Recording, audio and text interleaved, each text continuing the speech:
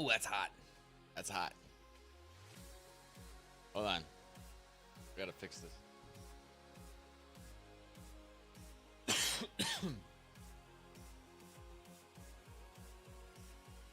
What is going on, folks? Hold on.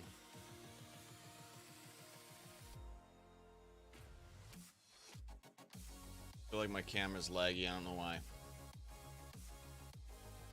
Hold on.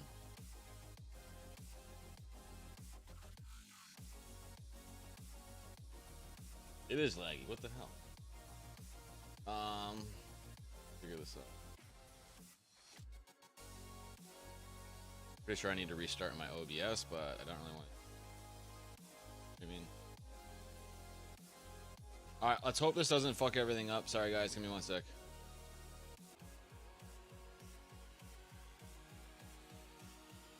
Are we good? We live? We back? People see me?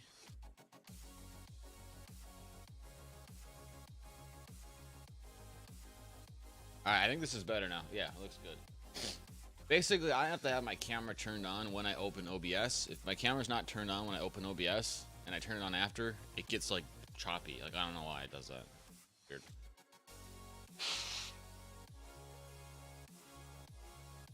Ugh. Alright, we're back at it today, folks. We are back at it. Stuff I don't need to... Alright. Cool. Cool. Alright, we didn't do a stream yesterday for the trial because I was doing some other stuff. I started trying Instacart, so that's been fun. Learning how to do Instacart. That's been interesting. So I was doing that a little bit yesterday, kind of getting the ropes so that I didn't do a stream. But today we're going to watch a bit of yesterday's trial, some of today's.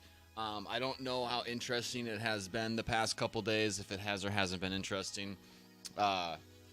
You know, we got through Cross with Heard, with Amber, and so that was kind of the big highlights. So if there's anything from yesterday that you think I need to watch or I must watch, please let me know, and I'll definitely check it out. Hey, Nama, what's up, buddy? Good morning, welcome. But yeah, so I'm gonna kind of just start with yesterday's stuff. We're gonna go through it a bit. I don't know how long I'm gonna stream today. It might be a long one, we'll see. And then I'm gonna watch some of today's stuff. Again, if there's anybody who's watched stuff who thinks there should be some highlights that I should check out, or any particular person I should watch as a witness, please let me know. My hair is all over the fucking place. Alright, fuck it. Cool. So let's get right into it. As always, we have a little bit of chess to play. Actually, I'm going to be doing some coding today. I'm trying to learn JavaScript, so we're going to watch this trial and do a little JavaScript and just fuck around a little bit. So hope you guys are having a great one. Thanks for being here. Let's get right into our other overlay and start it off.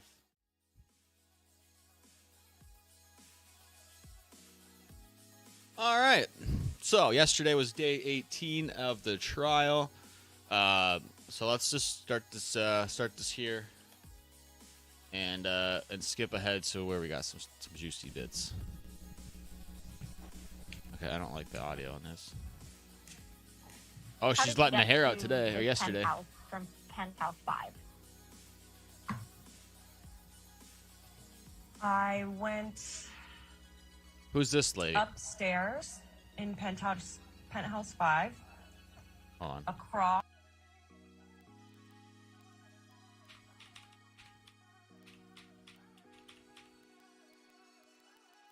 Oh, Amber's looking a little sleepy yesterday.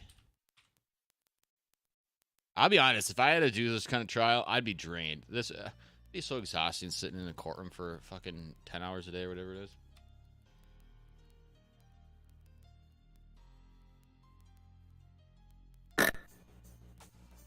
Man, they got to get their audio fixed.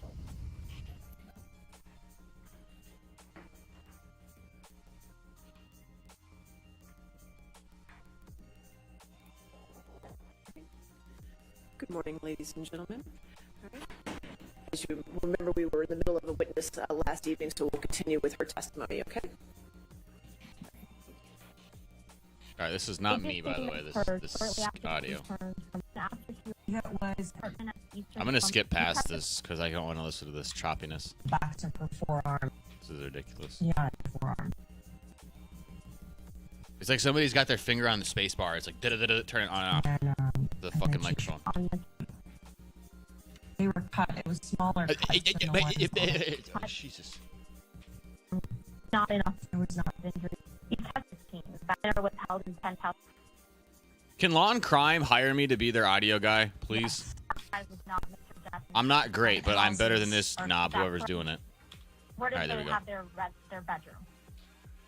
In which penthouse? Their bedroom was in 3. Who attended this Thanksgiving dinner?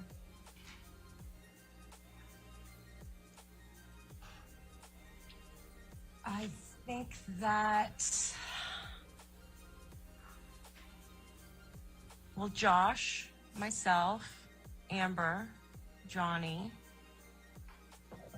There were a couple of Johnny's friends. I think Amber's dad was there. Jack, Johnny's son. I don't remember anyone else specifically. I wonder how old Johnny's kids are. Do you recall what time you all sat down to eat dinner? Look that up. No. Okay, but you testified at some point late in the meal, Amber went upstairs to look for Johnny and stayed up there for a long time, correct? Yes. And did Mr. Depp sit down to dinner with all of you?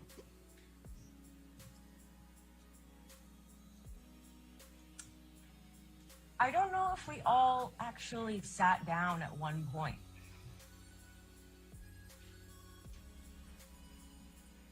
Did you see Mr. Depp at some point leave the dinner? I don't remember him leaving. I remember noticing that he was gone. Did you see where Mr. Depp left to, where he went? I either upstairs or out the front door. I didn't see it happen, so I don't know. Did you observe Miss Heard consuming? This has got to be hard. These like depositions over the phone and shit. Ugh. Ugh. Yes. What was she drinking? Red wine. Did she seem drunk when she went to look for Mr. Depp? No. Did you observe any injuries to Miss Heard when she returned? No. Did you observe any injuries to Mr. Depp when he returned? No. Do you remember that when Mr. Depp and Miss Heard came downstairs, they were wearing different clothes? I don't remember Johnny changing clothes. I do remember that Amber changed clothes. Do you remember anyone that was still there when Mr. Depp and Miss Heard came back downstairs? Believe Josh and myself.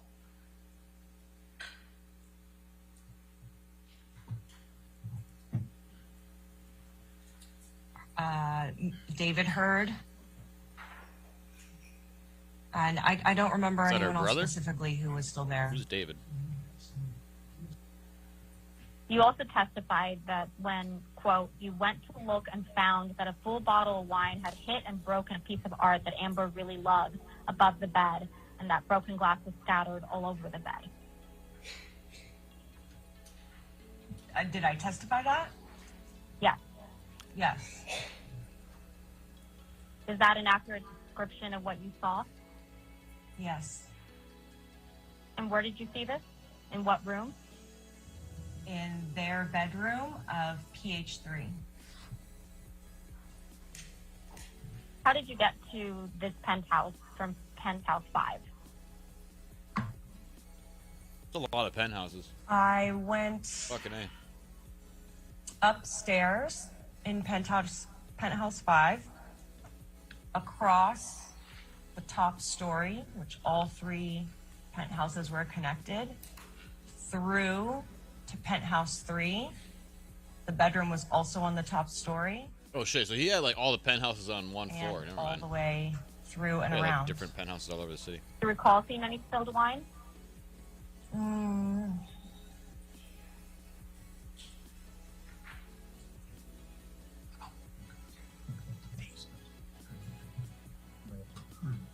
I think there was wine.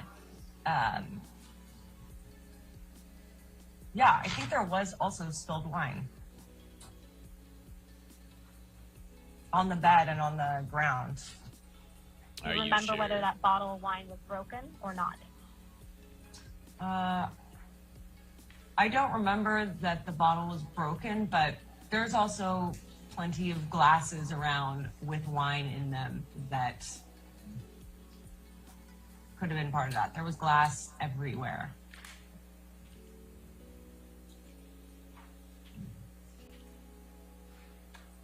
So you specifically remember glass being everywhere upstairs. Is that fair? On the bed, mostly. What kind of wine bottle was it? Magnum? Red? Magnum, baby. It would have been red. Was it a Magnum bottle? I don't think so. It's a Magnum bottle. Like a. What picture had been damaged?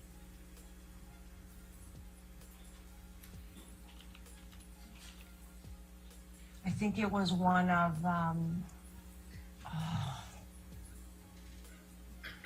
Oh, Magnum's a 1.5 liter. Got it. Eleanor Finney, I believe. What did... Apologies, Ms. Pennington. What did it look like?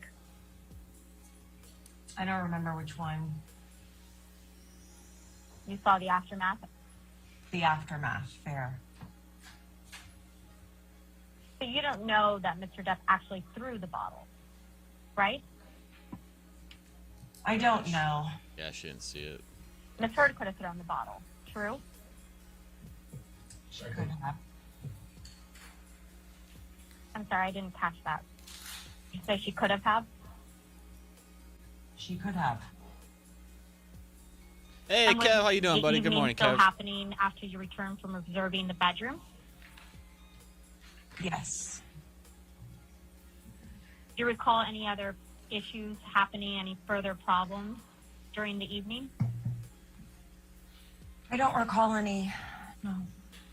Do you remember providing deposition testimony about this Thanksgiving incident when you were deposed in the divorce proceeding?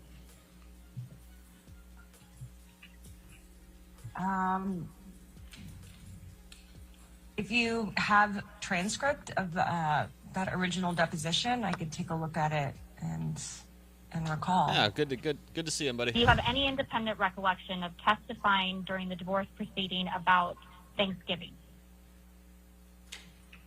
Are you talking about the deposition or testifying?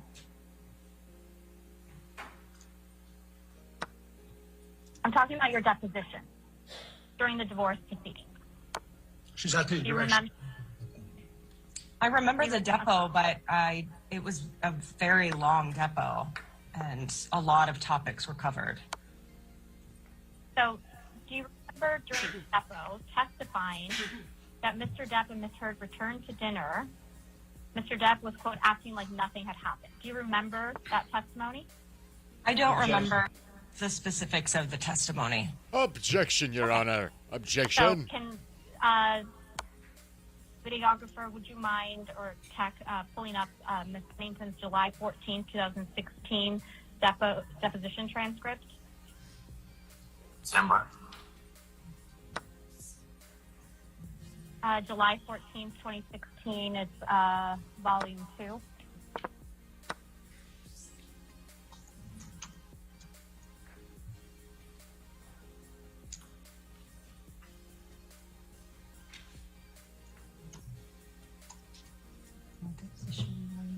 Where am I looking in the document? Yes, if you could please scroll down to page 238. Ms. Pennington, if you could look on page 238 of your deposition transcript from July 14, 2016, line 23. And if Everything is recorded. Like, you do a deposition, 200 and some pages, or probably more than that, of everything she said. Imagine, like, reading back, like, Go back to page 242 and see what you said on line 4. And I'll be like, what the fuck? I don't remember saying that. Do you have control?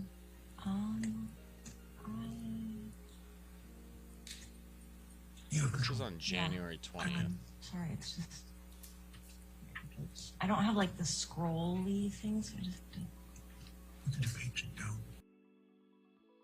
Oh, she had to hit page down 200 and sometimes. Hey, good morning, Vanessa. How you doing?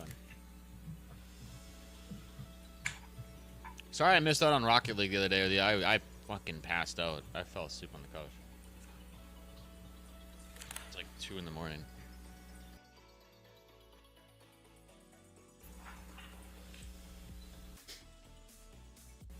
Alright, let's just move. She's gotta figure out her shit. yeah, the night has faded in my memory, but as I read this, yeah. Is that an accurate description of what you observed, Mr. Depp, that evening? This description? Yes. Was it your observation the evening of Thanksgiving that you couldn't tell whether Mr. Depp was drunk or angry, that he just put on a facade? I couldn't tell what he was feeling. I didn't know what was going on. Woke up with a headache, mostly gone now. Need a little caffeine. And you couldn't and tell if he was drunk, correct? I couldn't tell. All right, Vanessa, we got You the couldn't daily tell if he was puzzle. angry, Yesterday's sad, daily tired? puzzle, we didn't do it. So, Well, I can't y'all let me know. It's say Black's what move. anybody else's emotions are at any time. You didn't perceive him being angry in front of you that evening. At me, no. At anyone? Not that I recall. So fair to say that Mr. Depp did not seem angry to you when he came downstairs after for Thanksgiving dinner, right? He didn't seem any particular way to me. So you testified that in December of 2015, Amber called you over to her apartment so that you could check her out. Is that a correct statement? You testified to that? Yes. Okay, my question was, after you arrived, you observed injuries to Ms. Heard, right? Yes. Do you remember seeing that her head was bloody, where a chunk of hair had been ripped out of the back of her head? Yeah. Yes. Yeah. Was her That head didn't sound very actively convincing. bleeding when you saw her?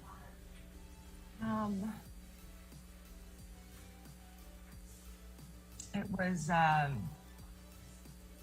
Don't lie. it wasn't like dripping down her head, but it was raw and red. Was it actively bleeding, if you remember? Define actively bleeding. Was there blood? Yes. How could you tell hair had been ripped out of her head?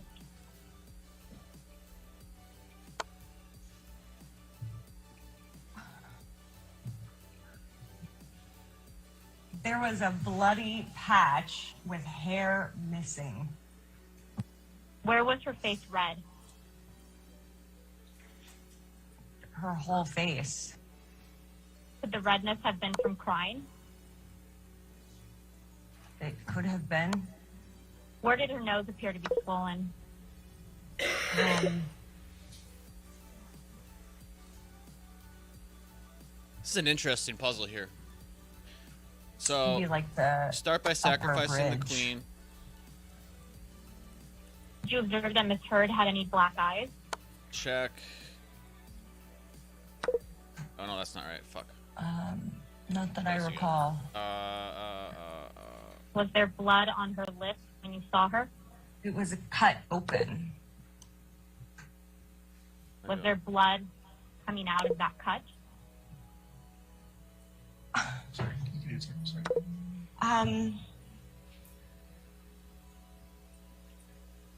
I don't remember if there was blood coming out of it. Hold at on, that I already point. forgot how to do this one. Was it on the top or bottom? It's on the bottom. Before we go there, have any independent recollection of seeing a laceration on Ms. Heard's Sacrifice. forehead? Put in check.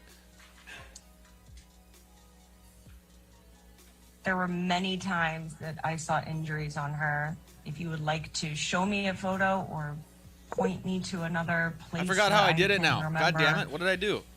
Which injury was Sorry. in which instance, then I can answer the question.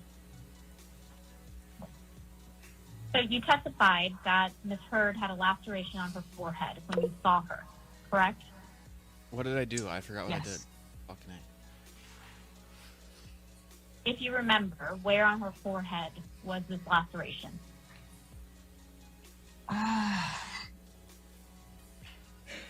Up by the hairline. Your leg's terrible? Was it on the right or left side? What do you mean the legs? Your leg's terrible? I don't remember. Was the laceration bleeding?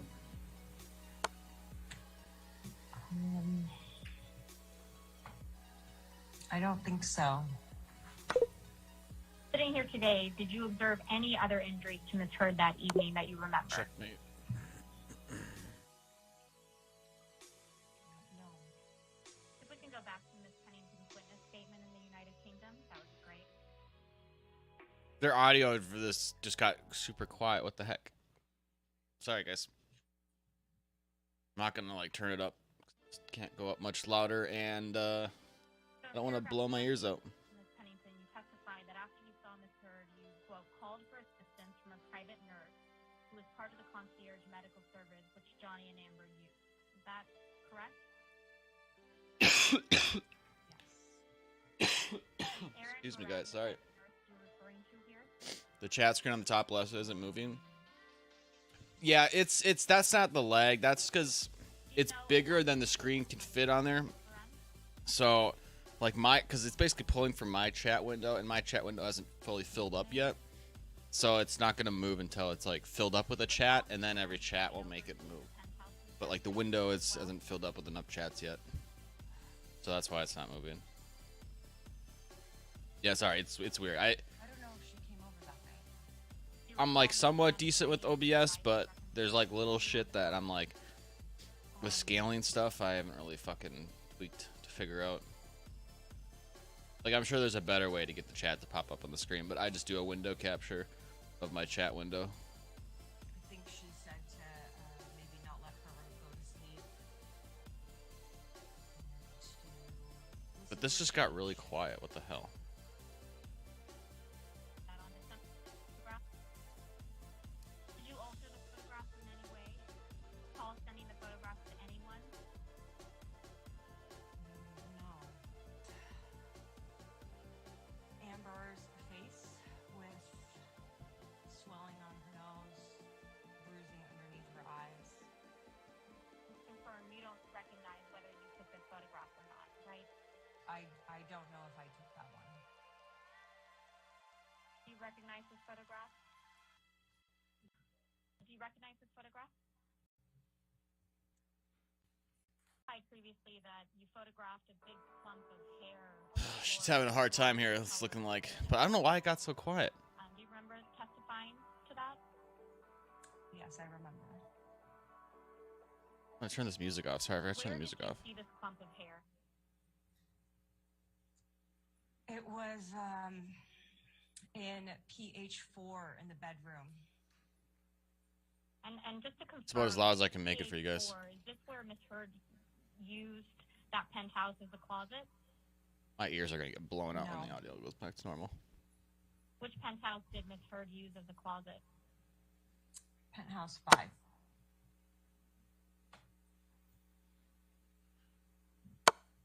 How did you know that the hair clearly belonged to Amber?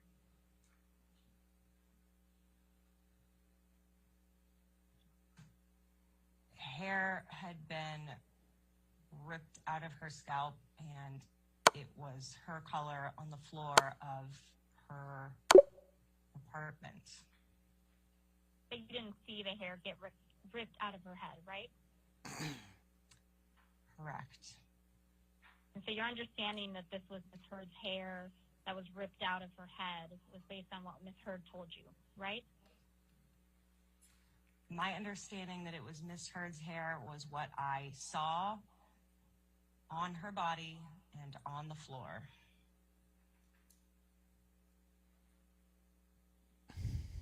And the fact that it had been, quote, ripped out of her head, that was based on what Ms. Heard told you, right? Yes, and common sense. If we could pull up Pennington Exhibit 7. Well, she's starting to get a little Pennington, snappy. do you recognize Yes, in the common photograph? sense. Like, I get it. I get it. It's gotta be frustrating Yes. doing these depositions and things. Is this a picture of a clump of hair on the floor that you referenced in your prior testimony?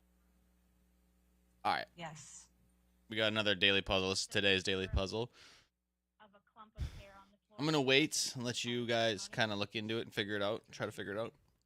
Black's move. Yes. I'll zoom in a little Did bit for take you. the photograph? Yes. Did you take it on your phone?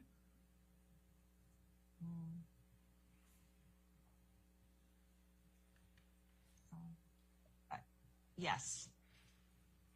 And before you took this photograph, did you move the hair in any way? No. Okay, so this picture is the clump of hair exactly as you found it, right? Correct. And when did you take this photograph? When I was taking the other photographs, And you didn't alter this photo in any way, correct? I did not alter this photo. Called a delicate touch.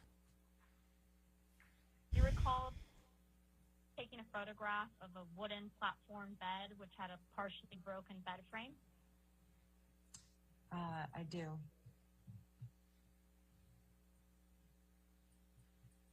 And did you photograph the bed just as you found it?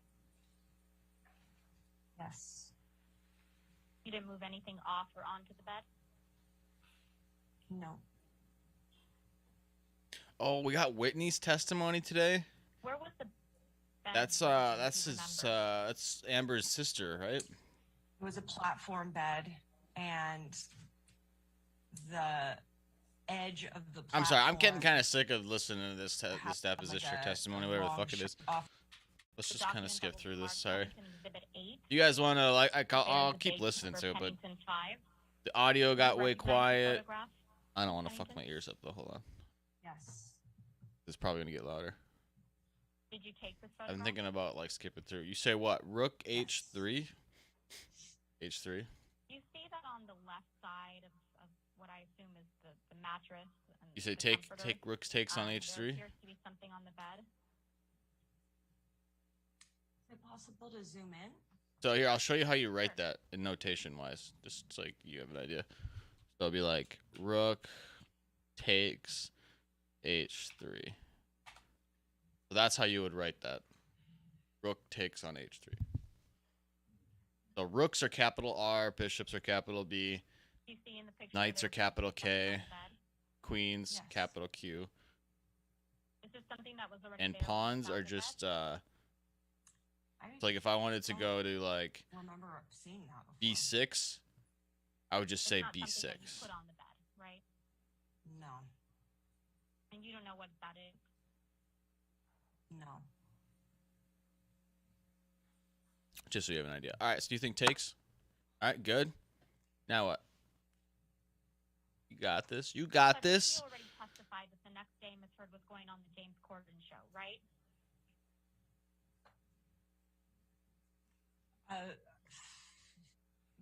Which testify? Which testification? Today. Oh, today. The next day, yes. And you were with Ms. Heard when she was getting ready for the show at her apartment, true? True. And was this in Penthouse 3? Hmm.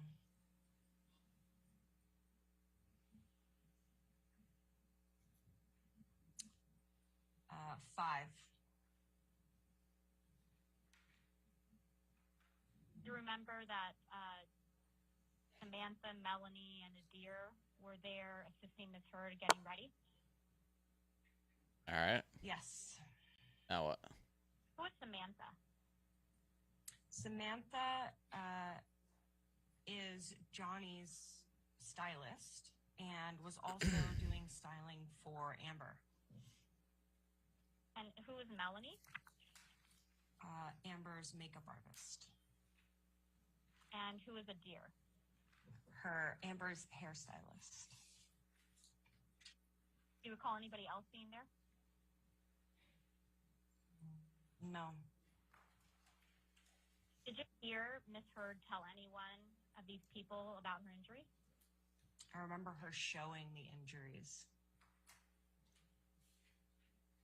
Who did she show the? All right, how long is this lady talk on the phone for? Keep moving I through. was sad for her, and I was also sad for Johnny. Oh, now she's crying. Hold on. But you do recall hearing or reading Mr. Depp directly referring to himself as the monster. Yes. And why did you do that? She asked for my help. And over the course of your relationship, when Amber needed your help, you tried to be there for her, right? Yes. What do you mean by scary? Queen takes G1? Well, there's nothing to take on G1. You see me Queen to G1? I was sad. Just be for her, and I QG1. was also sad for Johnny. Because he is my friend too. Like that? And I really wanted them to be able You to want to go here? get it together. Why were you scared for Amber? It could be very unpredictable. And she King can just take it. Or the rook can take it. didn't have a lot of self-preservation. Just we got rooks here.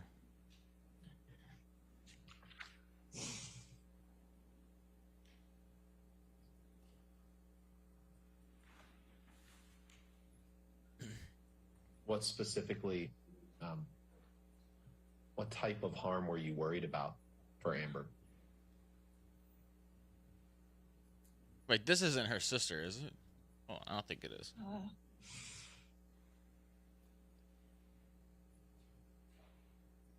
Oh, no. I was going to say, they don't look like... In the beginning, I wasn't worried. Towards the end, when the physical abuse was more evident, I was worried. I was worried for her physical safety. I was Rook worried that when he H2. turned, he might accidentally do something that was worse than he No. ever intended. So I think it might be that, but no. Because then the queen is forced to take, and you take, and I guess you just trade queen, so it's When not you really say- winning. Because right now we're down, Talk about so we obviously need to, like, win a piece abuse. somehow. Is this Right, signs it of says a abuse delicate that you touch, okay. personally observed? But this is nice, because think about, okay, we got the pawn here. I didn't see this. I Can you didn't think explain- this. We have the pawn here. What you mean specifically by We that? can move this over. Did you observe No, that's not it either. physical effects on Amber of that abuse? Yes. You testified a little bit yesterday about an incident between Johnny and Amber that took place at Hicksville. You remember that? Yes. Tell me as best you can everything that you remember about that. We were sitting around the campfire. I don't remember who the larger group was. And Amber and Kelly Sue were sitting on a chair together, hugging. Bro, they go. And, This lady talks for a long time today. Johnny came up and said, "Get your hands off my woman." And Queen E3. it was surprising because it was a very benign That's not two friends sitting on the same So we chair gotta think- hanging out. And I'm in the same boat. I don't know what the answer is yet. It was But we got also the queen now surprising pressuring the because rook. Johnny had been Okay. hanging out with everybody. We got this E file in a friendly heavily way, defended by the and, rook and their queen. The switch Queen flipped or the sorry, the pawn is defended by when the that rook and the happened. king. The queen. And, Amber got up. See, I thought the went to go queen would cover help Johnny, defend the rook, but then we're just trading queens. and then Or and the then they rook went could back to their defend trailer. itself with the pawn here. How would you describe Johnny's That's tone not the when right he said, move. "Get off my woman"? At first, I thought it was a joke. I thought he was kidding because it was so unexpected. Just feels like we from did all this to way what? that Back the out? rest of the No. night had been going, and and then at some point, I think Amber realized that it was not a joke and got up to. Okay, so we're diffuse sacrificing the. situation. Oh, I get it. I should have saw that. That's actually not that hard. I mean, Did you yeah. perceive? I mean, Kelly's it's view to be still acting harder than what I'm used to, but appropriately in like any way toward Miss Heard? that makes more sense because I had the idea. I had the idea. So when I was saying how, when you said a switch, like in if you put the Mr. rook Depp, here, that was your the pawn testimony, is defending it, but you Just basically now. you don't want to put the rook there just because the now. rook can only go up or down, left or right? right, Was it and the surprising queen you to see? can or the king can just kind of skate it and go like right here. Right? If I go here, the king's just No. gonna go right there. And why not? So that makes sense. Put the king in check, force him to take the rook, and then if you go here, it's checkmate because now the queen can He cover all the switched. squares. Sometimes. Okay, And that makes more sense. what do you mean by that when you say? Yeah, queen you switched? g7. Johnny would be acting like his wonderful A lot of sacrifice stuff in these puzzles. self for You know? a certain portion of Like, oh, let's sacrifice a rook. an occasion where people were hanging But you out. have to or see that's 1, 2, sometimes just privately 3, at home. And 4 moves. I Kinda think see I that. never knew what caused it. The switch would happen to where he would either disappear or go somewhere off by himself, or his mood would change to something darker. And yeah. So what if he goes here, though?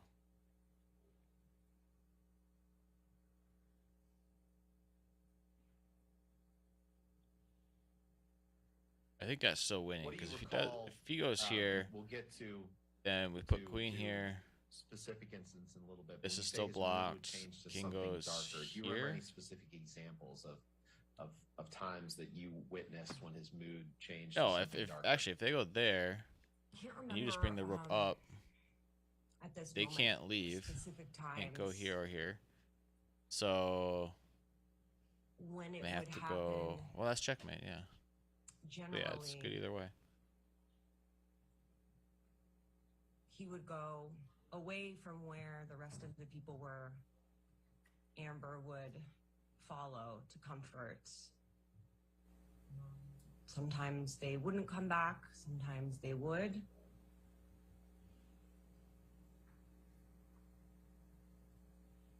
Bro, she talks for a good 3 hours on this.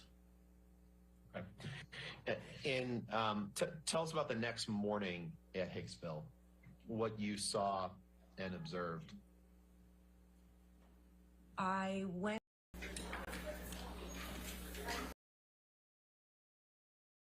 Yeah, I don't want to like waste too much time on like uninteresting kind of bits. I'm probably skipping over important stuff or whatever. I am curious to see. So Whitney gets on the stand. What?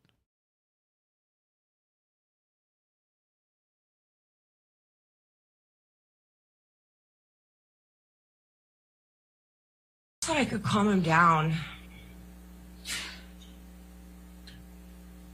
And when he hit your hands away The and then audio's you better. went and laid on her, why did you do that? It was the thing to do. How would you describe Mr. Depp's mood? Irate. So these are like pre-recorded testimonies, or what? Were you afraid that Mr. Depp was going to hurt Miss Heard? Yes. And when he stood over you, you testified a little bit to it, but describe what he was yelling as he stood over the couch. I don't remember everything that he said. The thing that sticks out the most is that he was just yelling at her to get up. I didn't see him take these down, but they were not down before he came over. Does it fairly and accurately depict what you witnessed the night of May 21st, 2016? I didn't see this happen, but I did see this scenario. You saw the pictures. Chat should move now. Does this fairly and accurately depict something that you personally saw on May 21st, 2016? Yes. All right, let's pull up 7053, please. So my question, Ms. Pennington, will be, what is this a picture of? Blacks move.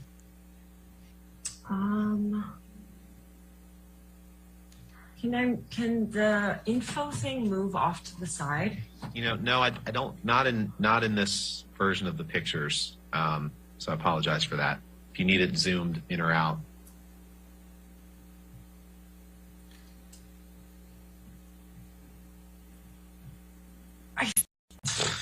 It's the landing of one of the staircases. And what do you see on the picture? It's broken glass and something spilled on the landing of one of the staircases. I can't tell if it's P3 or P5. Okay. Does this picture fairly and accurately depict something that you observed on the night of May 21st, 2016? Yes. Did you ever know Miss Heard to smash glasses on staircases? No. It's kind of a stupid question. Did you find that question vague and ambiguous, Ms. Pennington? No. Exhibit 32 is up.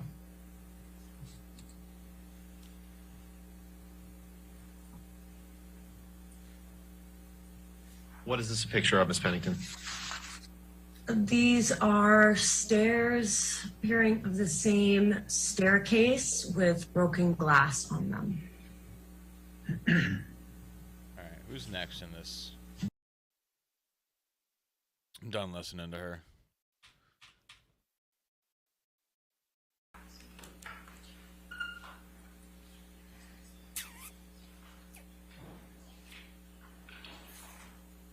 I mean, they're not. I don't think they're actually interviewing these people live in the courtroom, are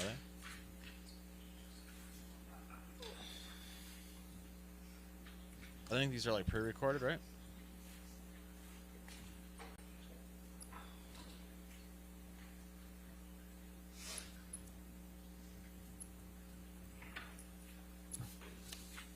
Are we ready?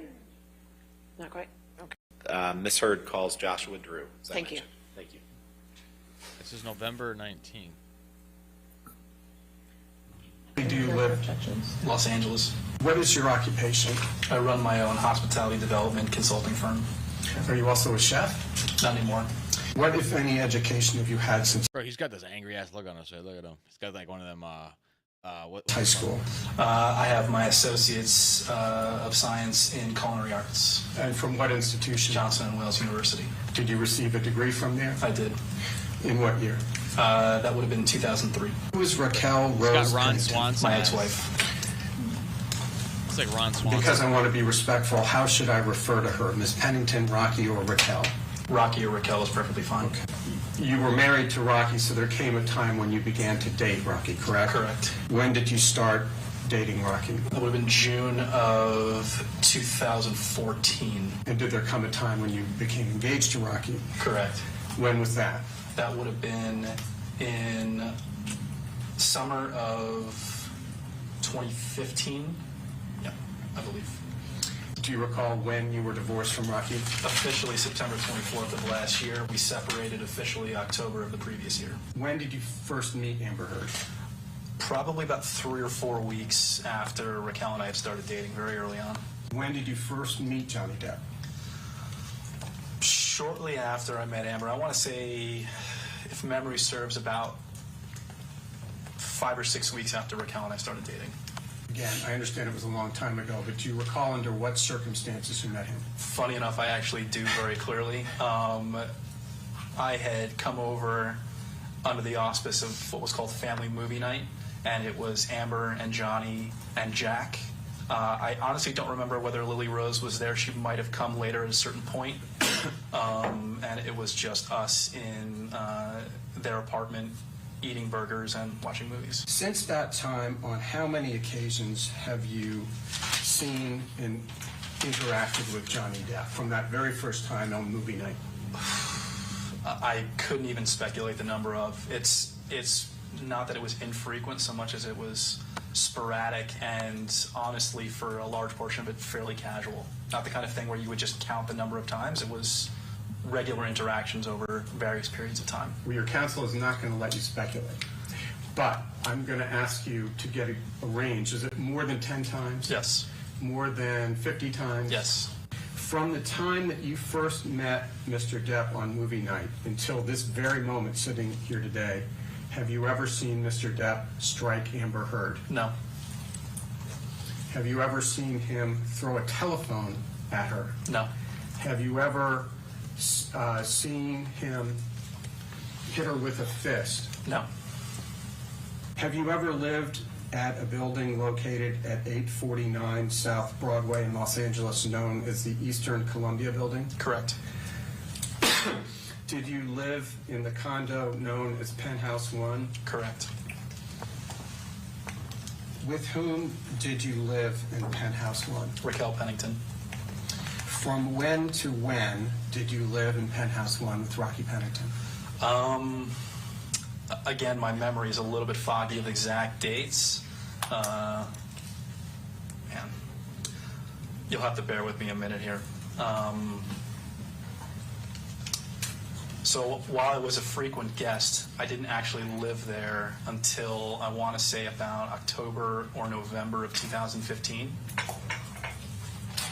Was Rocky already living in Penthouse 1 when you started visiting and ultimately moved in there? Yes. Did Ms. Pennington move into Penthouse 1 in or about June of 2014? I couldn't tell you with any specificity, but I believe it's around that time frame. Who owned Penthouse 1 at the time? Johnny Depp.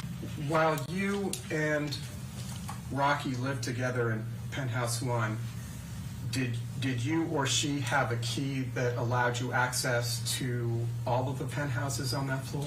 Everything except PH2, yes. At the time, did Mr. Depp and PH2, Ms. Penthouse 2, Heard live it's a together special at one. PH3? Sporadically, yes.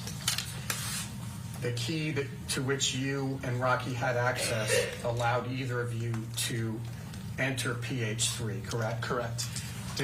Who was in PH5 at the time? Nobody. Nobody lived in PH5 for the entirety of our time there.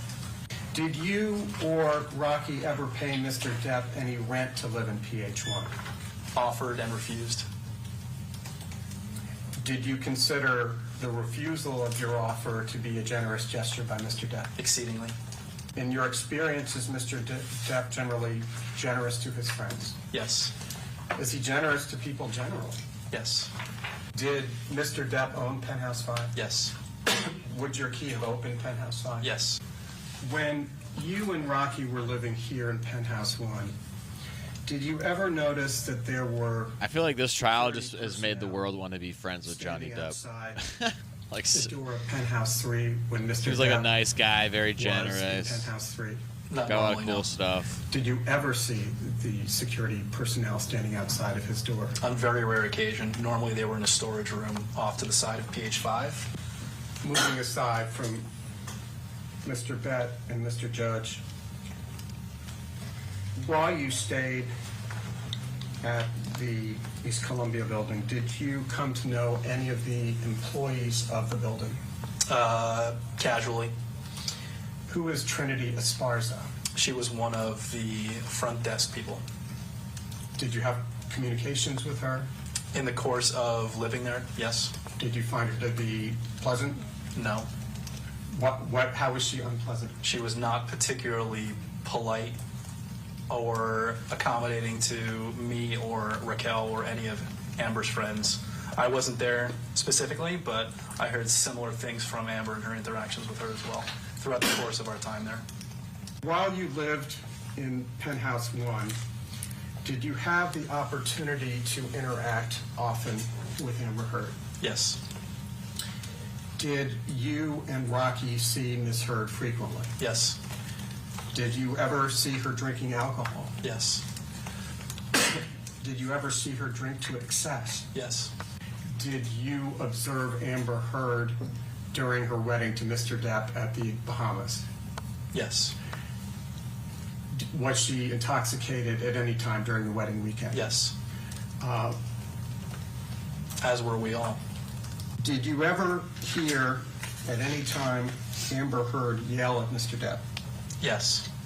On how many occasions? I couldn't tell you the number of occasions. Did you ever see her strike Mr. Depp? No. Did you and Rocky ever discuss the relationship between Amber Heard and Johnny Depp? Yes. On how many occasions? Honestly, probably hundreds, if not thousands. Mr. Drew, moving to April 21, All right, we're doing a little JavaScript while we watch this, guys. Do you guys. recall that there was to have been a birthday celebration that night? Yes. Was that Amber Heard's birthday? Yes. Do you recall which birthday it was for her, how old she was? It was her 30th. I catered it. What do you recall about that evening? I recall it was held in PH5. Johnny was hours late, and Amber spent the better part of the evening making excuses for him. And he came very obviously intoxicated and put on a show for everybody. And when the party was over, or we left, cleaned up, and the next morning we heard about what had transpired after the fact. So Johnny was supposed to have attended the dinner, correct? Correct. And at what time did the dinner begin? I don't recall. You and Rocky were guests at the dinner? Correct. Who else was invited to the dinner? Again, you'll have to forgive me. It was quite some time ago. I remember Amber's friend Brandon being there, Amber's friend Iggy, a rabbi. I want to say that Whitney was there as well. To be very honest, I can't say with specificity who else was there. I don't know if you can see it all right, but When you say Whitney, are you referring to Whitney Heard? Correct. Is Whitney Heard Amber's younger sister? Correct. Putting aside the state or condition in which Johnny arrived, do you recall sitting here today approximately when Johnny arrived for dinner? I really couldn't tell you with any specificity, but I can say it was quite a few hours after the party had started. Did he provide any excuse or explanation to the group as to why he was late? No. Putting aside Mr. Depp's intake of alcohol that evening, had Miss Heard been drinking before Mr. Depp arrived? Yes. Do you know how much? Couldn't tell you. Did she seem intoxicated at any time during the evening? Yes. Did you see Amber Heard the next morning, April 22nd, 2016? I believe so, yes.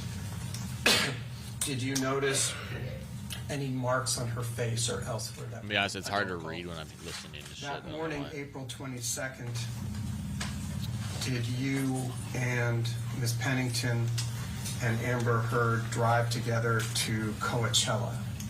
They did, I did not. Are you still in contact with Amber Heard? Sporadically, yes.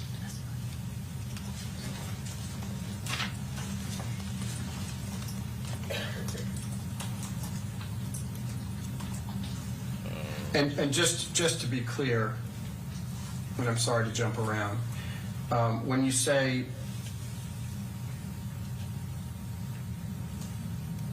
strike that,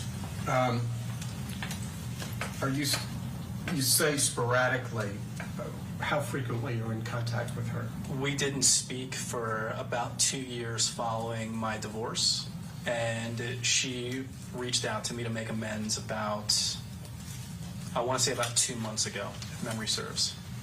I'm going to come back to that. When you said you don't recall seeing marks on the morning of April 22nd, is that because you didn't see any marks on Miss Hurd, or you didn't see her at all that morning? I honestly don't recall the state of her the next morning. If memory serves, it was, but that the girls were hustling to get everything together to go out to Coachella, so it was a pretty frantic morning. I couldn't say with any specificity whether I interacted with her that morning before they departed. And Mr. Drew, you said that Ms. Hurd reached out to you. When did she reach out to you? Sometime in the last 2 months. What did she say when she reached out to you? To paraphrase, it was something akin to letting me know that, you know, her and Raquel hadn't spoken in some time, and to tell me that she loved me and that she missed me, and she just wanted to make amends and, you know, reconnect. Did she mention anything about this lawsuit? Not in the initial interaction. How did you respond to her in this initial interaction when she said she wanted to make amends? I didn't for some time. I think I waited about a week and a half before I responded, and before I could, I did get a note from her letting me know that she had tried to keep me out of it, but more than likely people were going to be contacting me either about being deposed or a statement of some kind. There was nothing explicit about whom it would be coming from, whether it was from Johnny's side or from her side, only that somebody would more than likely be reaching out to me. And when you had a glass of wine, again, only lawyers remember these things, but do you recall approximately when you had a glass of wine with her? Probably about 5 or 6 weeks ago. Hey, I'm Jesse, sorry, how you longer doing? than that. Probably about 2 months ago. You got to go to work? Mr. Drew, All right, buddy, have a good please one. change subjects and move Don't work to too hard. the evening of May 21, 2016, which you See you back in the bed. referenced previously. Was Mr. Depp at the condo at the East Columbia building that day prior to the evening? Not to my knowledge. Did you see him arriving at the condo that night? No. Cheers. Did cheers. you see Mr. Bett and Mr. Judge that evening? Yes. When did you first see them? I saw them when he ordered them to open the door to PH5 following the incident. When you say he, to whom are you referring? Johnny. Did you ever see them that night somewhere outside the door of PH3? No. Do you know whether she received a text from Amber Heard at 8:06 p.m.? I can't certify the time, but the text message itself and the receipt, yes. Were you with Rocky when she received that text? Yes. Wasn't she already in Penthouse 3 as of 8:06 p.m.? When she received the text, she was not in Penthouse 3. She was in Penthouse 5 with me. But again, I can't recall with specificity the exact time of these events. Any time, including that night, did you ever see Mr. Depp strike Rocky Pennington? No. That evening, did you see Mr. Depp smash bottles of wine? No. Did you see him break furniture? No. Did you see him kick a hole through a solid door? No. Do you recall when Mr. Depp, Mr. Bett, and Mr. Judge left the building that night? If we're presuming that that text was received from Raquel at 8:06, they had left the building within 30 minutes, to my recollection.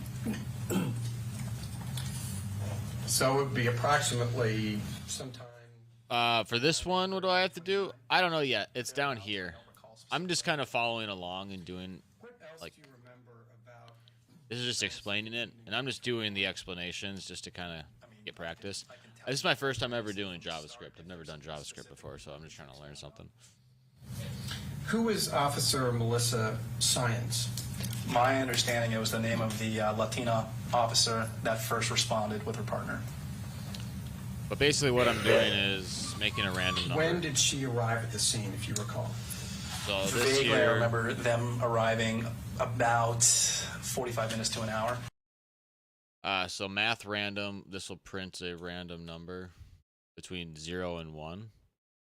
And then if I do math random times 50, it should give me a number between 0 and 50, theoretically. After Johnny had left. But again, exact times I'm a little foggy. Going back to the Latina officer, was there another officer with her? Yes, there was a bald gentleman, white. With which officer, I gotta learn the if code. any, did you speak that night? Both. I can make us money. What code. did you say to them, if you recall? When they arrived, I greeted them at the door. I walked them through PH3 to show them the damage, show them the broken glass. They had already walked through the hallway over the gigantic wine stain throughout the entire hallway. I took them through PH3, like I said, to show them the damage. I took them back out of the hallway, showed them the dent in the door shaped like the bottom of a wine bottle in PH1. Took them into PH5 to see broken picture frames, smashed glass, Raquel's jewelry and things like that strewn about the apartment. And then I brought them back to PH3, at which point they separated. The Latino officer pulled Amber aside specifically to speak to her one-on-one. The door was closed. I was outside with the other officer.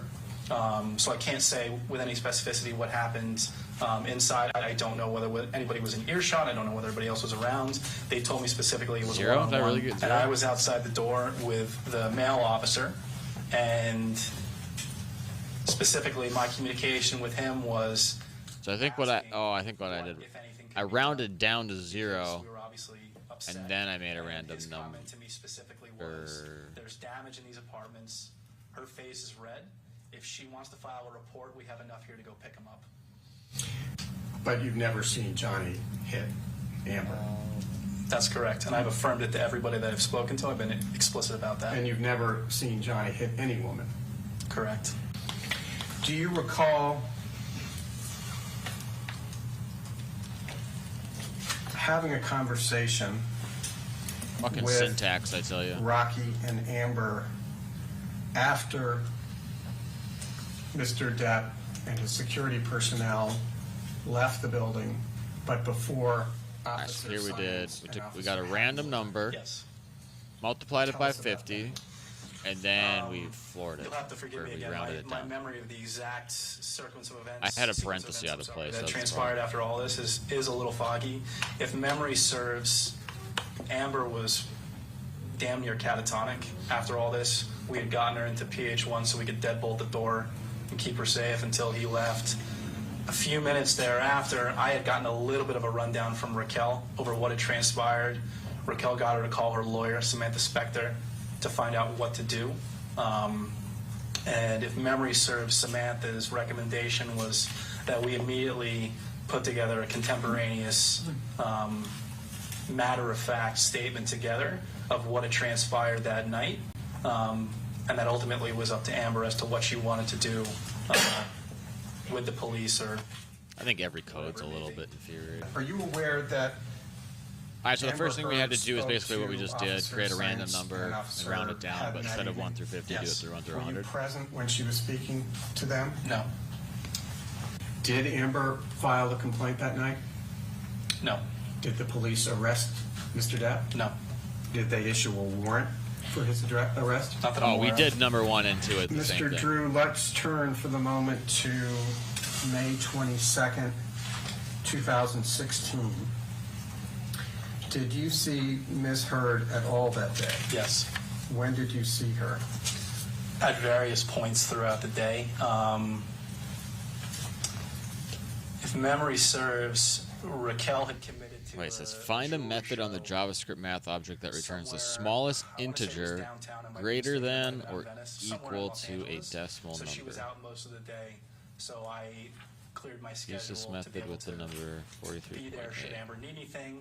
If memory serves, either her attorney or somebody in her group had a friend come over with a locksmith to change the locks just to be safe. And I was there to make sure that that happened and just, like I said, be there for Amber Right should back, she go need get some anything, coffee. just so she wasn't alone. When you saw Amber on May 22nd, you don't know whether it was the morning or the afternoon? Is that right? It was sporadic throughout the day. I think it was some point late morning and throughout the afternoon. When you first saw her, did you notice any marks on her face? Yes. Describe the marks, please. To be very honest with you, I don't actually remember which side of her face it was, but I do distinctly remember there being a red mark and a small bruise on her cheekbone, and red marks just above her eyebrow and to the right side, or to the side of her eyebrow. Did you see any swelling? A little bit. Can you remember anything else? Did you see marks anywhere else other than the ones you've described? No.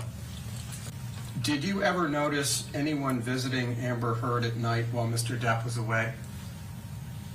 During the time that I was living there? Yes. Yes. On how many occasions? I wouldn't even be able to estimate. Was it more than 10? Yes. Was it more than 20? Yes. Was it more than 30? Yes. Was it more than 50? Again, I can't really speculate. I was there for quite some time. When did that first occur? I mean, I'm not privy to her comings and goings, and she had other friends than us that were coming to see her. So.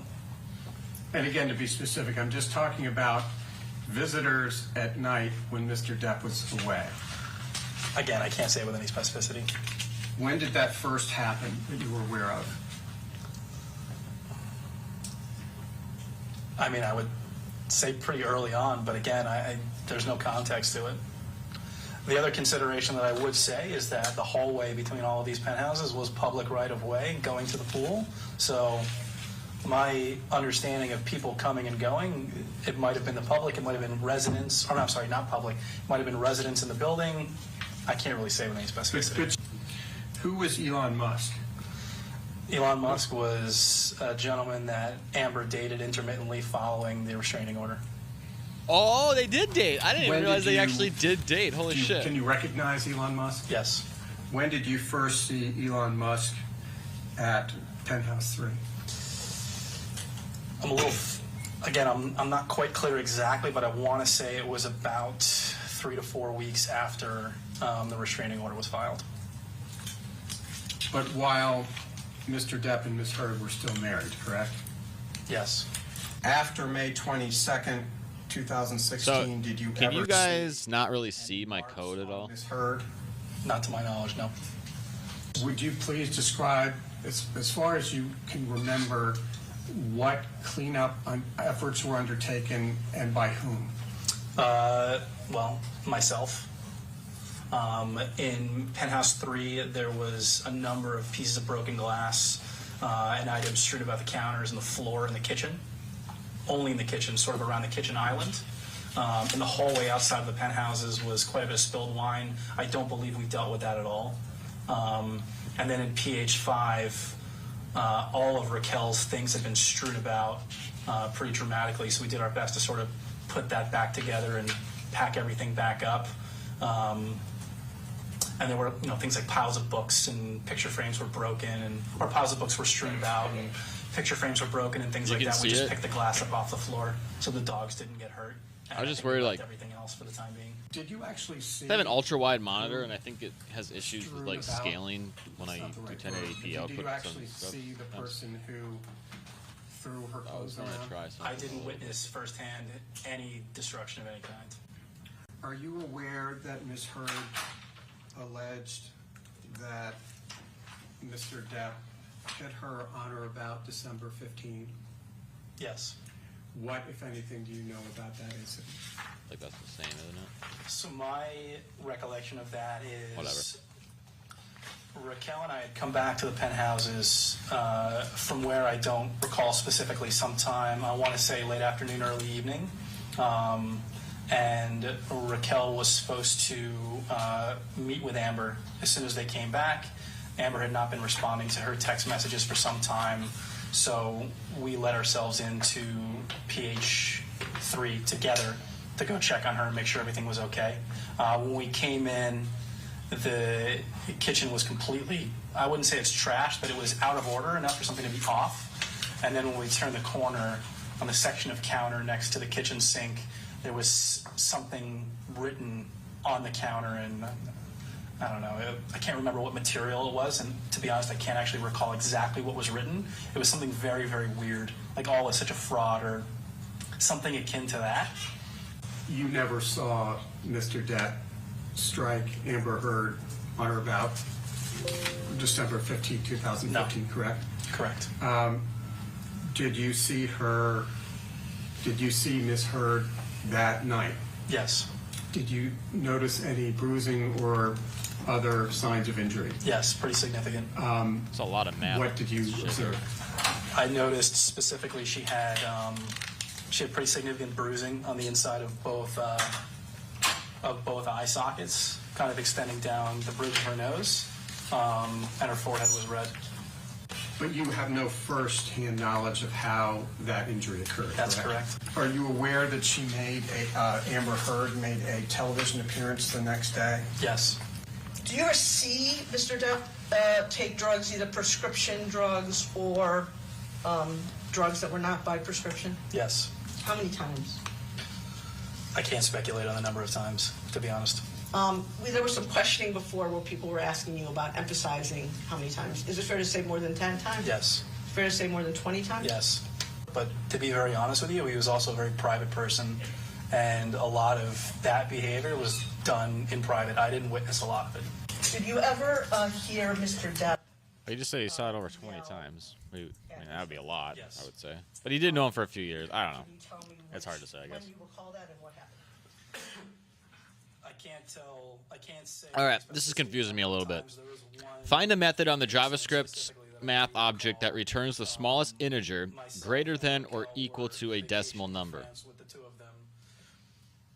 Use this method with the number 43.8. Log the answer to the console. Find a method. How long do you recall approximately that yelling lasted for?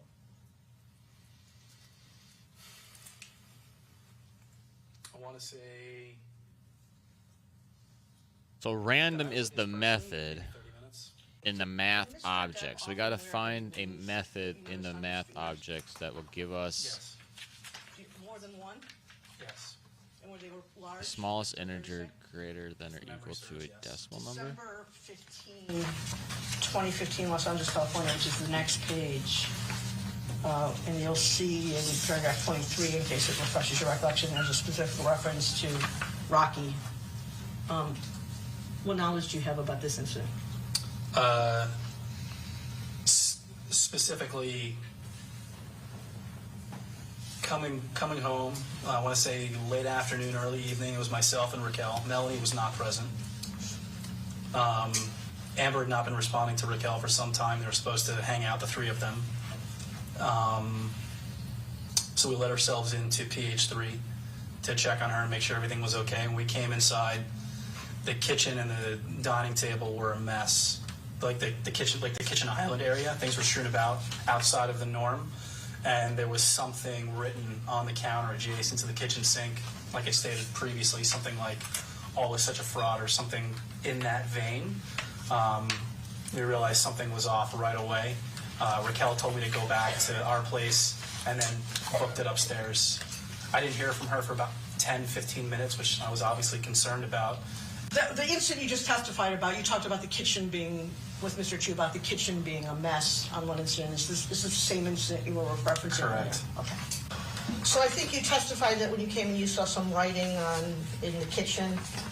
I've showed you a document which is a photograph that we've marked as Drew 10 and asked you if that's what you were referring to earlier. Yes. And did you come to learn, Mr. Drew, who had written this language? Is this the kitchen, withdrawn, is this the kitchen counter? It's the kitchen counter next to the kitchen sink. And this is in the apartment of Ms. Heard and Mr. Depp? PH3. And did you come to learn who had written these words on the kitchen counter? I'm sure there'll be an objection to this response, but I knew it's his handwriting. When you use the preposition "his" in that answer, you meant Mr. Depp? Correct. And why? And are you saying that you recognized at the time that it was his handwriting? Correct. And why do you? How were you able to recognize Mr. Depp's handwriting? He has a very unique mode of penmanship. And you had seen that mode of penmanship previously? Many times. Can you read what is written on the countertop in Drew 10? Oh, they're Why be a fraud? All is such bullshit. Oh, ceiling. It's the ceiling method. Is this Drew 10 an accurate photograph of what you recall seeing that day? To my recollection, yes. Was anything else written on the countertop? Not that I remember. Oh, I missed that. When you saw these, when you came into the apartment and saw the mess in the kitchen and saw these words Just rewrite the whole thing. written For practice. on the countertop, were you concerned? Immediately. And what were you concerned about? That something very, very bad had happened. And that's in part because you assumed immediately that Mr. Depp had written these words? Yes. Can you read, you read into the record what it says. Just correct me if I'm wrong. That little kind of red thing there in the top right-hand corner of the photograph, do you recall, is that a lipstick? Part of a lipstick? Couldn't tell you. Okay. At the time, did you have any idea of what this was written in? Do you recall? Looking at it, I can answer. I don't recall from the time, so I'm going to say no. And I take it, Mr. Drew, you didn't take this photograph. No. Do you know if Rocky did? I don't know. Oh, that's it. And when you say you were concerned that something very bad had happened, what do you mean by that? You walk into somebody's house and it looks like they vandalized it and things are amiss or things are strewn about.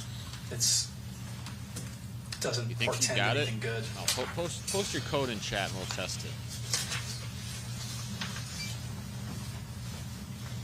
Did you go anywhere else in Mr. Depp and So here we're Ms. taking Heard's a- apartment other than the kitchen that day? The living room later. So, again, to the best of your Random recollection, I number, understand 1 it's through 100, a long time ago, and I 1 through understand these 0 aren't through exactly 1, happy 1 through memories, 100. but can you tell me chronologically what happened? Like, you let yourself into the apartment, you saw this, just tell me the story again, to the best of your recollection of what happened when.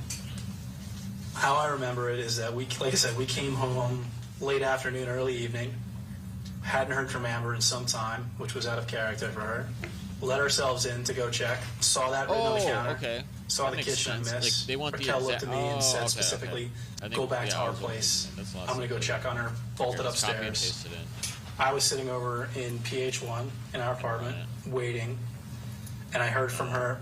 Again, I don't remember exactly. I want to say it was about 10 or 15 minutes later. I think it's a I syntax. really don't remember what my response was. I don't remember what transpired after that, other than there was some time that she was over there. I don't remember when or even if Melanie came over at any point during that evening. What do you recall about that? And I remember it specifically because she had Yeah, I pretty don't need random significant numbers. visible facial injuries and didn't know if she was going to be in a state to do it or didn't know whether she was even going to have the physical appearance to be able to do it. Okay, when you say these things, first of all, she in those statements is Amber Heard, correct? Yes. Did you see Ms. Heard's face that day? Yes. Do you have good vision? I didn't have glasses and I didn't need them then, so yes. So I'm handing you a document that was marked as Drew 11. You can see from the top page it was attached to Ms. Heard's affidavit, declaration. that was as good. Exhibit 13. It worked for me. And I want you to I just had look to, at for some reason, when I copied and pasted it over, it the photos had of like Ms. Heard's trouble. face and tell Copy pasting, so I just retyped it. tell the jury. That makes sense. Mr. I was Drew, trying to if like those were consistent with overthink what it you for some observed reason on her using the face that random day. number, but it's just It saying, is. okay, take the I was with round this Raquel when she number took the up to pictures. the nearest whole number, right? That's what it's basically saying. And the pictures were taken on Raquel's iPhone. I feel like that should, like, to me, this is Photo kind camera? of funny. To my and it's recollection, probably yes, worded more they could have been correctly, but taken rounding, on just say Amber's round this phone. number up to the nearest So whole there wouldn't number be any using a potential software for using it out there. accusation of bias or All right, anything use like the that. ceiling method to calculate the smallest integer greater than or equal to 40. And you described earlier to Mr. Chu that there was, as I recall, Oh, kind yeah, of that's what we just did. Okay. color under both of her eyes. Yes. And I say her, I mean Ms. Heard. If you look at the 1, Yeah. 2, 3, All right, use 4, this. All right. 5, Find a method in the 6 built-in. photo. This one, so I'm going to hold it up. The number is in there.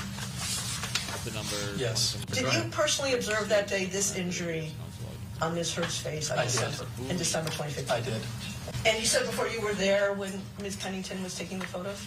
Yes. There's a couple more photos in there. It looks like there's a busted lip. True or false statement? See those photos? Yes. Do you recall seeing that personally on Ms. Hurd's face that day? Honestly, I don't remember without looking at this photo, so I'm more comfortable saying I don't know. Mr. Drew, were you there? Do you just to refresh your recollection? You were there when all of these photos were taken, or just the photos of the face? I can't say definitively. But there's some photos you were there for that are here. Correct. But at least some of the photos in Drew 11, you recall being there and personally observing Ms. Pennington take them. Correct. And are you aware of any efforts by I get what I'm Rocky supposed to do, but or anyone else to manipulate the photos that were taken that day with Photoshop or any other method of changing a photograph? If I had any knowledge of that or even suspected it, this would be a very different interview. It's a deposition, but yes. Or a very different deposition, whatever. Mm-hmm. I'm going to turn now to the incident on April 21, 2016. All right, I think I'm gonna skip past this guy a little In bit. connection. Because I want to cover today's stuff too, like what happened today. Okay, all right, here we go. This is the good stuff. Maybe. We got Amber's sister on the stand now. From what I hear, from like the little bit of what I heard Will you about please this, state your name? she'd be lying. She'd be lying. Enriquez? And where do you live? Enriquez. In Glendale, California. Enriquez. And you're Amber's sister? I am. We're not what Are you you- heard. how It would old be are you? Enriquez. 34. So you're her younger sister? Yes. Okay. Are you married and do you have any children? I am. I'm married with 2 small children. Okay. How old are your children? A 3-year-old and a newborn. He's just over 2 months old. Oh, the baby. What is your profession? Little baby. Before the pandemic, I worked in hotels doing various food and beverage management jobs, primarily events as well. Now I'm going to take you to Mr. Depp and Amber, the early stages. When did you first meet Mr. Depp? I met him sometime in 2011 Are you, like, super good at for coding the or what? Rum Diary press suck tour, at it. but I did not I've meet never really done him it. until I've 2012 done a little as bit Amber's of it, but- boyfriend. And were you living Never with Amber JavaScript. at the time? Yes. Sequel, we had an SQI, apartment I like together that. on Orange Avenue. That was fun to mess around with a little I bit. split All right. my time between there as well as an apartment I shared Here's the with my boyfriend at the JavaScript time. documentation. Now describe your relationship with Mr. Depp in the early stages. We got along really well at first. He was sober at the time. Look at Johnny and just Johnny, when looking he's at sober, her. is very bright and beautiful and lovely and kind and generous, and he was very easy to get to know. And frankly, we all fell in love with him at first. He was looking Now, at her. describe your observations of Amber and Mr. Depp's relationship. You have an in the interest in early coding. That's good. stages. You should honestly. You Again, should like. at You first, should that pursue it more. was Like you seem to wonderful. know what They you're doing. were And incredibly in love. there's a lot of I high-paying actually, jobs to in this day, have never seen that my shit. If you sister can get fall good so at like madly for just somebody. JavaScript and Python or something, you can get some really good And jobs. things were wonderful. They seemed to really understand each other Especially, and like, JavaScript. get along well. And Like the but very most- quickly, this pattern most learned emerged language right now. as their relationship went on. That if Johnny was using, there almost always was a fight. There was always a Objection, Your I'm Honor. pretty sure Cross-respect it was your motion, JavaScript, but this like, guy was building like the foundation, themes you wanna for app for what like if any iPhones, like changes iPhone like in their themes, you know, like for your relationship icons did and all you this stuff. And he observe? built like a pack of them.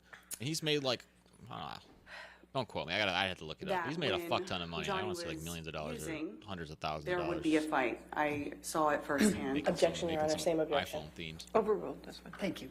Please continue. If he was using or if he was drinking, there was almost always a fight. There was always an argument. There was always a period where they weren't getting along, and it seemed to oscillate pretty quickly. All right. He would be sober for a little bit and then almost just as quickly fall off the wagon and start to use or drink, and there would be some big blowout, and it seemed to go back and forth pretty frequently. There was never an extended period of time where it was one or the other. What, if any, changes did you observe in Amber over the period of her relationship with Johnny? At first, Amber was Amber. She was loud, fun, funny. She laughed a lot. She was just JavaScript this is like a lot of websites. bright, use fun-loving JavaScript, thing, right? always surrounded by friends. And then it was a progression that took over such a long period of time, and it was so slow. In hindsight, it was like watching a slow motion gunshot. She suddenly stopped sleeping as much. She wasn't as funny, she wasn't as loud, she wasn't as gregarious as she used to be. Cut to the end of their relationship, she was so physically unwell. She maybe weighed 100 pounds soaking wet. She was emaciated, she wasn't sleeping. She had developed a heart condition and her eyes were sunken in. She just looked Objection, like Your two Honor. different. Lack of foundation calls for hearsay. She's giving her observations. Well, heart condition, I'll sustain as to heart. Okay, shit, I forgot to other than the also. heart condition, please continue. She just, if you were to do a photograph side by side, you would see two very different people. And people that knew her throughout the entirety of their relationships, all the same thing. What, if any, observations did you make about Mr. Depp's Did it? Let's go. Mr. Depp exhibiting controlling behavior over the course His of their energy. Okay, relationship that's easy. relating I just gotta to find the Amber's right- clothing? Objection, Your Honor. Leading. Methods or whatever. What, if any, observations did she Sustain make the about? I'll sustain the objection. What, if any, observations did you make about Mr. Depp's treatment of Amber relating to clothing? At first, it would be like light jokes, or, she left the house wearing something like, oh, you're gonna wear that, or just some joke. It was very subtle, And then over time, again, just like the progression of their relationship, it just intensified. Then suddenly it's, they have the same stylist. He and I forgot her name, but suddenly they have the same stylist, and he had been essentially controlling what she wore to events and things like that. So she went from being able to wear whatever the hell she wanted, and then suddenly she's wearing anything that his stylist wanted her to wear. Or wanted him to taking wear. his hat off. And her style over time just got more and more conservative. Oh, my hair's a mess. What, if any, observations did you make about Mr. Depp with respect to Amber's work? That too was one thing at first. He was saying he was protective over the kinds of jobs she was taking. Oh, that's not going to be good for her career. That's not going to be good for this, not going to be good for that. And then suddenly he has a problem with her taking any sort of job or any sort of audition. And then it became every time that she even thought about taking a meeting, it was another fight. He would often say things like, I don't even understand why she needs to work. I'll take care of her. I'll take care of you. I'll take care of everyone else. She doesn't need to work at all. It was one of those things that he was, at the end, vehemently against her working at all. What, if any, observations did you make about Mr. Depp's treatment of Amber with respect to friends? Again, these are all things that just very slowly over time just changed. At first, he was very inclusive of all of us. At one point, we all lived downtown together in these beautiful lofts. At first that was part of the relationship, was getting to know him and him getting to know us. And then just, again, slowly over time, he took issue with Brandon at one point, and then Brandon wasn't allowed in the fold. Time went on, he had an issue with Io. Io wasn't allowed in the fold anymore. And then at some point, even me, he had accused me of doing something horrendous that I had never done. And then suddenly, I'm not allowed around anymore. And just over time, she had such a small network of people that were there to support her. It was hard to watch.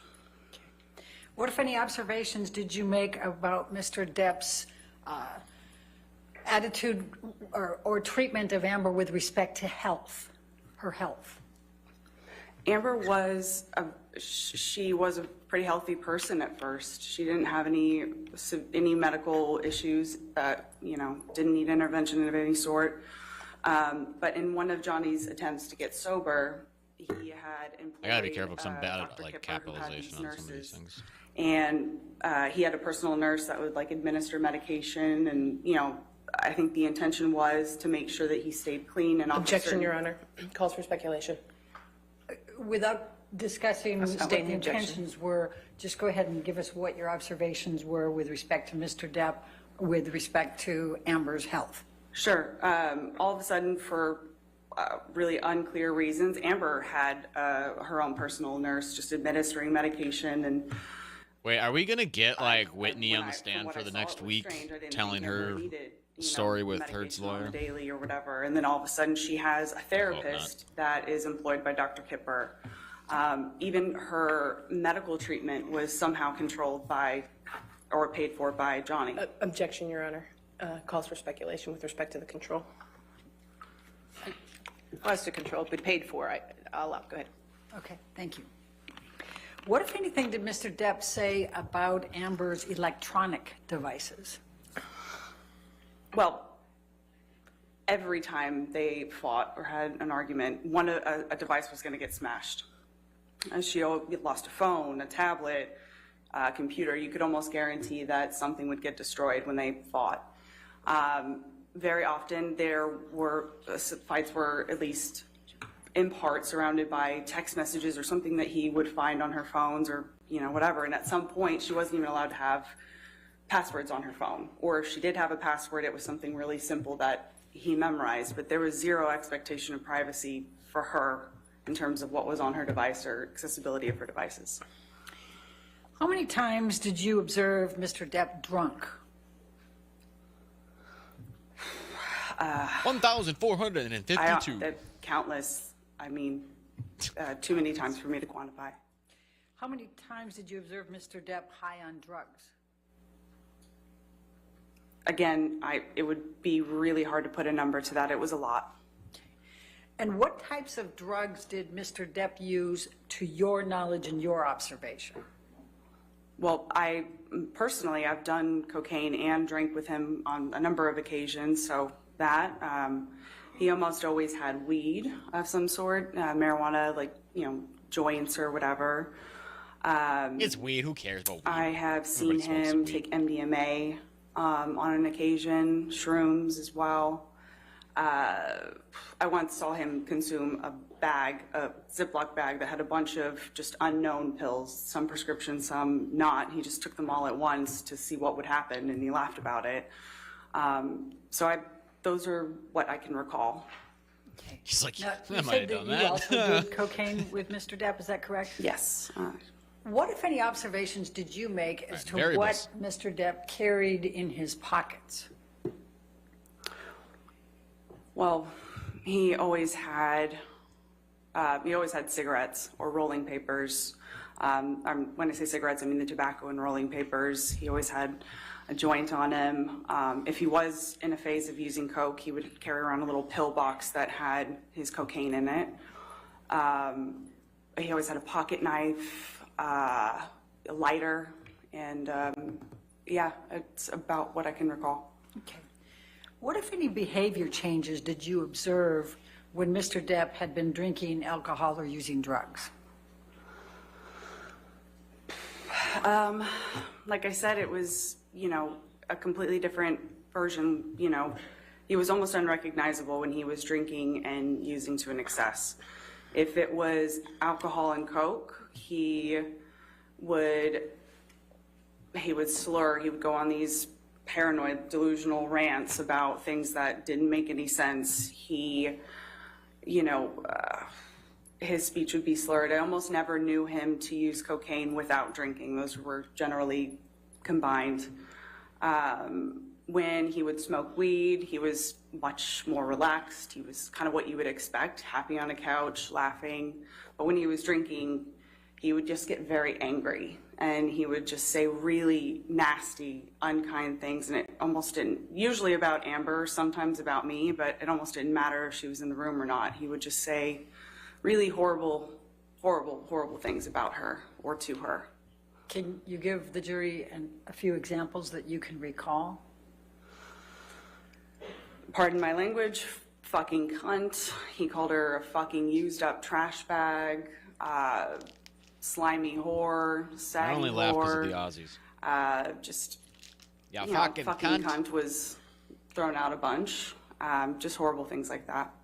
Maybe she was a good cunt. You never I'm know. going to take you to March 21st, 2013. Probably not. Called it the painting or Keith Richards incident. When did you arrive at the Orange apartment on March 21st, 2013? It was sometime in the afternoon. I came in and Orange was typically a very neat, clean place, but as soon as I walked in, there was smoke in the air. Remember, it smelled like cigarette smoke and there was smoke in the air. So somebody had been smoking inside, which was odd because Amber and I don't smoke, and Johnny used to always just go outside to smoke. But walking a little bit further in, there was like furniture askew. Going into the kitchen, there was, Johnny was sat at our little breakfast nook table that we had there, and he was wearing glasses. He had, there was cocaine in front of him. There was booze in front of him, journal, like no newspaper, things like that, just kind of scattered around at the table. And I sat down to talk to him to see what was going on. And it was really hard to understand what he was getting at. It was really clear that he had been drinking for some time. His speech was slurred. And again, it was really hard to follow what he was trying to tell me. At first, he seemed to be upset that my sister had been photographed with our friend Marie in France. He then started saying that it must have meant that she was having an affair with her, and everyone would be laughing at her. And this woman, her father was a French politician, so he then starts rambling on about, oh, he knows what her father's up to, and her this, that, and the other. And again, it was just this strange paranoid tailspin is the only way I can describe it. That just, it wasn't true. My sister wasn't having an affair with this person. Objection, Your Honor. I think it's pretty non-responsive at this point. All right, next question. Sustain the objection. Please describe what your conversations were and your observations were with Mr. Depp. Eight? So as I'm sitting there talking to him, Amber is in the kitchen, and she's not sat at the table or anything. She's kind of hanging back, and Johnny's still talking to me about what the problem was. And then all of a sudden the focus shifts to this painting that has been on the wall ever since Amber and I moved in. And the painting was done by one of my sister's exes. So he was convinced that it was on the wall to taunt him, to tease him, and how disrespectful that he had to wake up next to this painting. And it surely meant that Amber and Tasha were back together again, which of course was not true. But he was then upset about that. He was upset about this painting that was on the wall. I was trying to talk to him, not only to just try to figure out what was going on, but I was trying to get him out of the house because he was already very late for filming this documentary that was being shot at one of his houses. Was that with Keith Richards? Correct. Okay. That was my understanding of it. Please continue. So for hours we sat there. I was trying to, talk to him, make him feel like everything was okay, just try to get him out of the house. His assistant kept coming in and out at one point. And all the while, Amber is just in the kitchen. She's like giving us space, but she's in earshot, and he's saying these things about her. And at one point, she tries to come over to like check on him, and she kind of embraces him from behind, and he's just like, fuck off, and continues to say these things about her. And again, we sat there forever, and eventually we did get him to leave the house. So, but he insisted that Amber come too, and that if they were going to work it out, she'd have to be there, and they would talk about it at some other point, I guess. Let me just stop you for a minute. What, if any, injuries did you observe on Amber at that time? At the time, it was before I had a real understanding of what was going on. It was pretty, I didn't know, frankly. And her face was swollen, but I didn't, and it was kind of red. I thought she had just been crying. And her lip did appear to be cut, but again, that at the time, that wasn't what we were trying to do. It wouldn't have been appropriate to, talk to her about it or anything. That wasn't my focus, frankly. My focus was. I'm sorry. I'm gonna have to stop this for a second here. Wait a second. You're telling me your sister had a swollen face, a cut lip, and you didn't think it was a proper time in life or whatever to ask her there's anything going on abuse-wise. It does just make zero sense. I'm sorry. If I saw anybody that I know very well, especially like a sibling, which I don't have any, but that I wouldn't care. There's no like proper. I just bring it up. I don't care if it's an awkward moment or whatever. You just. Or did you stay? That's ridiculous. I did. And did Amber. She even did said Amber herself go could have too? been from crying. Correct. That was Shut part of the herself condition of him leaving, is that Amber had to go with us. All right. Well, please describe to the jury what happened next then on your ride over there. So Amber and Johnny were sitting in the back. I was in the front with Sterling, the driver, and they weren't saying much back there. There was music playing pretty loudly, so I couldn't really hear what was going on back there. But at some point I heard the back door open, or the back window open, and Johnny is holding our dog out the window. And I froze. I was scared because I just remember thinking, I knew how inebriated he was, and and the dog was very small. I thought if she twitched or, if he lost her somehow, she was just going to go out the window. And Amber, of course, was just saying, Objection, Your Honor. Amber was saying. Not often to prove the truth of the matter asserted, Your Honor. I'll sustain the objection. Okay. Don't say what Amber said. Just go ahead and continue with your That dog was probably observations. loving it. He You never brought know. the dog back Bring the dog into the in. car. Put the dog on the stand. And he was just laughing. Sparky, did you like This hanging out the really window? Like, yeah, scary, fucking good loud, time. like it was almost like a cackle. You only live once, YOLO. He then made some joke about putting her Just in the kidding, that's a little microwave. bit, holding the dog And outside that the window, was whatever. the joke after that, was putting the dog in the microwave. Okay. So during the year 2013, what, if any, marks did you observe on Amber? Any injuries or signs of markings, anything like that? Occasionally I'd see bruising, cut lips, split lips, weird marks, burns, or I don't know, on her arm, scratches on her arm, things like that. It was just weird, and it was periodic. It wasn't like a constant thing, but there were injuries to her. And what, if anything, did you do? Did you ask her about them? I did at some point confront her and ask her, and she... Objection, Your Honor. Hearsay. Don't tell Sustain us. the objection. Okay. Next question. Okay. But you did ask her about them? Yes. Objection, Okay. Your Honor. Same objection. Next question. That's fine. That's okay. Overruled. Thank you, Your Honor. All right, I'm going to take you to June 2013, Hicksville. Were you in attendance at that event with Mr. Depp and Amber? Yes. Please describe for the jury what you can recall from that event. So Hicksville is like this, it's this like collection of themed Airstreams. It's like a little, it's in the middle of the desert. It's just like a fun little place to go. So we went with a group of our friends. And yeah, so each one of us had our own little Airstream or whatever. So my partner and I at the time, we got there last. So as we're going around checking out the different Airstreams, because again, each one of them had a different theme, so it was kind of fun to see, who was staying in which theme or whatever. I open Amber and Johnny's, and there's cocaine on the table. And I didn't really think much of it at the time. I was just like, all right, fine, we're all here to have fun. And that night, we sat around the campfire, everyone was drinking, some people were taking shrooms, and then I drank too much, and I went to bed early before everyone else. And then the next day, when everyone was cleaning up, I had heard about something that had happened the night before, and an altercation that... Objection, Your Honor. Hearsay. Don't tell us what you heard. Go ahead and just tell the jury what you observed. I observed people cleaning up after what appeared to be just a night of friends hanging out. I then went to my sister's trailer, where she was staying with Johnny, and it looked like a bomb went off in there. There was broken things, things have been skewed. It just looked incredibly messy. It looked like somebody had ransacked it.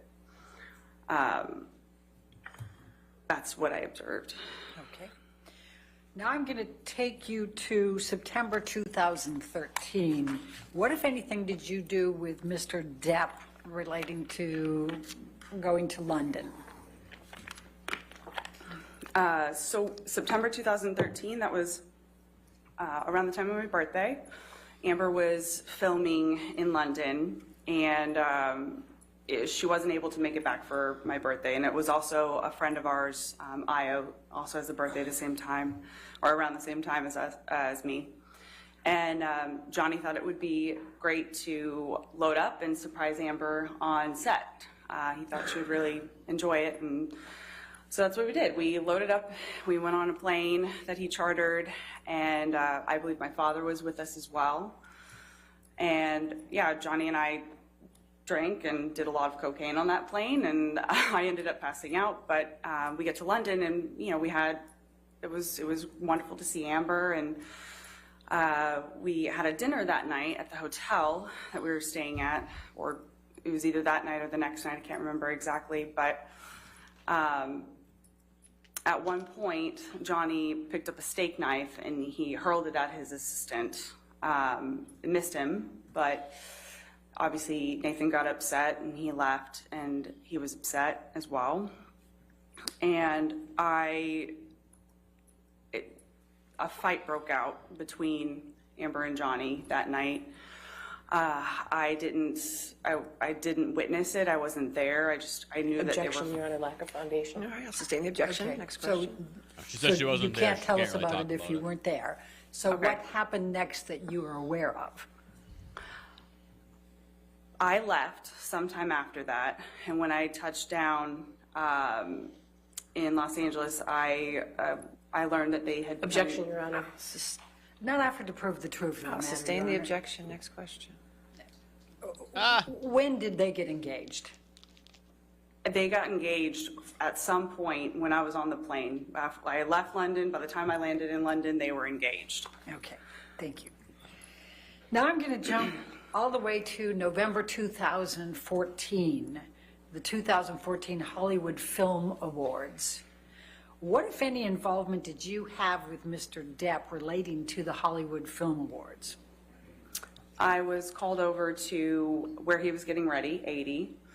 And when you say 80, are we talking about Sweetser? Yes, that's one of the houses that is on that street that Johnny had. He had several houses on that street. 80 was the one that he referred to as like the man cave. That's where he spent a lot of time. So I was summoned to 80, again, following a fight that he and my sister were having. And Objection, Your Honor. Lack of foundation. I just go on, just don't talk about what you weren't party to. You got Okay, there, please tell the jury. Sustain the objection, go ahead. Okay, please tell the jury what you observed, what happened Sure. when you were there. Sure.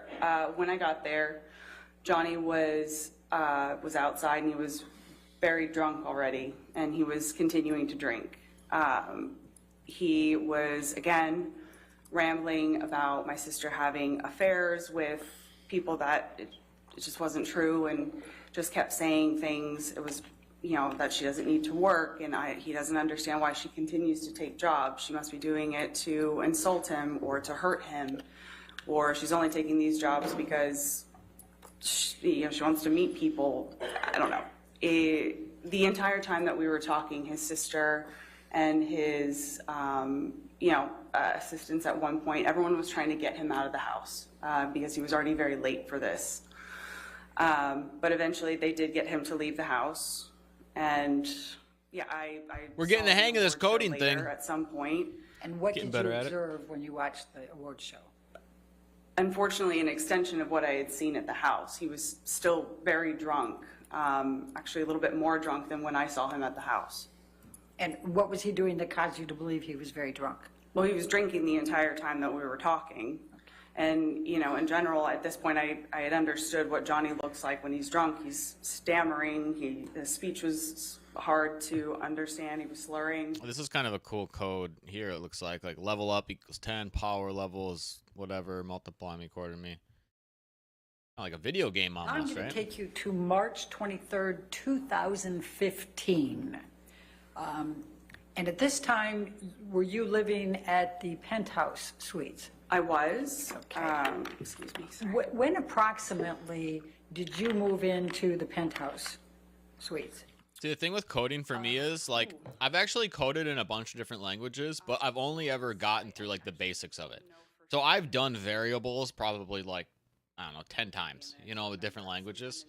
I've done the hello world thing a bunch of times on different languages, but I've never really gotten past like the basics. Like I've never gotten really farther than, you know, very entry level when it comes to coding. So I've actually like done a lot of this stuff before, just not in JavaScript. So I was in what they call PH4. I just like I've never really continued on with anything layout past like a is, very base level. The entire top floor of this building, Johnny owns the mall, and he was kind enough to let us all live there. So I was in PH4. Amber and Johnny were in PH3. I believe Isaac was in 2, and Rocky and Josh were in 1. But the only ones that actually connected were 3, 4, and 5. So again, I was kind of sandwiched between where Johnny and Amber stayed and Amber's basically closet. So basically you had to cut through to get to one point to the other. So I was sleeping. I woke up to Amber in my bedroom saying, "Can you believe he's cheating on me?" Objection, Your Honor. You're not offered to prove the truth of the matter asserted. Thank you. Overruled. Go Thank ahead. you. Please continue. The lawyer's like, I finally got one. She said something. She said overruled. It's okay for you to say what. Just sorry. Just briefly what you just explained. I woke up to her saying, "Can you believe he's cheating on me? Your fucking brother is cheating on me." I got up. I told her to stay right there. Objection, Your Honor. Hearsay. It's not offered to prove the truth of the matter That's asserted. overruled for that statement. Go ahead. Please continue. I instructed her to stay in my apartment while I go and talk to Johnny. So I leave PH4. I leave her in PH4. And let me just stop. Are you sober, drunk? Have you been drinking? Oh, rare occasions where I was sober. It was in the middle of the night. I was asleep. So I'm sorry, I'm not sure that I understood your question. So you were sober? Oh, absolutely. Yeah, because it made it sound like she's never sober. She said on rare occasions I am sober is what it sounded like to me, which makes it sound like she's hardly ever sober. It didn't sound very good, so I'm glad. It's probably a good thing the lawyer clarified. Yes. Okay. Please continue. So I go to PH5 where Johnny, Debbie, and Travis were all standing in the kitchen of PH5. I went down there to talk to him, and again, I can tell he's clearly drunk, and he has a bottle of alcohol of some sort in front of him as well. And again, he's talking to me about how Amber found these text messages between him and a woman called Rochelle, and then he starts saying that this woman was meaningless. It wasn't anything special. She's nothing special. But then he immediately shifted to, well, Amber pushed me. Amber made me do it. And, of course, I'm cheating on her. You know, whatever. And it suddenly became about Amber making him do it. At some point, then Amber is on the mezzanine level of PH5. So she is. It's kind of hard to explain. So the kitchen's down here and the mezzanine's up here. So she's there. It's her little office nook, and she starts shouting at him, saying, Objection, Your Honor. Hearsay. It's not offered to prove the truth of the matter asserted, Your Honor. She's screaming expletives at him. I mean, that's not offered to prove the truth. Overruled. Thank you. Jesus. Please continue. They're saying horrible things to one another. Fuck you. He's calling her a fucking whore, fucking cunt, used up trash bag, whatever. They were saying horrible things to one another. She was calling him old and fat. It was a fight. They were saying really nasty things to one another. I leave them in the kitchen to go up the stairs. I was trying to calm Amber down, hopefully get her back into my apartment. And Debbie had come up with me. And Debbie, who's Debbie? Debbie was his nurse at the time. Debbie Lloyd? Yes, I believe that was her name. Okay. So we're with Amber on the mezzanine level. I'm sorry, just so we know who where is it you and Debbie that are with Amber, or is it? Yes, Debbie, Amber, and I are all in the little mezzanine area. And as I mentioned, the mezzanine overlooks the kitchen and the living room. So Johnny then hurls a Red Bull can and it hits Debbie in the back. She didn't even react. She didn't really seem to notice. But I'm standing up there talking, I'm at the top of the stairs with my back to the stairs. And that's when Johnny runs up the stairs. And I'm facing Amber. He comes up behind me, strikes me in the back, kind of just somewhere over here. He strikes me in the back. I hear Amber shout, "Don't hit my fucking sister." She smacks him, lands one, and then he grabs, at that point, that's when Travis runs up the stairs after Amber landed one. But by that time, Johnny had already grabbed Amber by the hair with one hand and was whacking her repeatedly in the face with the other as I was standing there. Travis pulls them apart. I get Amber into mine. I close the doors behind me and lock them. I then hear Johnny's voice shouting. Never mind, withdraw. Okay, sorry. I hear Johnny's voice shouting, I fucking hate you. I hate you both. You fucking Objection. cunts. You fucking whores. And I hear crashing. I hear crashing and banging and smashing, and he starts screaming like an animal. And I then just moved Amber into the next room, and I just kept her there all night. The next day, I go, and I see her closet has been completely destroyed. Racks were overturned. Yeah, one of the clothing racks had been like tossed down the stairs. There was art off the wall. And down in the kitchen, there was broken glass. The place was destroyed. Michelle, can you bring up Defendant's Exhibit 400?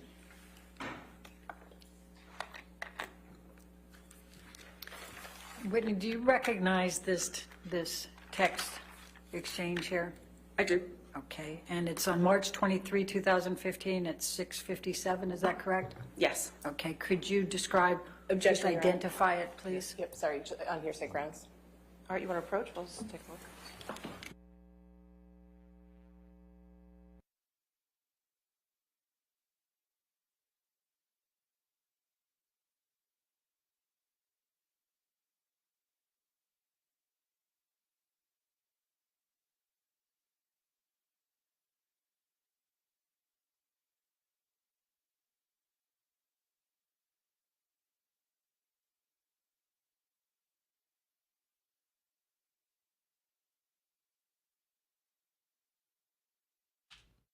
God, I can't type today. Fuck. All right. We got all those done. Describe for the jury, please, what this is. That's another clothing rack that has been taken down and taken apart, kind of. Okay. And we'll go to the next one. And please describe for the jury what's depicted here. Just more clothing racks that have been taken down, moved.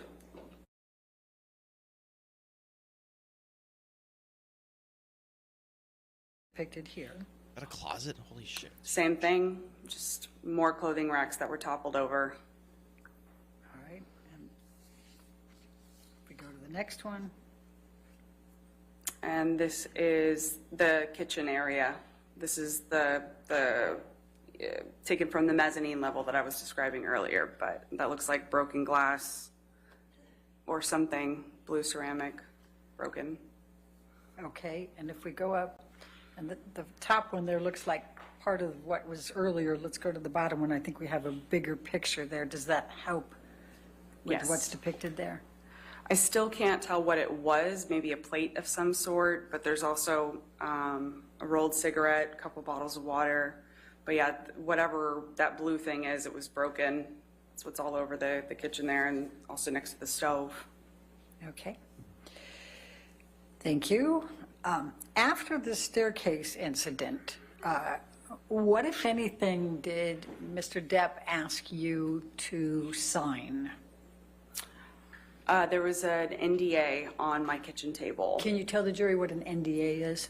It's a non-disclosure agreement. It's basically, my understanding is it's a contract to keep. Top one there, to sign one? I was asked to sign one. I don't believe I signed it. I left sometime after. So you moved out after that? It was after this point that Johnny had accused me of selling stories to the media, which were absolutely untrue, but I moved out after that point. Okay. Now, did there come a time that Amber asked you to move back in? Yes, February 2016. She texted me asking me to come back. Okay. And So you were living with her from sometime in February 2016 forward? I think on and off. I think I had my own apartment by then, but I spent a lot more time at the Eastern after that. Okay. I'm going to take you to April 21, 2016, Amber's 30th birthday party. Were you present for that? I was. Can you please describe to the jury what you observed that night? It was her 30th birthday, so we wanted to make it, excuse me, really special. What's your favorite animal, chat? We made this beautiful dinner, you know, and it was great. All of her close friends were there, and everyone was having a really good time. Everyone was having fun. You know, Johnny showed up very, very late, and he was drunk when he showed up. Amber was obviously upset about it, but there came a time in the party where we all went around the table and said our favorite thing about Amber, you know, just funny memories or whatever. When it came to Johnny's turn, he told this story about how they first met when they met for the Rum Diary. So, you know, he had this story about how she came in to his office and she sat on the couch and her perfect ass left a perfect imprint on the couch, and he wouldn't let anyone sit there after she left that day. And it was one of those stories that everyone was kind of embarrassed. You know, we had all gone around the table saying really nice things about her, and gets to him and he's talking about her ass. We were all kind of embarrassed. And when did you leave the party that night? I left pretty shortly after that. Okay. And I went home. What, if any, conversation did you have with I get Mr. it. It Depp wants me to about say my his favorite plans animal. to attend Coachella the next day? He was planning on coming to Coachella with us.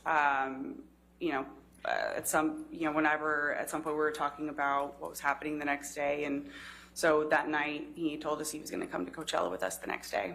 Okay. And did he ultimately come to Coachella with you the next day? No. Okay. I'm going to jump forward to talk about some statements that were made, the counterclaim. What, if any, observations did you make about how the statements, we're talking about the three statements that we're quoting Adam Waldman, impacted Amber? And I'm asking for your observations. Just tell the jury what your observations were of how these statements impacted Amber. Oh, fuck. Objection, Your Honor. Compound, lack of foundation, speculation. Overruled, that's fine. Thank you. Amber has worked so hard to overcome everything that she went through in the duration of their relationship. She has really, really tried her best to move past it. And anybody that knows Amber at all knows that some of the most important things to her are honesty, integrity. Her reputation is all she has. She doesn't have piles of money and private islands or... Objection, Your Honor. Oh, shit, that's not good. Her reputation's all she has? Well, that's fucked. She was devastated. That's why she needs to pile 100 million. She ain't got nothing else. To say that they're not true, it devastated her. And also, we had just buried our mother. You know, so Amber, she started having panic attacks randomly. She was not sleeping. Objection, Your Honor. Hearsay. These are your observations. Thank you. Please continue. These statements devastated her. They devastated her because they weren't true, and they were just very, very, very much affecting her. And you talked about panic attacks. What else did you observe that she would do as a result of these? Physical. She would just periodically just break into tears. She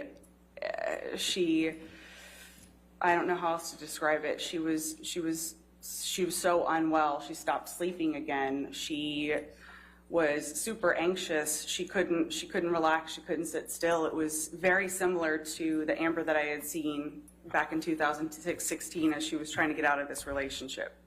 It launched her back into this space where she was just so physically unwell, and She cried a lot. Thank you. I have no further questions. All right, cross-examination. Oh, we get to cross already. Nice. Nice. This is a short one. Sick. All right, good. I didn't want her to be on the stand for a fucking week. At least with Heard's lawyer. Good afternoon, Ms. Enriquez. All right, who's We doing haven't the met cross? before. My name's Rebecca Lecaros. I'm one of the lawyers representing Mr. Depp in this case. Ooh, is this the other female? You grew up in Texas with your sister and your parents, right? Correct. And you were really close with Ms. Heard growing up? We were. And you're still close now, right? We are. And you love her. Of course. And your childhood, though, had some difficult moments, right? It wasn't perfect. Your father hit you and your sister at times, right? Yes. And your sister would protect you from that abuse when she could, wouldn't she? We would protect each other, for sure. Shit. And when Oh, you shit. graduated from high school, you moved out to Los Angeles, right? I did. And your sister gave you a place to live in LA? Yes. And she helped support you? In part, I also was working myself, and yeah, And you're grateful to her for being there when you needed her, right? of course. And just like she protected and cared for you, you want to protect and care for her, right? And when I can, of course, but yeah. You testified to having a great relationship with Mr. Depp when you first started dating your sister, right? Correct. And you She's thought of him as worried a that brother? there's a question coming. Yes. She's not ready for it. He called So you she's sis? Yes. And you had affectionate nicknames for him too, didn't you? A number of them, yes. Yeah. And you testified that for a time you lived in the ECB penthouses with Mr. Oh, why is their audio so dog? Their audio is so bad. Why? Like, the video's still playing. It's just the live feed froze from them. Well, wonder how long that is for. Oh, it's this lady, this lawyer. Okay. Thought it was the other one sitting in the back. Okay. She's off to a good start. She's establishing, like, she's trying to be like good rapport, you know. Like, say you get her to agree to a lot of things, and then bam, hit her with the haymaker. But we're not gonna listen to the haymaker because it's been like fucking couple minutes of no audio, and now there's no video, and now they're like glitched out. And you have wanted to run away for days, right? There we go. Sure. And not have her there fighting with you. Sure.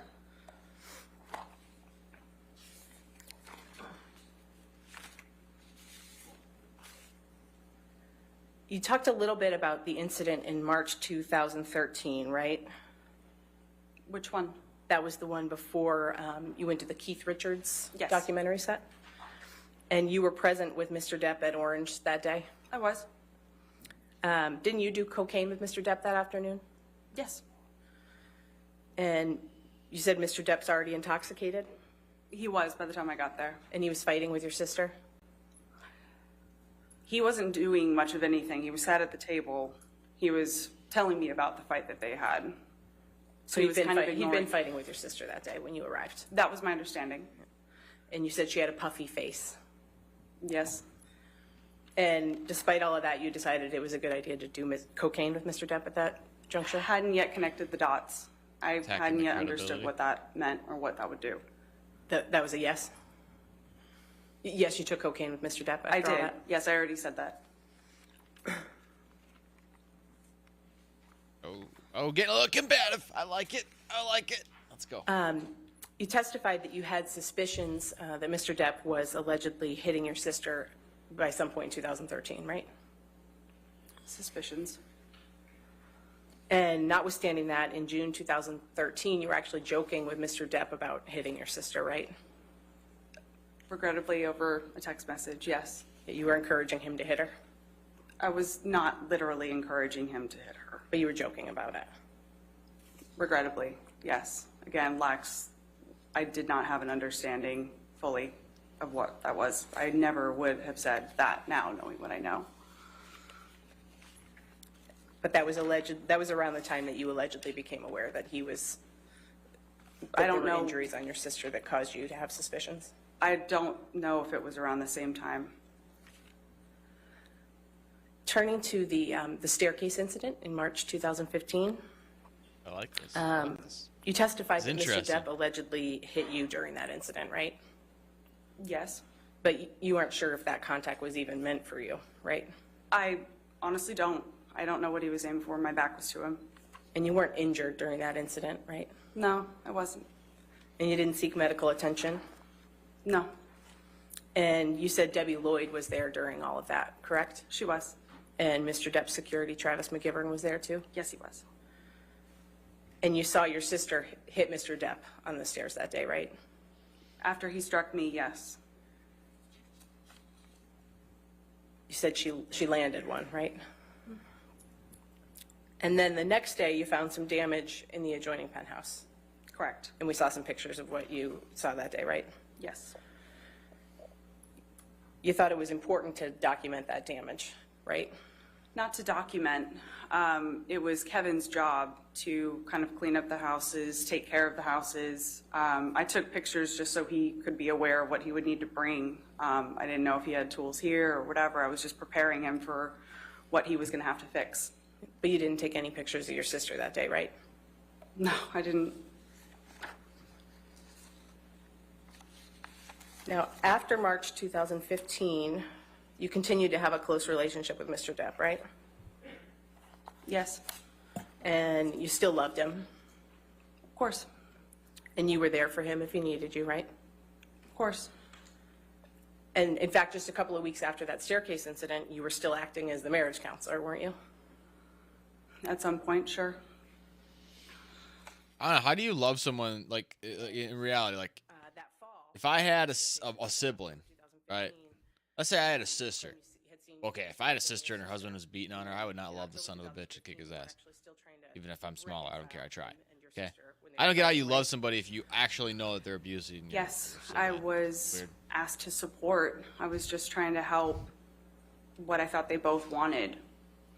I was just trying to support, or trying my best to support them the way that I thought I could. you still loved Mr. Depp at that point, right? I did. And you didn't think that he and your sister were past the point of no return, right? What I thought was irrelevant at that point. I really, those two were in love and they were working very hard. They wanted to be together, it seemed like, so I just helped as best as I could. I don't know how else to describe it. Your sister still wanted to be with Mr. Depp, right? She loved him. And you didn't think they were past the point of no return? I don't know what you mean by that exactly. Okay. Let's take a look at Plaintiff's Exhibit 1283. It's not yet in evidence. We'll just show that to the witness.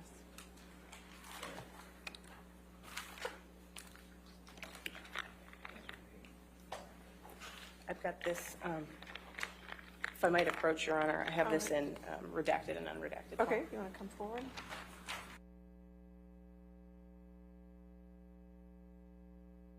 Temperate literals. Template literals. It's a fucking name. All right, string interpolation. Working on.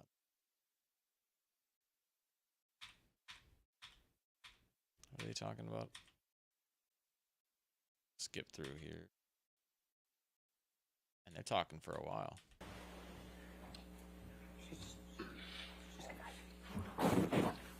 Hey, what's up, Duke? How we doing, buddy? Pull up 1283. Ms. Enriquez, if I could just direct your attention, we can go to the third page, please. Do I have control of this or no? No, you do not. Sorry, Oh, okay. we'll put it up for you. Just woke up. And Good morning. we can go back to the first page if you'd like, or we can take a look at the unredacted version if we need to. But do you recognize these as text messages that you sent to Mr. Depp on October 2nd, 2015?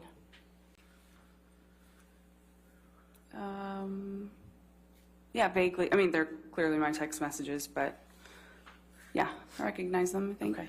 And if we can go to the third page, please, Tom. Amber's sister got hit with And the you'll see stick? the second blue box from the Holy bottom shit. there.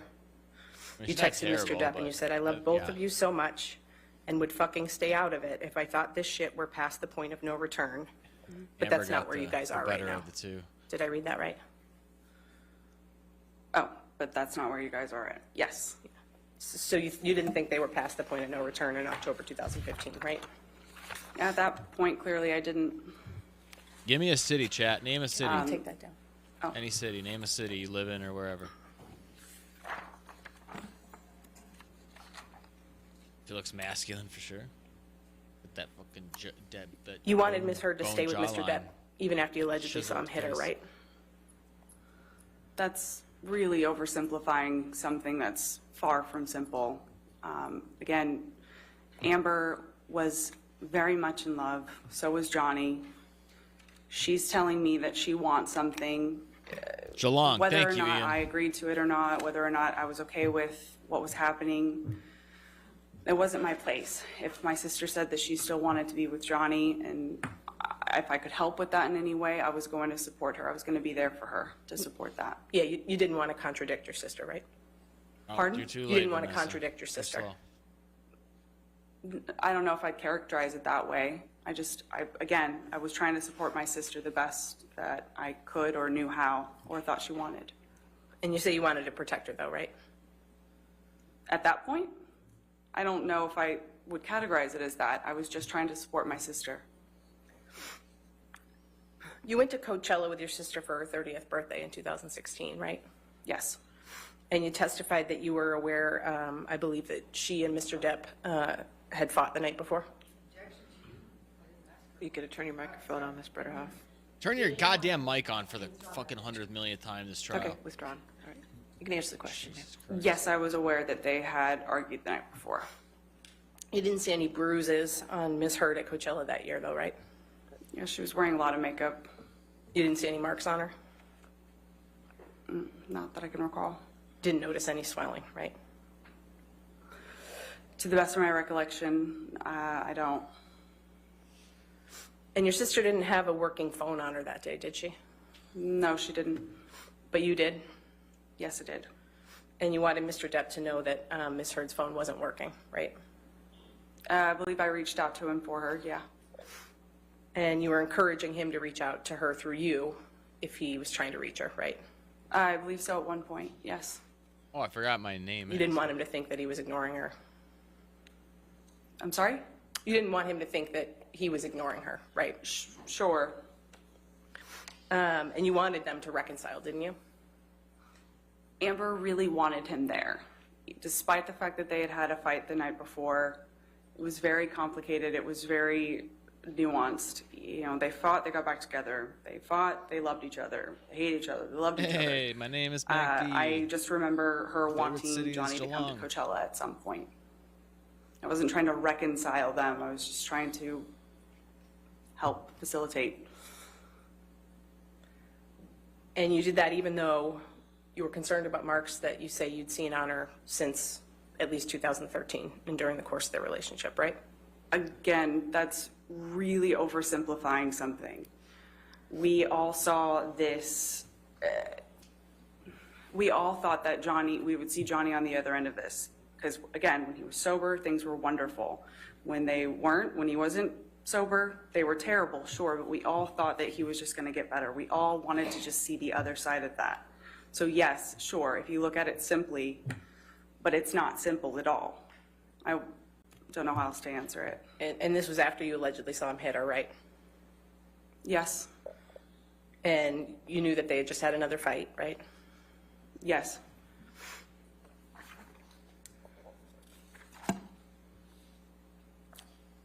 You know who Jennifer Howell is, right, Ms. Enriquez? I do.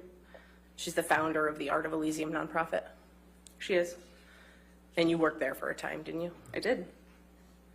Around May 2015, you actually moved in with Ms. Howell, right?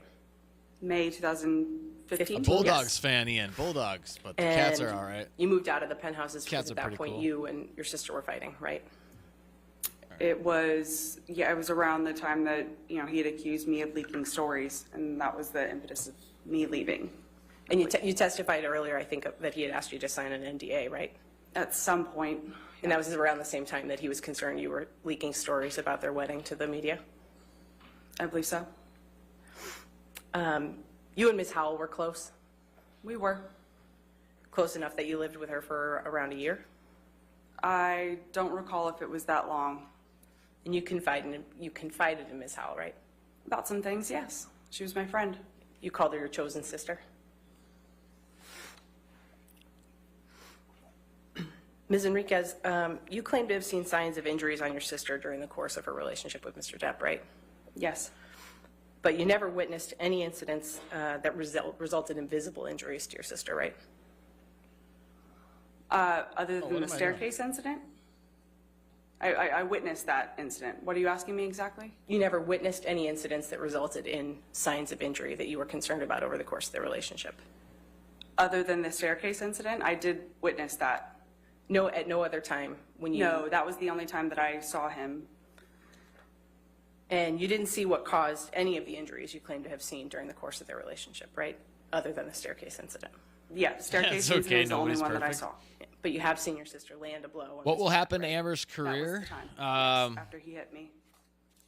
Won't it be over? I don't think so. You understand, Hollywood's pretty woke. Like, I mean, it depends. It really depends on how things go, throughout this trial and after it. I don't know. Maybe. It's kind of a toss-up. But here's the thing, though. If Johnny didn't have everybody on his side, Johnny would never be in Hollywood again. He might be doing some like indie movie shit, you know.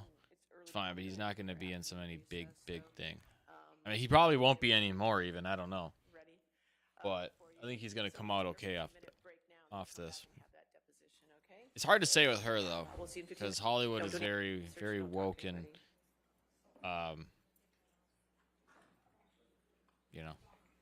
you never know with that kind of stuff. All right, we're gonna get back to after the break. All right.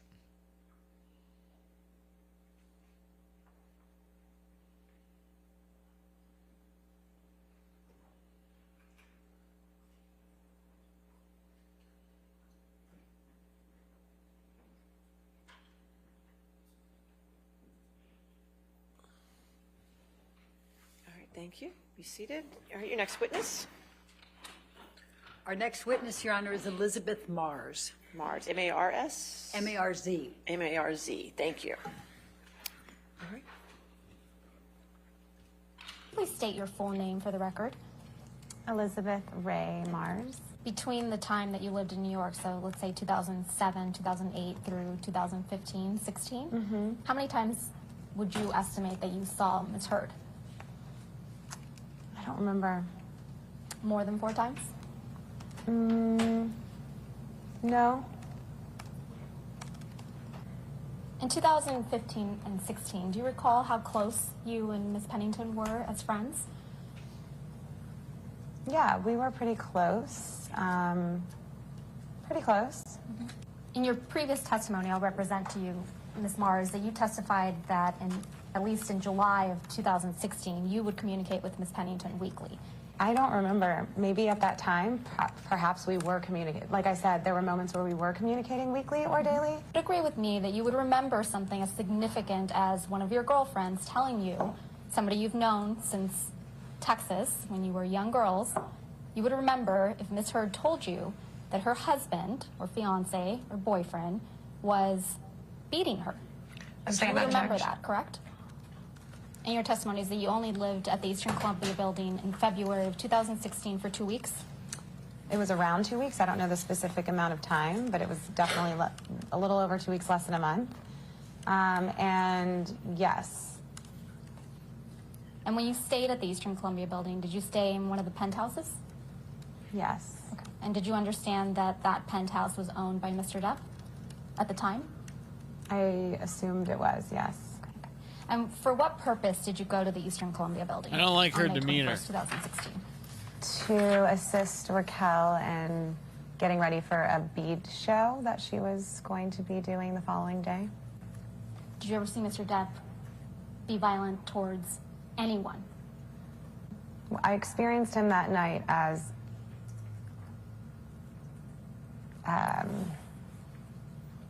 like I was scared of him. So that's all I can say from the moment that the one interaction I had with No, him you that can night, answer it the was goddamn question. It's frightening that to simple. me. His behavior was frightening to me. No, she wouldn't wear makeup? I mean, I don't think of her as someone who wears a lot of makeup. No. Yeah, you've known her a long time. Right. She's never been somebody that wears a lot of makeup, correct? Exactly. Unless she's going to something that she needs to put makeup on for. Right. But other than that, she's usually barefaced and beautiful. Yeah. So it's your recollection, your best recollection, that Miss Pennington was with you in Penthouse 5 and never left with Miss Heard before Mr. Depp arrived. Is that correct? Correct. So you hear some type of commotion. You don't know where it's coming from, correct? It sounds like, yeah, it sounds like it's coming from, we hear commotion and then it feels like it's getting closer and closer and closer. Did it sound like voices or did it sound like destruction?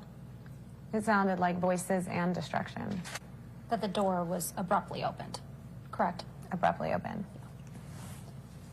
Okay, so you hear the commotion. It feels like it's getting closer and closer. What happened next? Then, soon after the door slammed open and Johnny came like bursting through the door. Who opened the door? Johnny. Okay. Was Johnny alone? There was the two men behind him, following him. So Johnny opens the door. He's got his two, what we'll assume are his bodyguards, with him. What happens next? So it all happened very fast. The door kind of burst open and he came in very, just from my perspective, really under the influence of something, drugs or alcohol, because he was very sloppily, he looked wasted. He was holding a very large bottle of wine, looked like some sort of a Magnum bottle of wine, which was kind of spilling all over the place. And as he opened the door, he just, what he mumbled was, "Get your bitch out of here." And I just remember it all happened very fast, like the door slamming, him saying, "Get your bitch out of here," the wine, that whole, his whole being really frightened me. It almost felt like he was coming towards me from my perspective. Whether he was coming towards me or not, it scared me. And I just ran out past him. You said Mr. Depp appeared to be either drunk or high. Is that correct? He seemed to be intoxicated. Okay. Is that different than drunk? No. I guess. Yeah, he definitely seemed like he was under the influence of something. And on May 21st, 2016, how was Mr. Depp's demeanor different? It was much more sloppy and all over the place and frightening and... Battery died? Oh, man. All right, hold on. Yeah, combative. Felt very angry. He felt angry. And, yeah. And when you say combative, what was combative specifically about his demeanor? Just the way he burst through the room, just very forcefully, and rushed in very quickly to the point that it made me want to get past him and run out very quickly. Like, it wasn't an invite. It was very, yeah, it was intense. Okay. So Mr. Depp comes through the door to Penthouse 5, and you hear him say something to the effect of, "Get your bitch out of here," correct? Mm-hmm. And then you ran out immediately thereafter? Yes. Okay. Did you see Mr. Depp spill any wine in Penthouse 5 before you ran out? Yes. How much wine did you see him spill? I don't remember. A lot? The entire bottle? Not the entire bottle. What I remember was it was flailing, and there was definitely wine that was coming out. Would you say that being sloppy is different than being combative? Yeah, I would say sloppy and combative are two different things. And it's your testimony that Mr. Depp was, on May 21st, 2016, both combative and sloppy, correct? Yeah, I would describe it that there was a little bit of both. Yes, but combative and sloppy. Was he more sloppy than he was combative? It felt more combative than sloppy. And just to clarify, the only thing that If I was had a combative paragraph was or a diagram, how the much words sloppy he was the- speaking? No, it was completely the way he entered into the room, rushed in, his energy, the way it felt like he was coming after me, like he almost felt like from where I was standing, it felt like he was charging towards me, and I was scared, and it was, it felt, yeah, combative. It felt, I'm trying to look for another word that can describe what I felt, but it was, you know, it was scary. My heart was beating really fast, very quickly, and I was freaked out. Okay, so after you exchanged some text messages with Miss Pennington, you came out of your hiding spot and then went to Miss Pennington and Mr. Drew's penthouse. Is that correct? Correct. So who was in penthouse 1 when you got out of the hiding spot and came to penthouse 1? I mean, it was Josh, Raquel, Amber, and I were the people that were at some point in there during that time. Okay. Do you remember the first time you saw Miss Heard after this incident? I remember seeing her after that incident, and it was in that apartment. In penthouse 1? Correct. So the first time you saw Miss Heard after this incident on May 21st, 2016 was in penthouse 1. What do you recall seeing, the first thing you saw when you saw Miss Heard? She's talking through her I nose. just remember she looked really upset and disheveled, and her hair was a mess, and she had a swollen face. She had a red, swollen face. Okay. Had you ever seen Miss Heard cry before May 21st, 2016?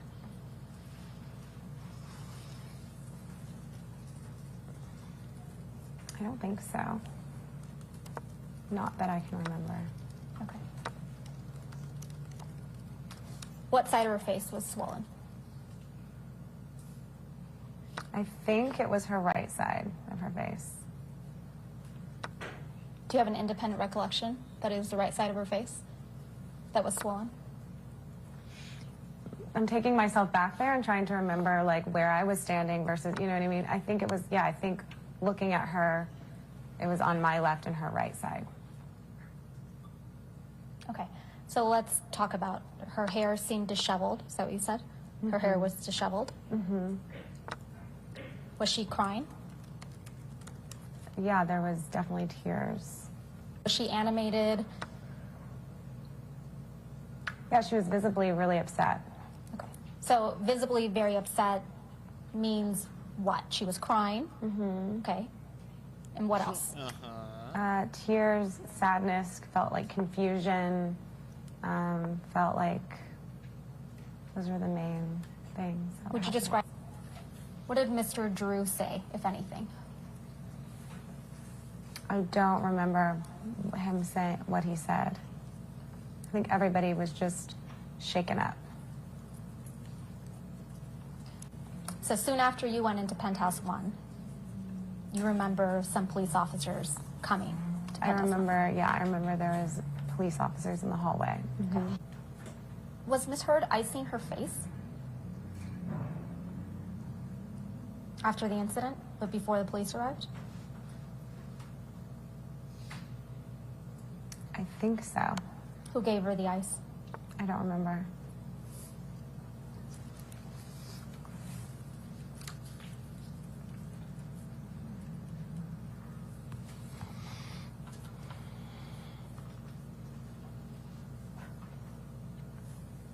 So you were in Penthouse 1 when the police came. How do you know that they came? What did you hear? What did you see? Because they said the police are here. So I Who remember. said that? I don't remember. Again, this is a very long time ago, so specific details are going to be really hard for me to remember. I just knowing that police were there in the hallway, 2 of them. And in February, when you lived at the penthouse, She enjoys being the center of for a attention. few weeks, You think so? you didn't hear or see Why? Because she's hot? any abuse by Mr. Depp towards Miss Heard, correct? Or is it her voice? Correct. And did you go to Amber and Johnny's penthouse thereafter, or where did you go next? So I just remember at some point ending up, yes, at some point we were in their penthouse afterwards, in Johnny and Amber's. At some point we went over there. And did you go over there, you think, after the police came? It was after the first 2 police officers came. Okay. Do you remember glass on the floor? At this point in time, I don't remember what I saw. I don't remember if it was cleaned up by the time I got there or if there was glass on the floor when I walked in. Do you recall seeing wine spilled? I recall seeing wine spilled in the hallway, like a lot of wine spilled in the hallway. When do you recall seeing the wine spilled in the hallway? At some point in the night, maybe after, before. I recall, I don't remember specifically, but I remember seeing wine spilled in the hallway. I remember that being one of the things that I saw that was part of the destruction of whatever happened. Okay, so the police come, and you stayed in penthouse 1. Correct. Okay. It was after the police officers left that you went to penthouse 3, correct, where Amber and Johnny lived? Correct. Recall seeing wine spilled in the hallway? I remember seeing wine spilled in the hallway, yeah. Okay. And you saw the wine after the police officers came, correct? I think so. Didn't Miss Pennington? You've learned a few things from the JavaScript? I remember Raquel You're talking about from taking Code photographs Academy of or Amber's whatever? face. And now going to your description of Miss Heard's Yeah, I was just face, taking a little break. You said it was the right side little of her chest face. break. You said it Right, was, Kelvin. what, swollen and red? Oh, we're gonna do a convert. I can write Yes. a calculator for Fahrenheit to Celsius. I know how to do Yeah, it that. was swollen and red. Was any part of her face Here, more let swollen me see than if I others? can do it. Even though It was around her eye. Had bruising developed already? No, it was red and swollen. Okay. So you did not see any bruising on Miss Heard's face the evening of May I need to 21st, figure out how to 2016, input correct? a number I saw a red, swollen, and then do puffy the algorithm. face. Okay. And But, just I'll probably learn on how the to do right that. side, correct? Correct. Because I know the formula to Wasn't it convert your testimony, Fahrenheit Mars, that you were or Celsius to inside Fahrenheit penthouse and vice versa. So I just need to 1 figure out when the first how to police code. officers came And I to the can, scene? I can make calculator. Correct. And how much time do you estimate they spent in the penthouses? I don't remember. The second group of officers, there was 2 sets of officers that came. The second set of officers that I actually was in the apartment in PH3, I think it was. Did you hear about either Miss Heard, Mr. Drew, or Miss Pennington cleaning anything that Mr. Depp allegedly destroyed? I don't remember, but I do remember that I'm pretty sure that Josh was helping to clean up before I got into the. I remember that knowing that the place was cleaned up before I entered in there. Before you entered into where? Into the main apartment. So you recall Josh Drew cleaning up before you entered penthouse 3.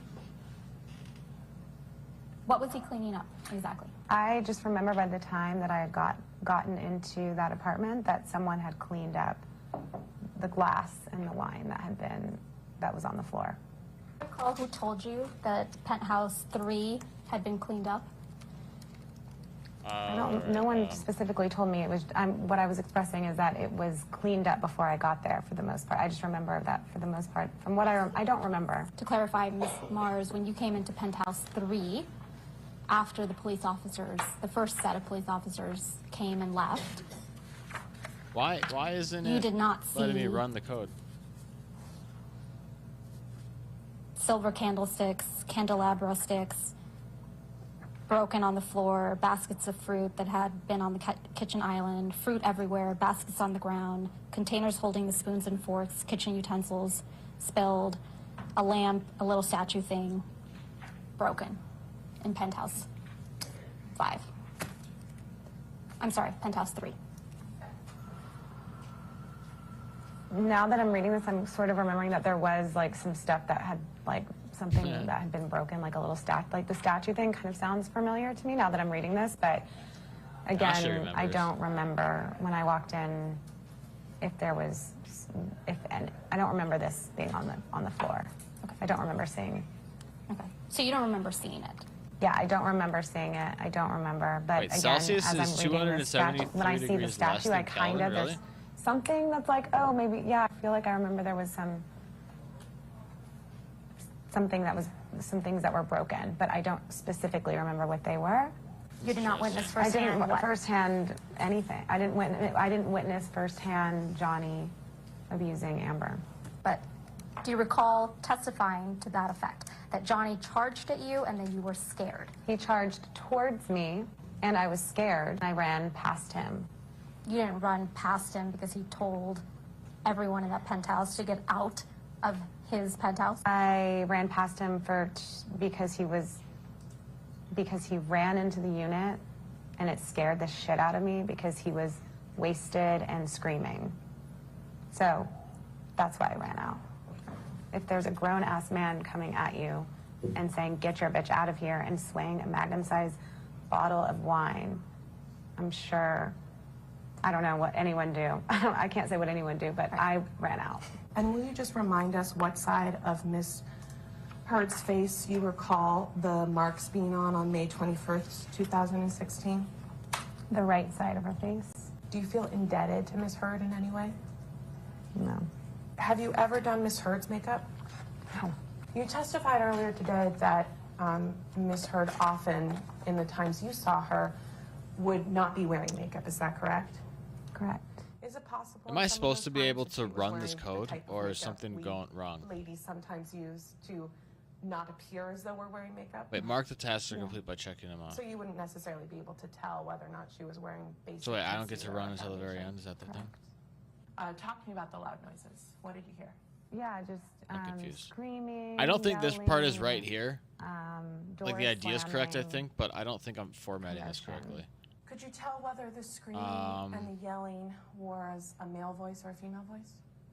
From what I can remember, male.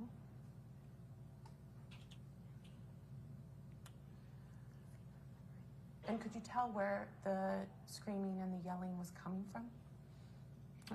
It felt like it was started farther down the hallway, and then it was coming like closer. So essentially, I mean, I don't know, but it could have been the hallway. I gotta check that because that's wrong. And so after you start hearing the screaming and the yelling and the door slamming and the commotion, you testify that Mr. Drew I use it got to up calculate and Fahrenheit. went to the door. Alright, this is Yeah. What did Mr. Drew do? He and store the was answer in a variable name. kind of equals pacing Fahrenheit. by the door, and looking through the peephole. And what happened next? Is this like a project or And then something? the door like burst open. I really want to and run it as I Johnny go to came see if I can't like charging in figure this out. and screamed again, holding the magnum-sized bottle of wine. Okay. You know, I got flailing that part. around, looked intoxicated, kind of stumbling, and Let's check this one. screamed, "Get your bitch out of here!" as he Single line comments, ran got that. in my Okay. direction, and I was scared. It was very. All right, I'm frightening capitalizing and, my you know, variables. Maybe I just shouldn't do that. Scary and unexpected, and so I just But I got darted it out right. past him and ran up towards the pool gym area and hid there. Okay, so far so good. All right, we Prior to the night of May 21, 2016, had a man ever charged at you holding a Magnum bottle of wine, screaming for Magnum, baby. Objection. I don't And know what was why. your reaction to this event when it happened on May The only 21, times I've heard the word 2016? magnum in this trial. Fear. Not referring to condoms is crazy. Besides the screaming and the door slamming and the wine waving, do you recall anything else about Mr. Depp's actions that evening? During that moment, I guess I should say.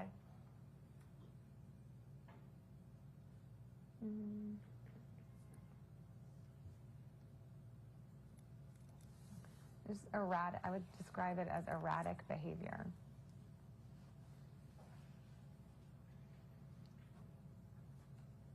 Was anyone else with Mr. Depp when he charged into Penthouse 5?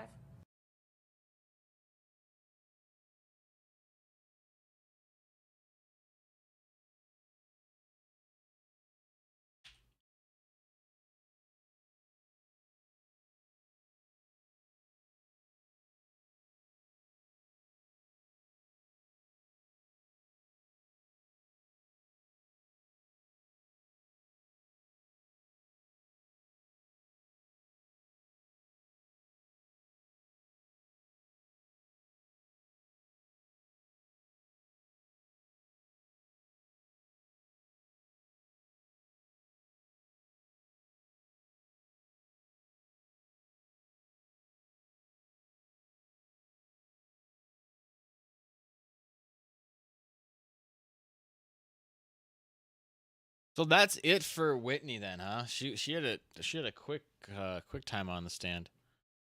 What's saying about this?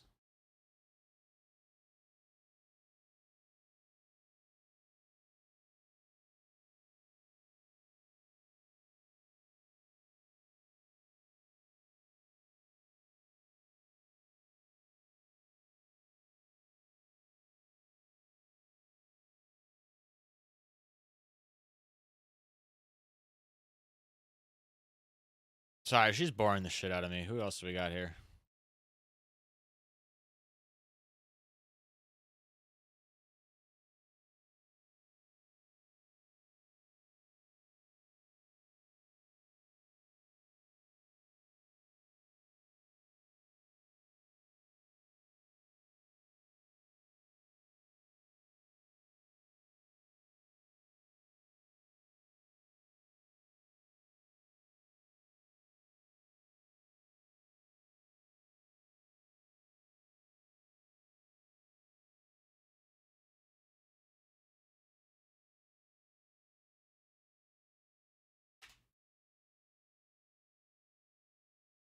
Oh, let. We gotta do let. I was thinking about that.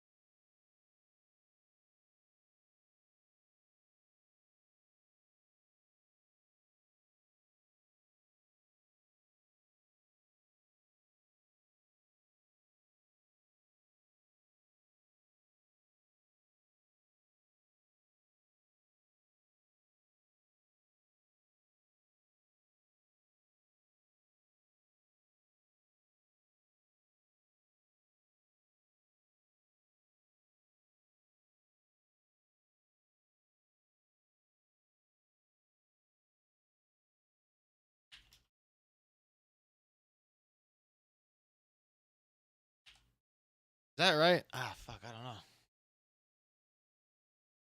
know. Oh, not Celsius. This is supposed to be Fahrenheit.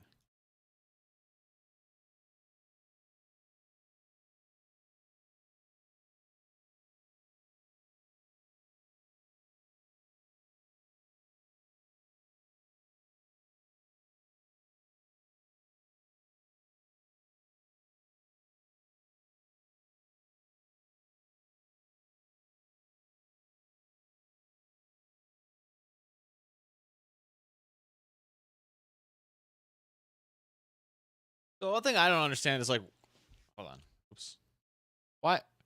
Fuck, I can't use my mouse. Um, why is it like sometimes it's let? I get the constant and I get understanding kind of like let, but then like why do sometimes when I'm renaming it I don't have to put let or what? Or I guess maybe it just doesn't matter. It's just easier to do it without it. I don't know. I mean that's right. It just doesn't need let. I mean, I understand you can rename those, but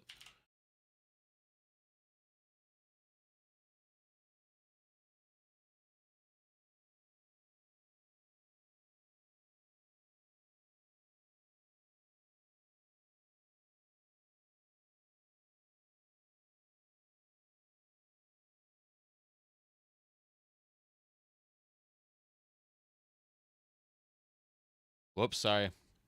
I need to delete these fucking hotkeys.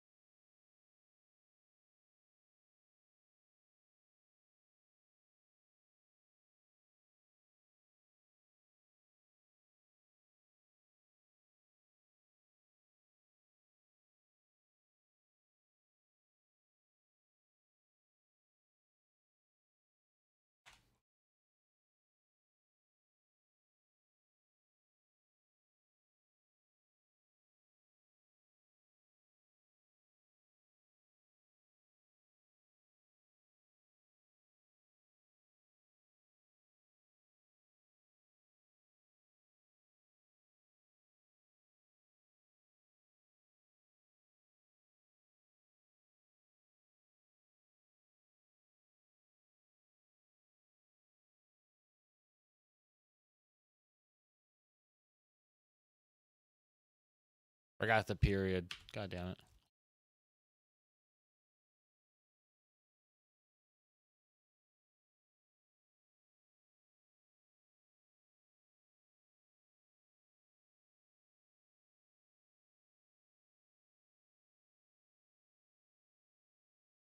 Once you declare a variable, you don't need to redeclare it. Oh, okay. So since you're saying I declared like Fahrenheit now exists, it equals this thing, I can then rename it without redeclaring it because we've already declared it. That makes more sense. Temperature is 68 degrees Fahrenheit. I think I got it right.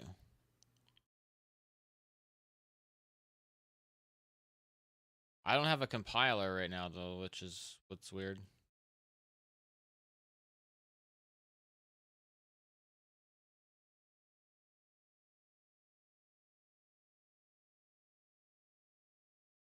I manually check these, I guess.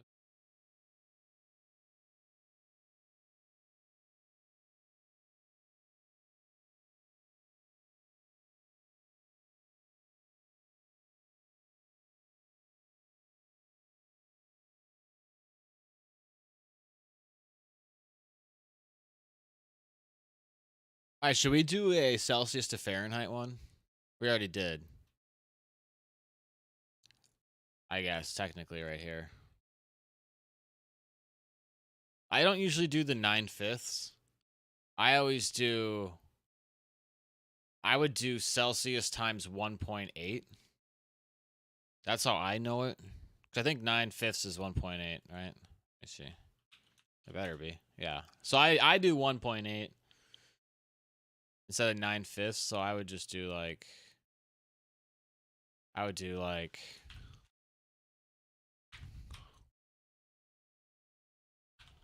Whoops.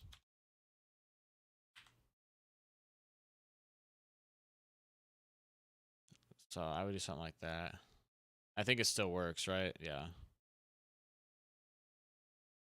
So that's how I've always written the calculator, I guess. Or when I do the conversion. When I talk to you guys, I do that in my calculator, this. And then if you're going from Celsius to Fahrenheit, you have to do, or sorry, Fahrenheit to Celsius, you go Fahrenheit minus 32 divided by 1.8. So I guess we don't really need to do it. We already did it, technically. Dog years. Ooh, fun. The first 2 years of a dog's life count as 10.5 years each. Jesus Christ. So 2-year-old dog's like a 21-year-old?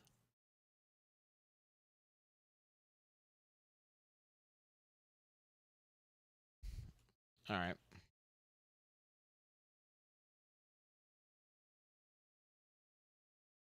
Let the computer take care of it. All right, all right.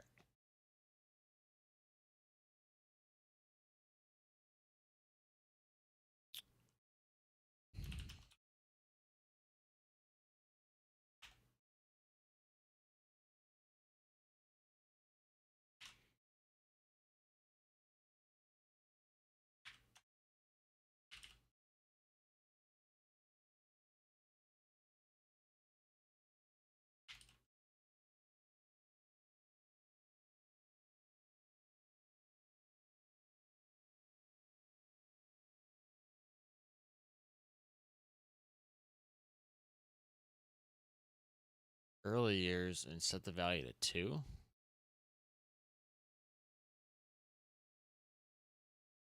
Oh, I get it. Okay. That's the first 2 years of a dog. Okay, okay.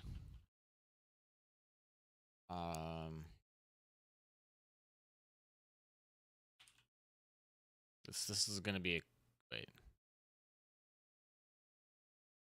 The value saved to this variable will change. It can't be a constant variable then.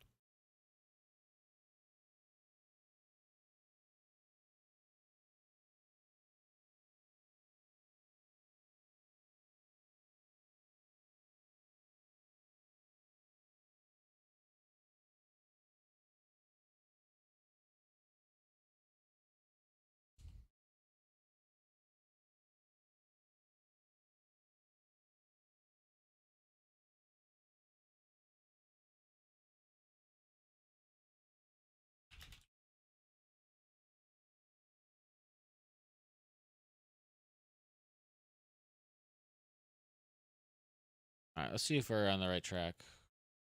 All right, constant, set it to my age. Got it. Let early years equal to. Okay, all right, we're on the right track. Sorry, this lady's boring.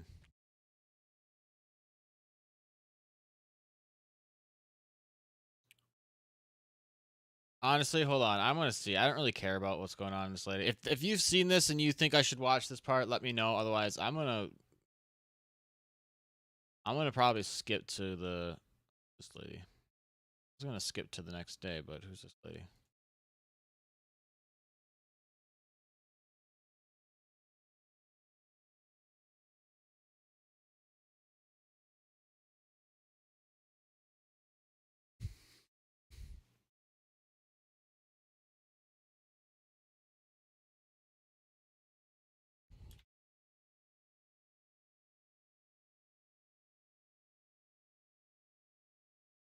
Australia.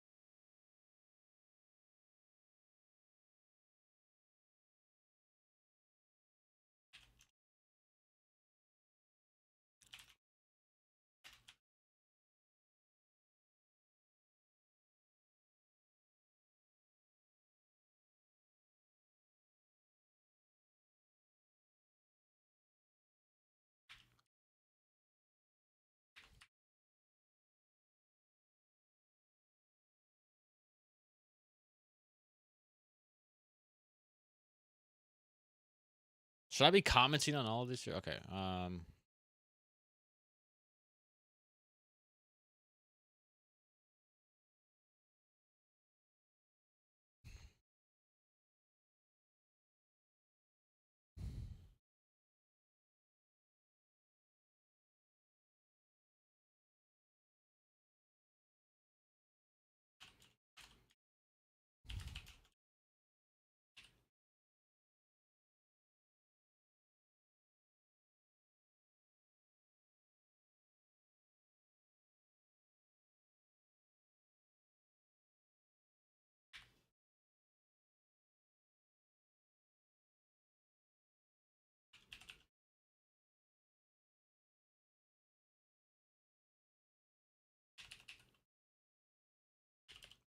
These are probably bad comments.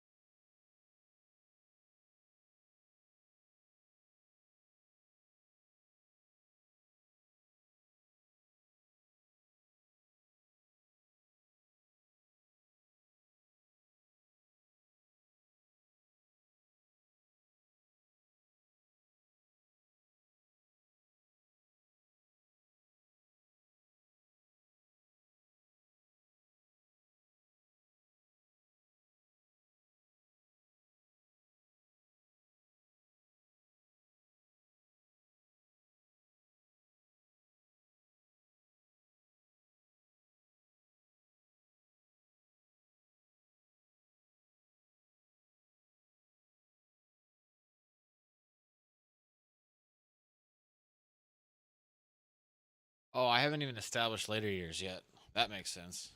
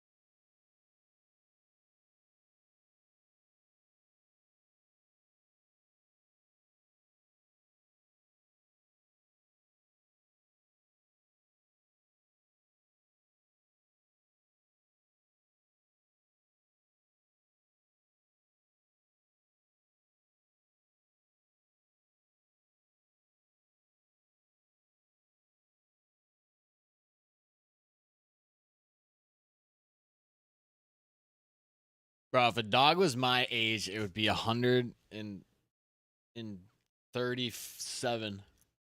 Because now we have to add the early years and later years together, right?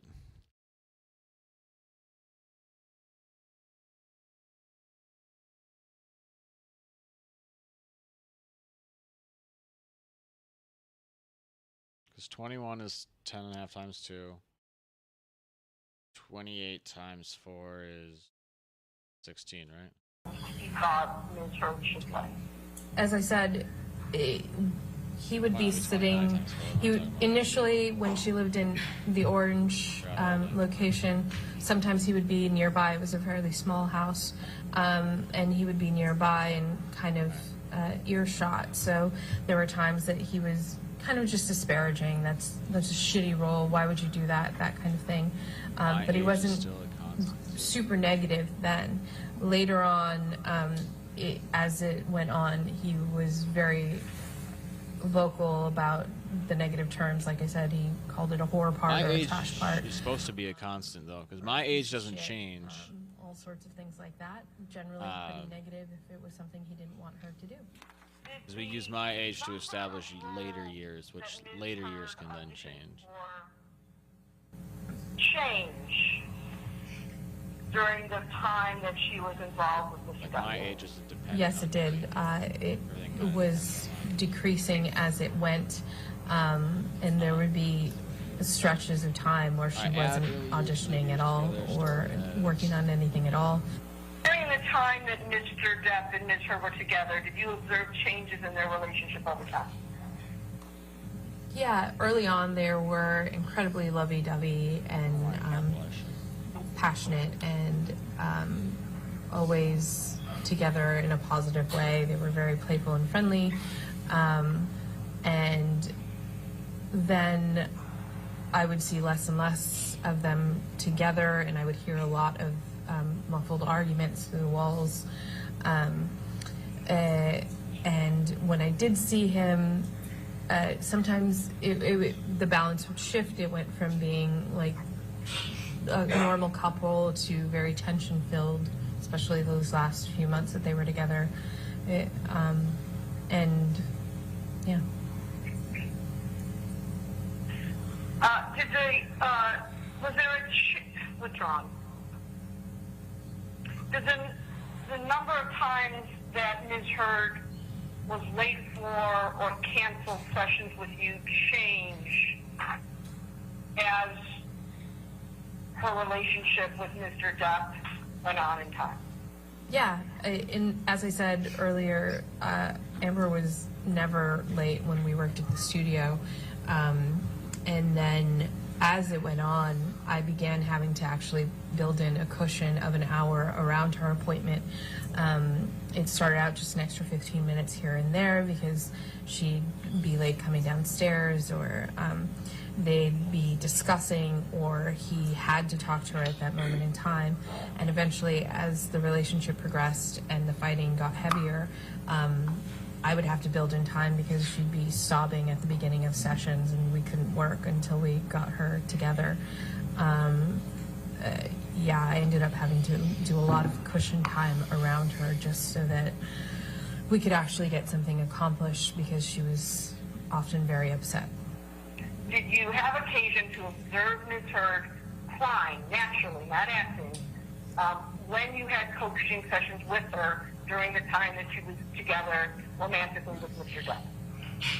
I would say the last year they were together, probably 80–90% of our sessions began with her crying. That would be increasing as it went on. Ironically, she has a little difficulty crying, acting-wise, so which a lot of us do, and so yeah, we would have to work on the stand. She when we were doing clearly it could not acting-wise, cry very but well. It was a lot towards the end there, a lot of crying sessions. Based on your testimony here, Ms. Sexton, is the acting, is the You guys want to crying get started that on she did in a today's trial role because yesterday's. different than the crying you observed so often in the last year of her? This isn't really interesting to me. Let's go on to today's. This other lady wraps up, it looks like.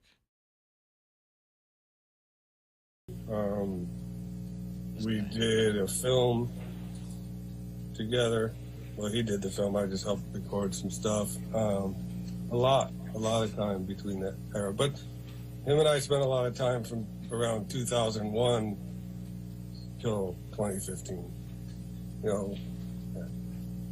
Based on your personal observations from 2011 to 2016, did Mr. Depp ever abuse illicit drugs? Yeah, I mean, I think that abuse is the wrong word, but, you know, I think that, yeah, it was going on.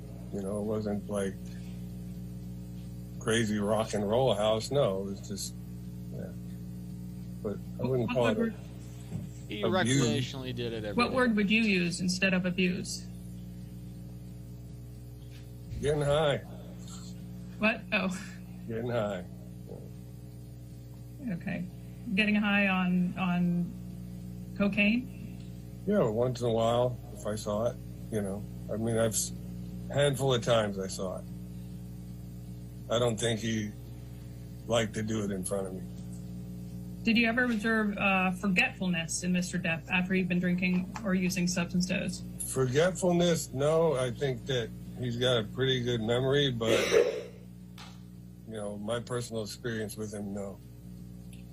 Did Mr. Depp's drugs or alcohol ever impact the band when you were bandmates or its music performances? We were all young. No, we were kids. We all did bad stuff then. Are you aware of Mr. Depp achieving any period of sobriety during the years that you've known him? Yeah. And when was that? It's hard for me to, I mean, it was right around, we'd have to look it up, when he did Lone Ranger. He seemed really kind of focused and wasn't drinking.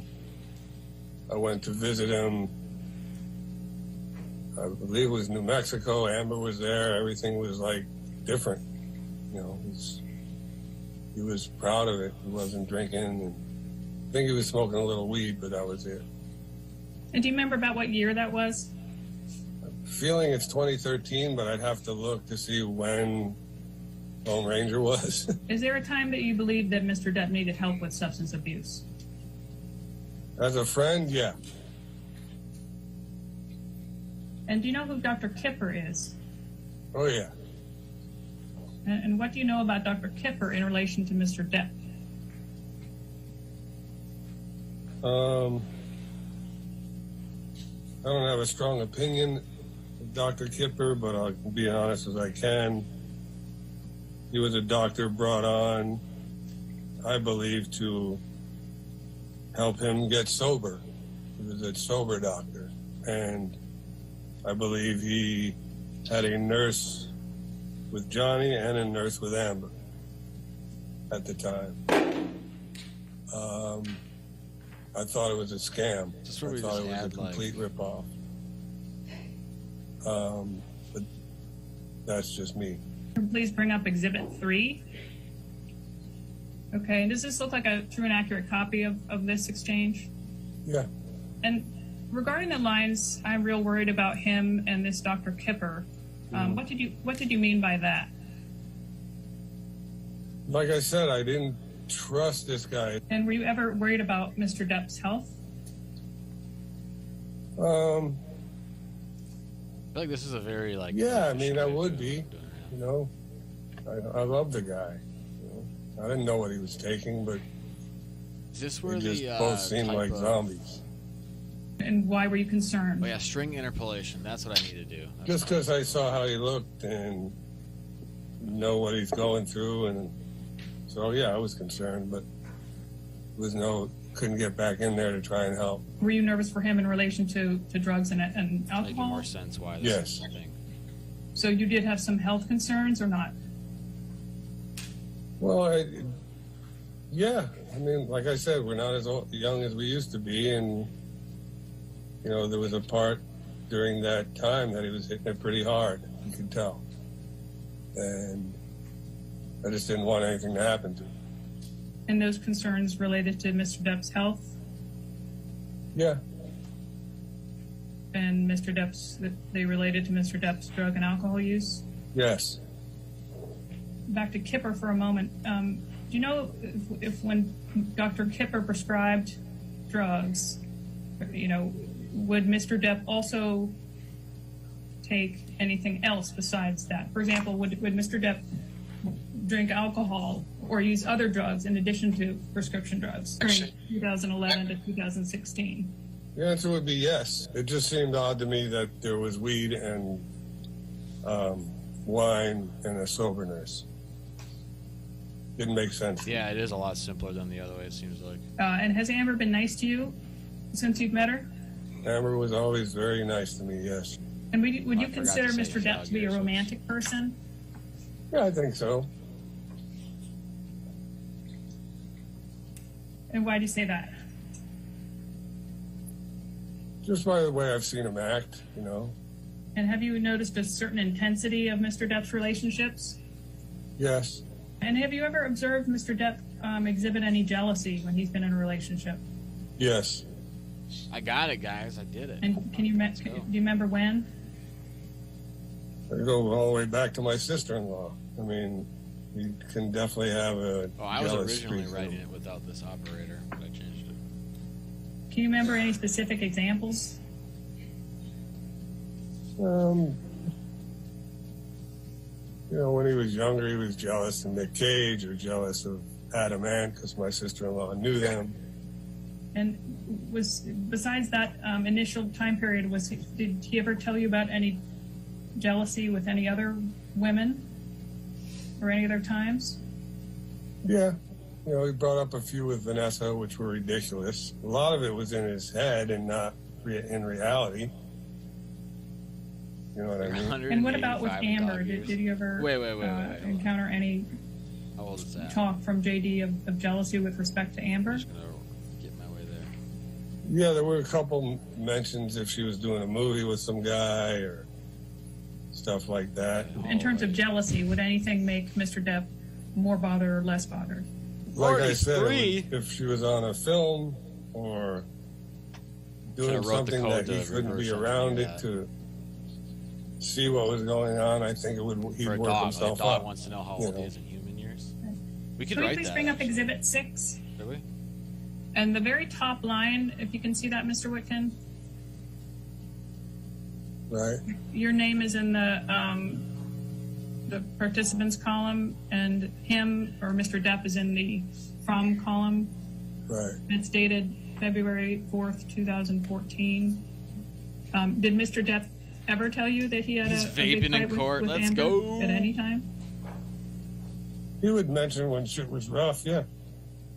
You know, if they were having issues, yeah, he would mention it. How would we Do you have write any it the personal other way knowledge around? of We wouldn't observing establish my age, 'cause my Mr. age Depp would become and Mr. Manson together? my age. Well, we could just Yeah, say but my age is you the can't dog blame age. somebody's drug abuse on somebody else. But yeah, him Early and years, that makes Manson would hit sense. it pretty hard as well. Okay. And they would, if I hit it hard, they would do... They would drink and my my age in human Smoke years. weed. I don't know if I ever saw Manson do blow, but I would assume that he did. Just divide by 4, right? He's done everything else. Okay, but you would see them drink together? Yeah. I worked with them both on a few things, so. Let's go to Exhibit 8, please. Yeah. We can see that it's the same date. It's February 3rd, 2014. Text exchange between you and Amber.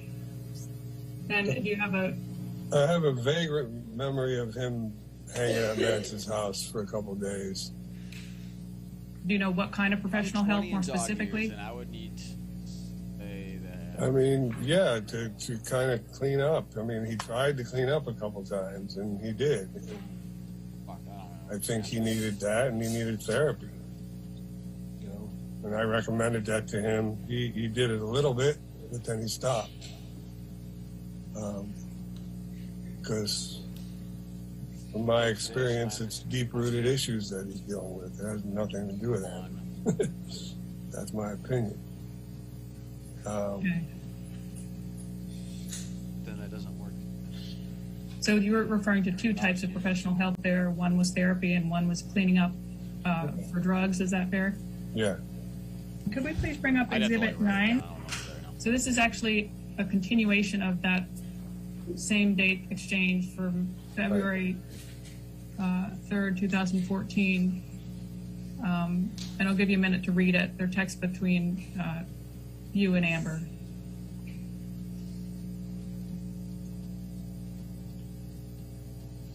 Right. Do you think that you were going over there out of concern? I mean, obviously, she was concerned, so I was concerned, and you know, going to Manson's would have been interesting because I don't know if he would have left. But I was trying to get there. I know it looks like I was trying to get through the mansion or find out where they were. Okay. Can we pull up Exhibit 10, please? Do you remember this exchange as sort of part of a continuation of the last exchange? Yeah, probably what I was doing is reaching out to the assistants to see where the fuck he was and how he was. Who was this guy? Because obviously I didn't get any real answers. Can I please bring up there's just a lot of Exhibit random 12? witnesses right now. It's April 28th of 2016. Okay. How often were you around Mr. Depp at this time in April of 2016? Probably a bit. Is all the good Depending stuff on in the if trial we're over? rehearsing or Are we done recording. with all the good bits now? Had Amber My and Johnny dates are a already little testified. squirrely, but What is a string? And yeah, do you have probably a bit. I can't fucking say. Do you have any memories of at this time of Mr. Depp getting high or drunk? I mean, drinking while we were working, yeah. Smoking weed. Yeah. So I think your prior testimony was that you've not observed arguments between Mr. Depp and Amber. Is that correct, or is that wrong? I've never seen them physically abuse each other. No. And did you say this was at 3 in the morning when he called? It was late. I just remember can't this funny exactly, word, but it was template letter. later than I imagined that I'd get a call. So I thought it was, something bad. So yeah, I went down. But number equal 10. So Stephen called at around 3 in the morning, and then you went down, and your understanding, you went down after that call? Yeah. And what was your understanding of the reason you were called? Yeah, that it was just crazy arguing and stuff going on down there, and for some reason he thought I could help. What was crazy about it? Right. I mean, I think what was crazy to me is that's the first time that ever happened. The first time Stephen ever called me for help like that.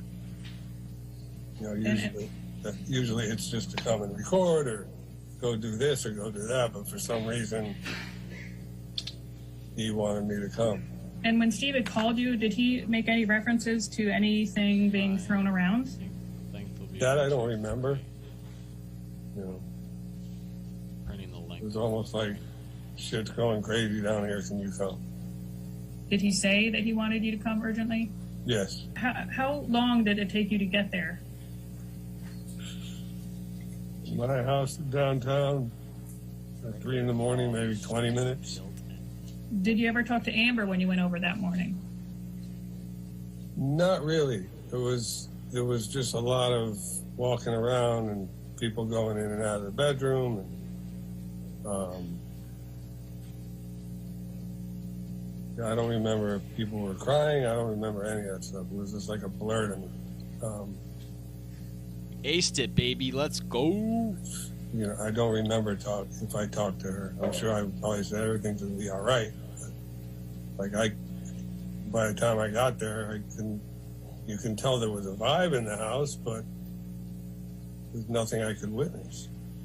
What was the vibe in the house? Yeah, just people, a little bit of an edge, And look, I got called down there at 3 in the morning, and there's the mom up. I mean, it was obviously, to me, something went down, but I didn't see anything. And if we could pull up Exhibit 13, please. And do you recognize the person in this picture? Yep.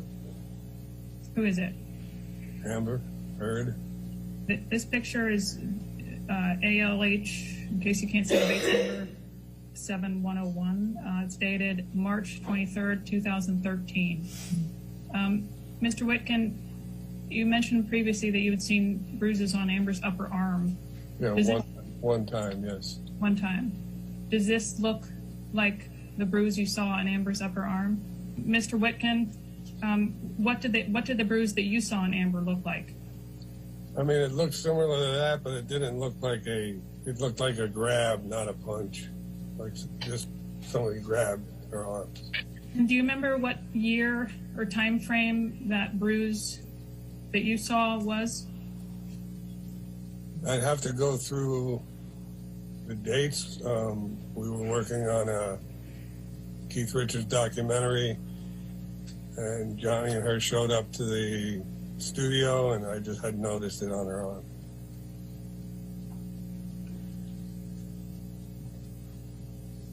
But I don't know if it's the same date or not. Did the bruise look like this bruise? It's in the same vicinity. I don't know if that's the one. Can you tell me more specifics about that bruise? What did it look like? Like I said, it just looked like she was grabbed. That's all. That's what it seemed to be. Finger marks. And did you ever talk to Amber about that bruise? No. And when did you see Mr. Depp with a fat lip? Late. I'm thinking it's sometime in either 2015 or 16 during rehearsal. Could have been can you be more precise of a month? Do you think it could have been in the spring of 2015? Yeah, I don't remember. I mean, we toured spring to summer, so yeah, maybe it's the spring of 15 or 16. I think it was 16. I think. Well, we did do other rehearsals for other spot gigs, so I. All right, this guy's boring. Your name and address for the record. Tracy Renee Jacobs, Los Angeles, California. And what is your current occupation? Tracy. Talent agent. And how long have you been a talent agent? 34 years. Ms. Jacobs, when did you first begin representing Mr. Depp? Oh, she's pretty damn good. She when found him. I was at another agency at ICM, I think it. I represented him 30 years. So now, since he's been gone almost 5 years, you can subtract 35 years. And then when I came to UTA, I believe it was 1998, he came with me. And I've been at UTA for, well, now it's been 20. I think we need to write a coding script just for what she's saying right now. Last 4. He was with me from the beginning. During the time that you represented Mr. Depp as his talent agent, please describe the types of jobs and responsibilities you performed for him. I was his agent, so my job, as all agents are, was to find, procure and negotiate jobs for him, acting jobs for him initially. Well, I'm assuming if you were his talent agent that you would know how his career was tracking over that 30 years you were with him, would you not? He became the biggest star in the world. Fuck yeah. Mic drop. Fucking A. Do you? I love hers lawyer doesn't know what to say right now. He's like, you should know how Johnny did. You should know how Johnny did. Everybody knows who Johnny Depp is. Take any credit for that? Yes. Fuck yeah. And Atta why? girl. What do you think your contribution Look, he's laughing. to Mr. Depp becoming the biggest star in the world?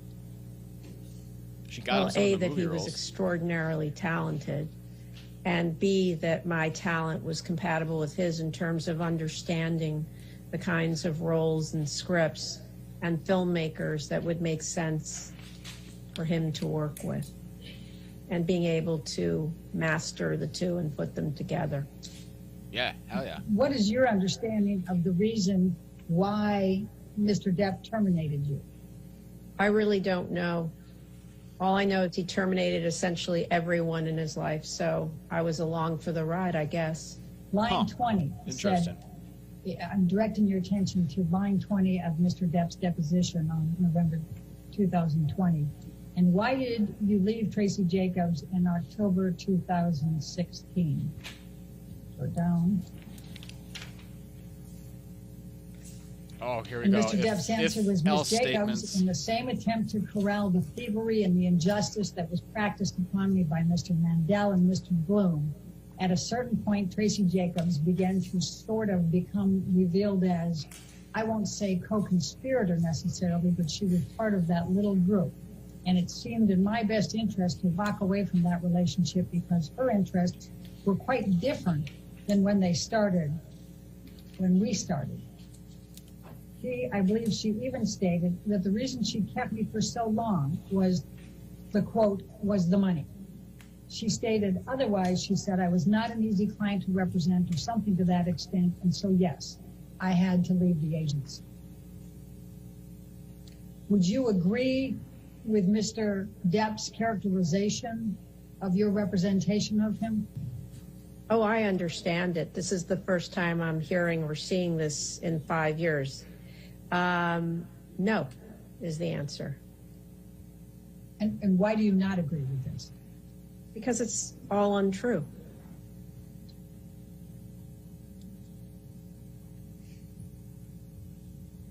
And then I asked him, after asking if he sued you, and he said no. He did sue Mr. Mandel and Jake Bloom, so I thought it was prudent to ask. Then I asked him, did Tracy Jacobs say why she did not consider you to be an easy client to represent? And he answered, she never expressed any of those things to me. These are things that she was able, I guess, she came to the realization that I was not easy to represent after I fired her. But Ms. Jacobs, there was conflicts of interest all over the place. She had been represented by Joel Mandel. She was also, to some degree, represented by Jake Bloom. So therefore, there was an obvious, great, huge conflict of interest, which I lived with for a little while and thought, no, it's not a good idea.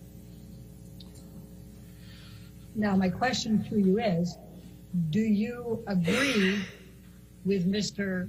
Depp's characterization that you only expressed that he was a difficult client to work for after he fired you? Absolutely not. Do you agree that you had conflicts of interest all over the place in representing Sorry, I'm Mr. listening Depp, to this right now. This is interesting. as he states here? No. Do you agree that you had been represented by Joel Mandel? Nope, never. Was Mr. Depp a difficult client to represent? He wasn't initially, and it became far more complicated in the last 10 years of my representing him. And how did it become far more complicated in the last 10 years you represented him?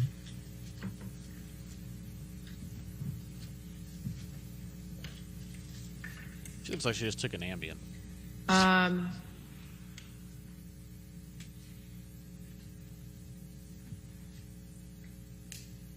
His unprofessional behavior. What the fuck is she staring off into? Like, Anything else? I think that covers a multitude of things. And that's going to be my next question. What do you mean by Mr. Depp's unprofessional behavior in the last 10 years of your representation? Showing up late to set consistently on virtually every movie. I would get yelled at. I never said to him, "You're a difficult client." I never used those words, but I was very honest with him and said, "You've got to stop doing this. This is hurting you." And it did. And, yeah. Interesting. Did, even with your speaking to Mr. Depp about him consistently showing up late for set, did he correct that behavior during that last 10 years? No.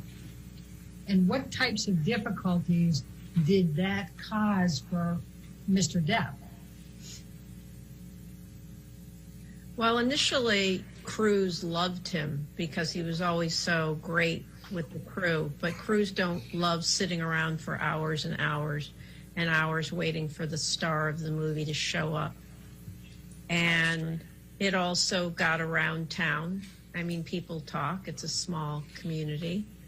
And it made people reluctant to use him toward the end.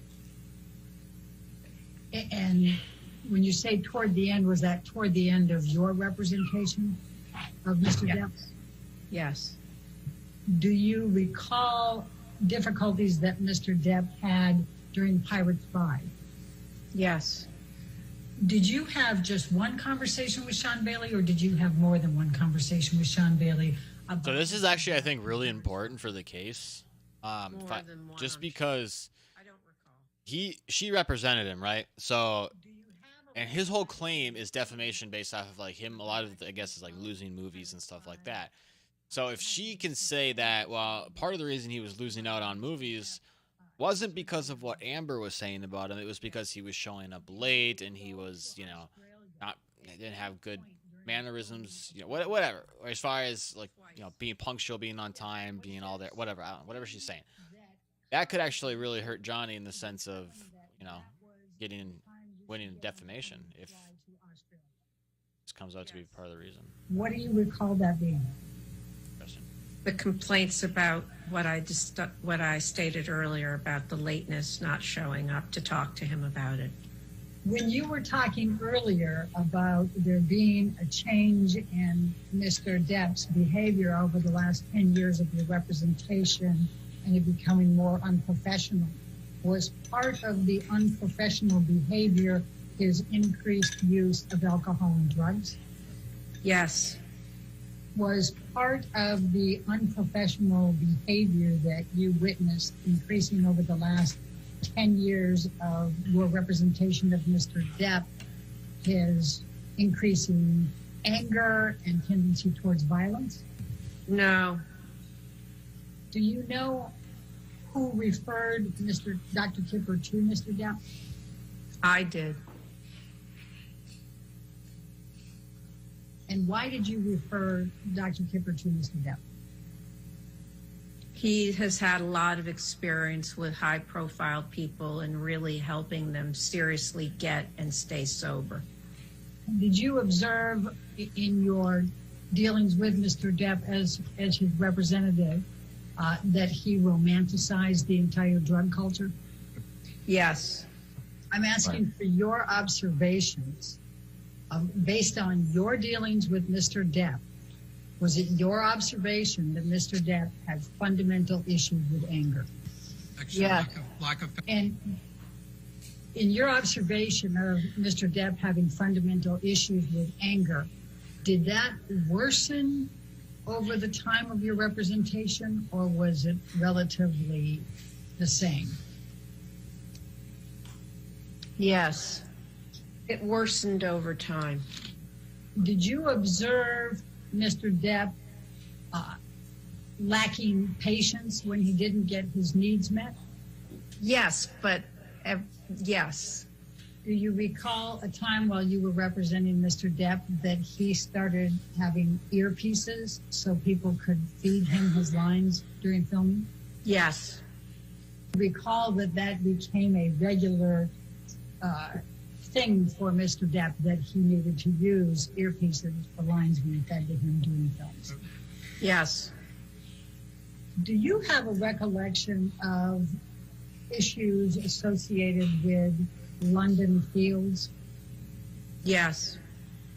I'm going to ask you to take a look at deposition exhibit number 8. Ms. Jacobs, I'll take you to the second page first so you can just read the frame. And there's really just a part there.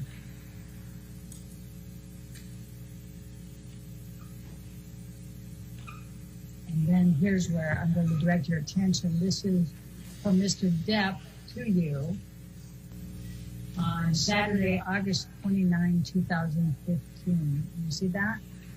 Yes. Oh, interesting. Okay. What does it say?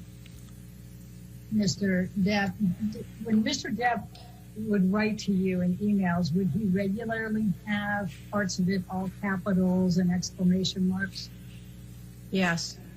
Harleys, he says fucking Harley. What is he talking about? I think he's referring to, I don't know. I think he might be referring to the daughter of a director friend of his, but I'm not sure.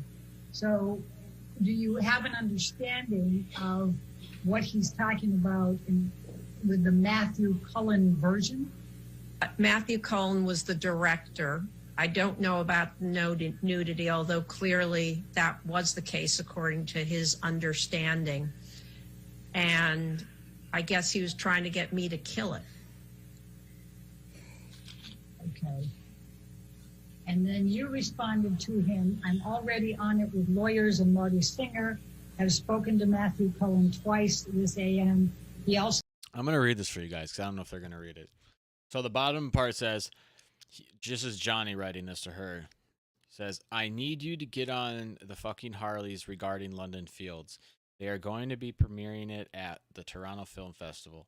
Despite our letter of legal action, if they used their version and not the Matthew Cullen version, it is in Amber's contract that there will be no nudity, and her fucking agents are weak and insipid. Also, they were told that I would not allow... they were told that I would not allow them to use any of my work in the film, as they had agreed to do the film based on Matthew. So what it looks like is there's two versions to this film, and they all agreed that they're going to use Matthew Cullen's version, and it looks like they're deciding to premiere the other version instead, like last minute or something. That's what it kind of looks like here. And Johnny's incensed about it, which honestly I could see that making sense, because if they agree to like not use his work in any of it, then that should be agreed upon. And if they're using a version where Amber is like nude in it and they agreed not to, then it's kind of fucked up too. I mean, at the end of the day, if there's a contract or anything about it, then if they sent him a letter of legal action, I'd be mad about it, I guess. I don't know much about the story other than this, but this is the top thing he writes. It goes, "It must be shut down or I will sue them 18 ways from fucking Sunday." These people are nobodies in this business, and they should be made to understand that we will ruin them instantly. Also wants it stopped. We are doing everything to shut this down. Was there another version of London? Oh, I'm sorry. I have to correct myself. He made a typo here, which is why Harley, he means Hanley. They were the producers. Ah, the Hanleys regarding London Fields. Can you recall anyone at Disney committing in any way that Johnny Depp would be in Pirate 6? No. I don't think this is talking about Pirate 6, but maybe it was. You testified at the beginning of this deposition that while you represented Mr. Depp, he was, I think, the biggest star in the world. Do you recall that testimony? Yes. And what would you say the reputation of Johnny Depp is today? These lawsuits don't help. What do you mean by that? I mean, it's endless, but I don't know because I'm not out there selling him anymore. Have you ever seen Mr. Depp engage in angry behavior? Yes. Now, were you aware that Mr. Depp filed a lawsuit in the United Kingdom against the Sun newspapers and Dan Wooten, the editor, because they called him a wife beater? Yes. Have you ever seen Mr. Depp hit a woman? Objection. Have you ever seen Mr. Depp throw anything at a woman? No. Have you ever seen Mr. Depp kick a woman? No.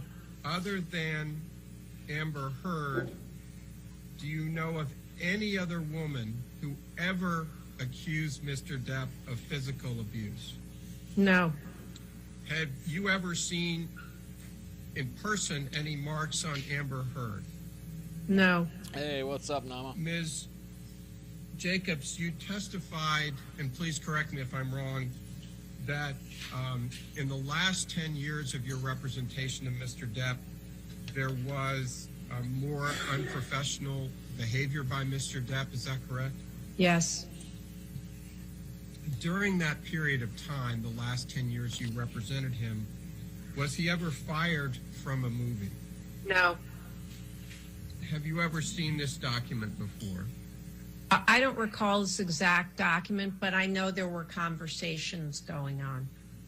What were you referring to when you said at the top of this document, Depp Exhibit 5, this is good news? That we were able to help him out when he was in financial desperation. When you say help him out, who is him? Johnny Depp. And what particularly was good news? That we were able to secure a loan for him through Bank of America when Ed White couldn't get him any money. And it was very helpful to him. What was the final deal for Murder on Imagine the being Orient broke. $5 million that for famous 4 of being broke. consecutive weeks, plus a great back end, which he has received significant money on subsequently. What was Mr. Depp's upfront compensation for Pirates 5? Yeah, he got paid $25 million with the back end. Would it be fair to say that you cannot say one way or the other whether Mr. Depp has hit, punched, kicked, headbutted, or choked Amber Heard? Yes. Can you say one way or the other whether Mr. Depp has ever hit, punched, kicked, headbutted, or choked anyone else? Yes. Can you say one way or the other? Do you know? No. Would it be fair to say that you were continuing to bring in good, solid work for Mr. Depp right up to the time Mr. Depp terminated you? Correct, yes. Earlier you said that Mr. Depp's reputation, that he became the greatest actor in the world, right? That's not what I said, but I said he became the biggest movie star in the world. Movie star, thank you, forgive me. So, as of the time that you were terminated by Mr. Depp in October 2016, did you still believe that Mr. Depp was the greatest movie star in the world? No. Why not? Because his star had dimmed due to it getting harder to get him jobs, given the reputation that he had acquired due to his lateness and other things. And what were the other things? Just, people were talking and the question was out there about his behavior. And that behavior included? I think I've described it several times. Would that behavior include alcohol and drug use? Yes. Mr. Chu asked you about City of Lies and you indicated that you didn't believe it was released. Are you aware that Mr. Depp was accused of punching a local manager in the face during the filming of City of Love? I read that. I don't know. Do you have any understanding of why Mr. Depp needed that loan in January of 2016? Yes, he had said he had come in and met with us, and he had asked for $20 million.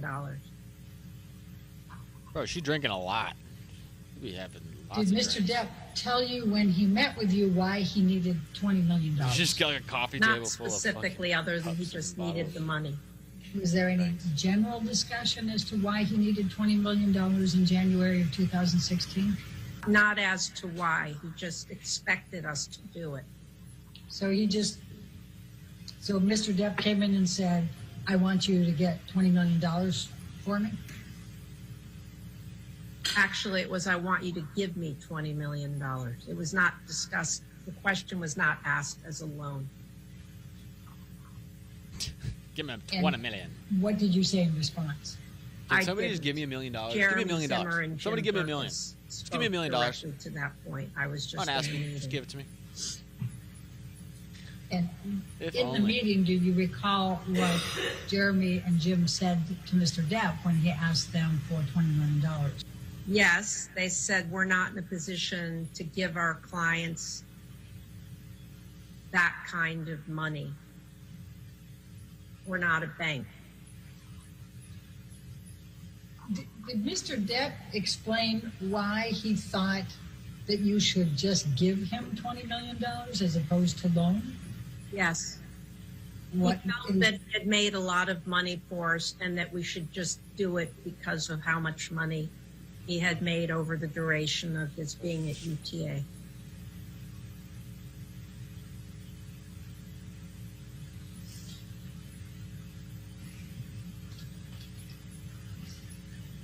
you ever had any other client who's ever made that kind of a demand? No. And do you believe the Rolling Stones interview, the article, damaged Mr. Depp's reputation? Yeah. Are you aware of any significant role that Mr. Depp has starred in since you were terminated that you did not negotiate and get for him? No. Did Mr. Depp get The Invisible Man? They didn't make it. They made it much lower budget with a woman, as it turns out, for Universal with Blumhouse. You were asked about whether there was any option contract for Pirates 6. And I just want to make sure I understand your answer. Were you involved in any kind of negotiation with Disney for any kind of option contract for Pirates 6 with Mr. Depp? Not that I can recall. No. Okay.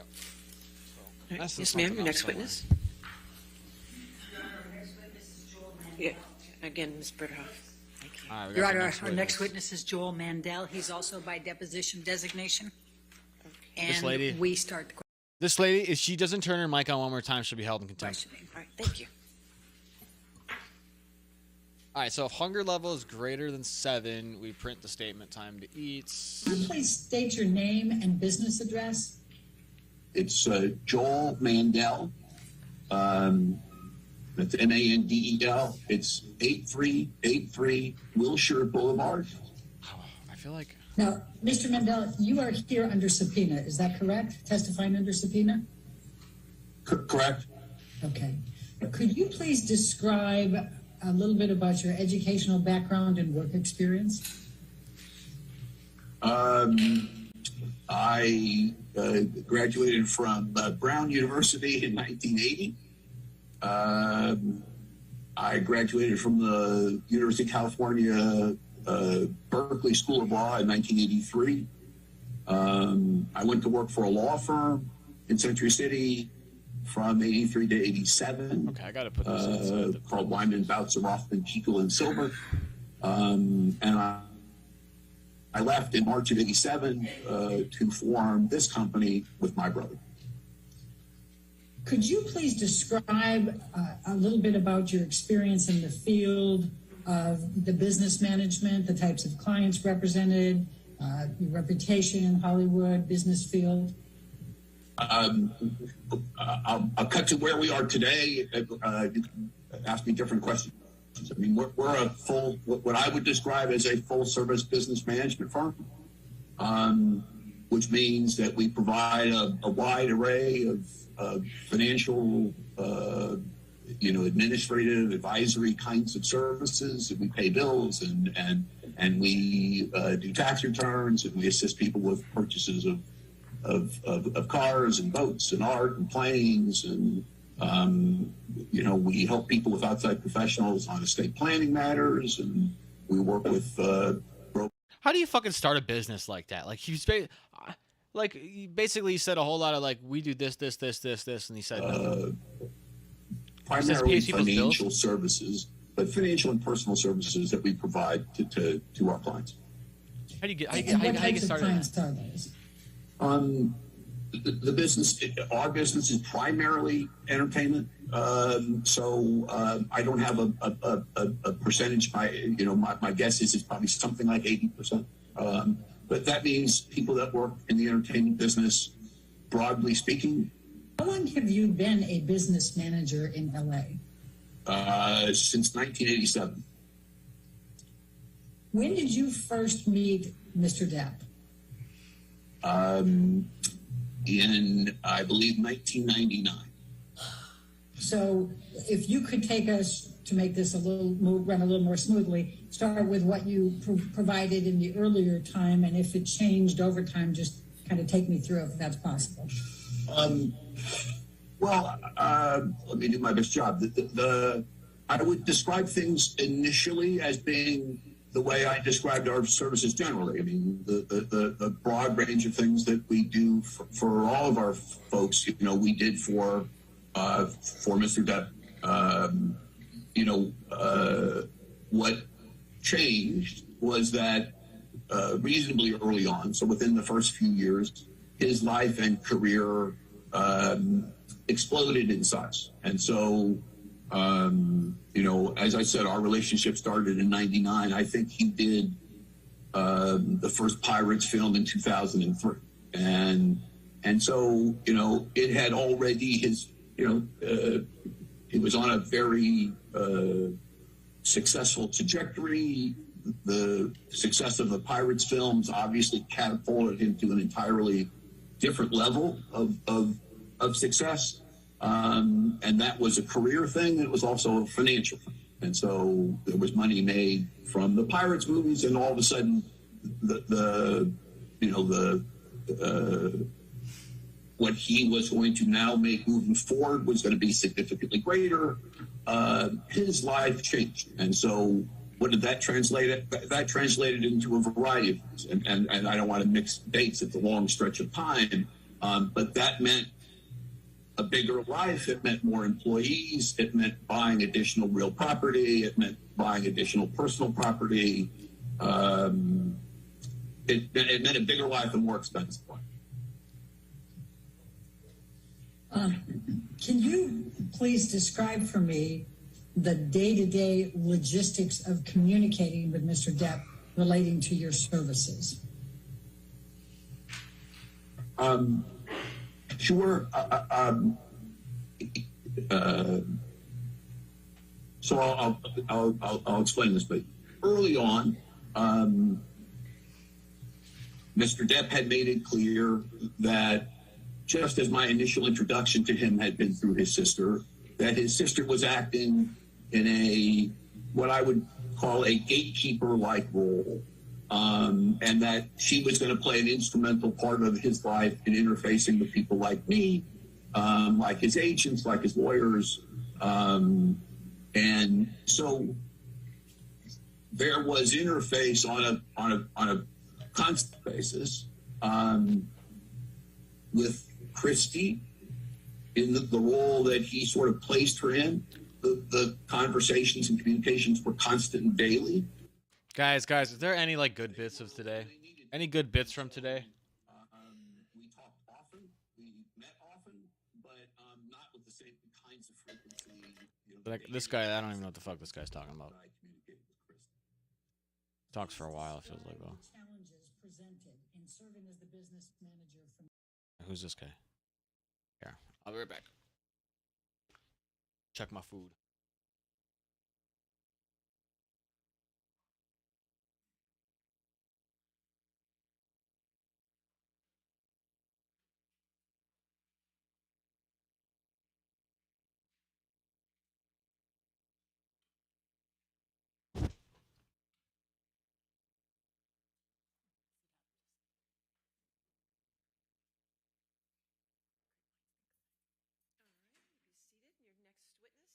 Your Honor, our next witness is Adam Waldman, and I will start the questioning, and then Mr. Rottenborn split that with me, and we'll be questioning next, and then.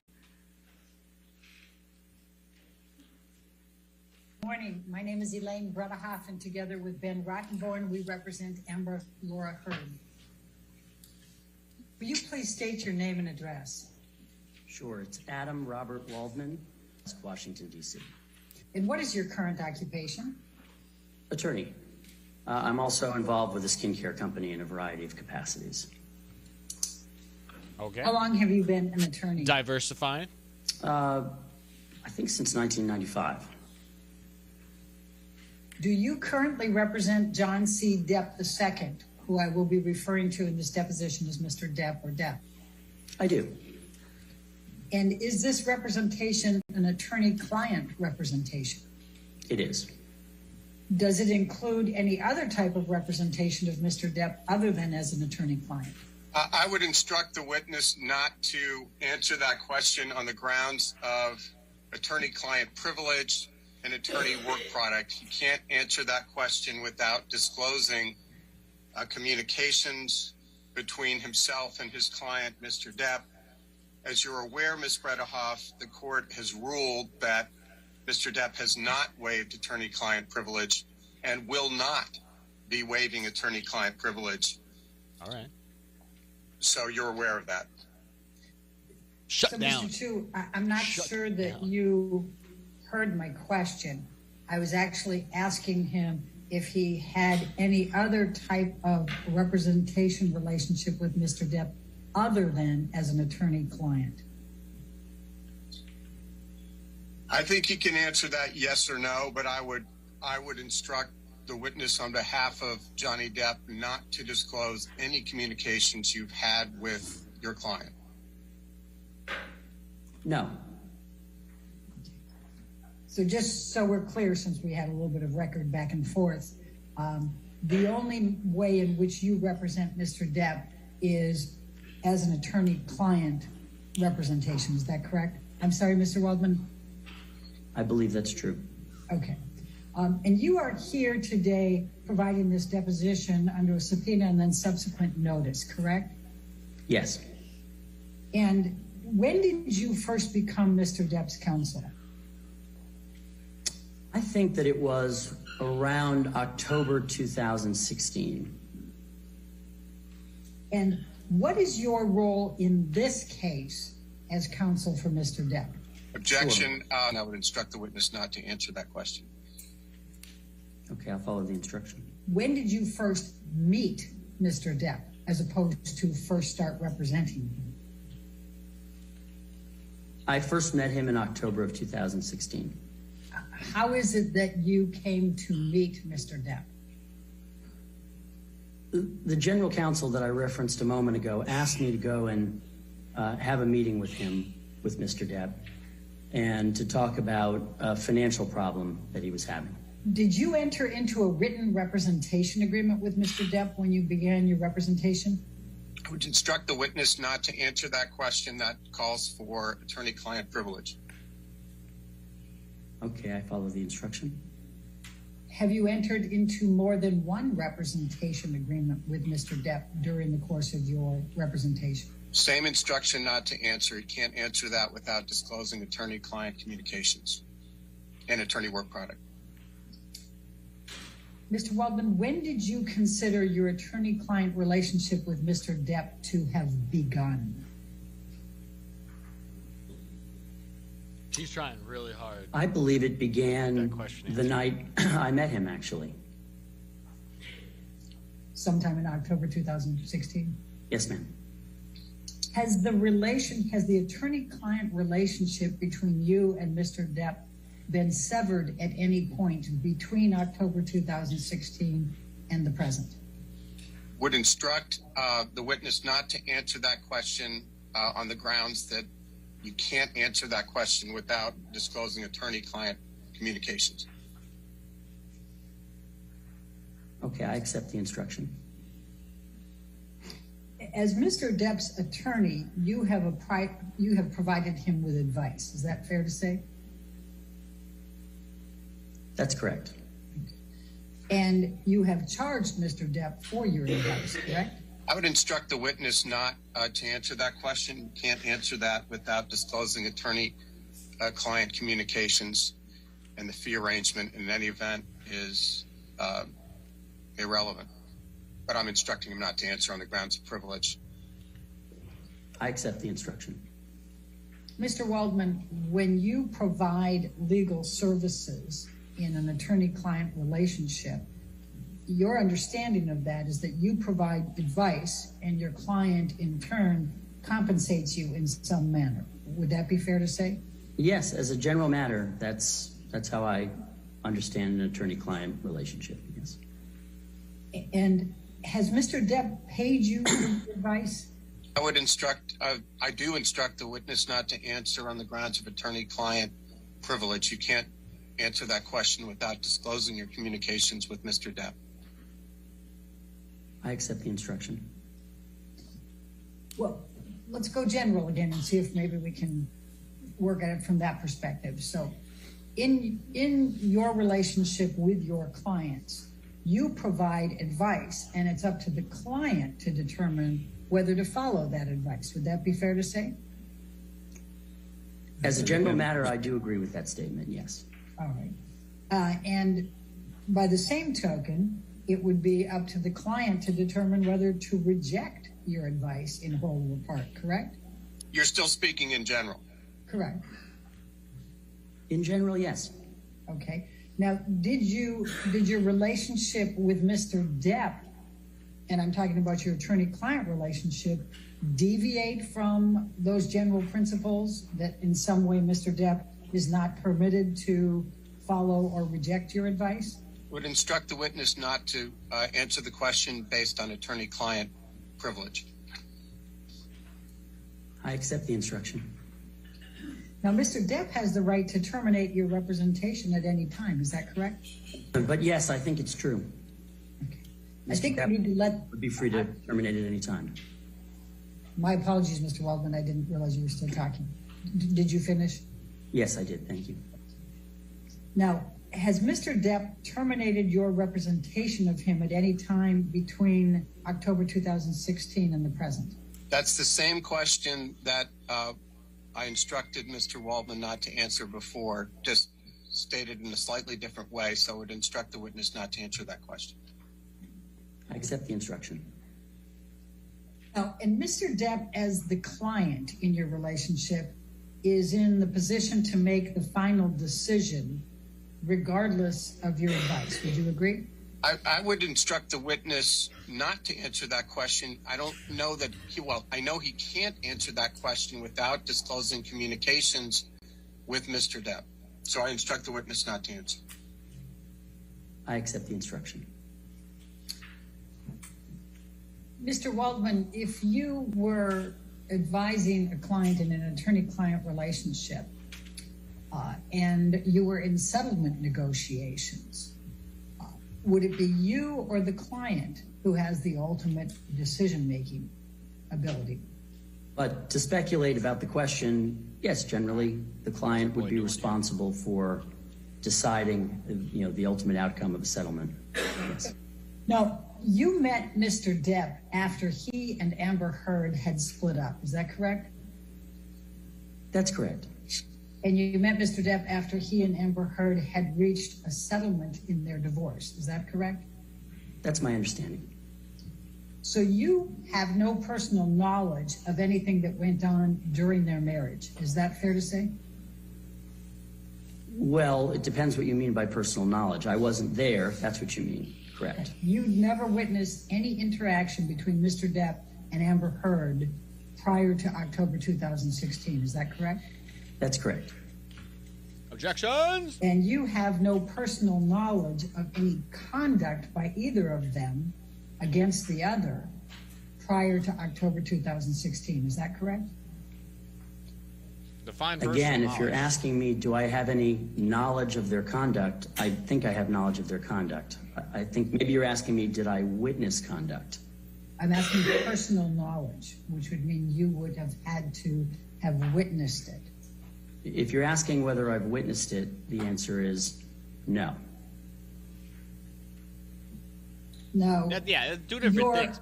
Initial knowledge of the relationship You can have personal knowledge of something and not witness it. was There's based a on difference. your interviews with Mr. Depp. Would that be fair to say?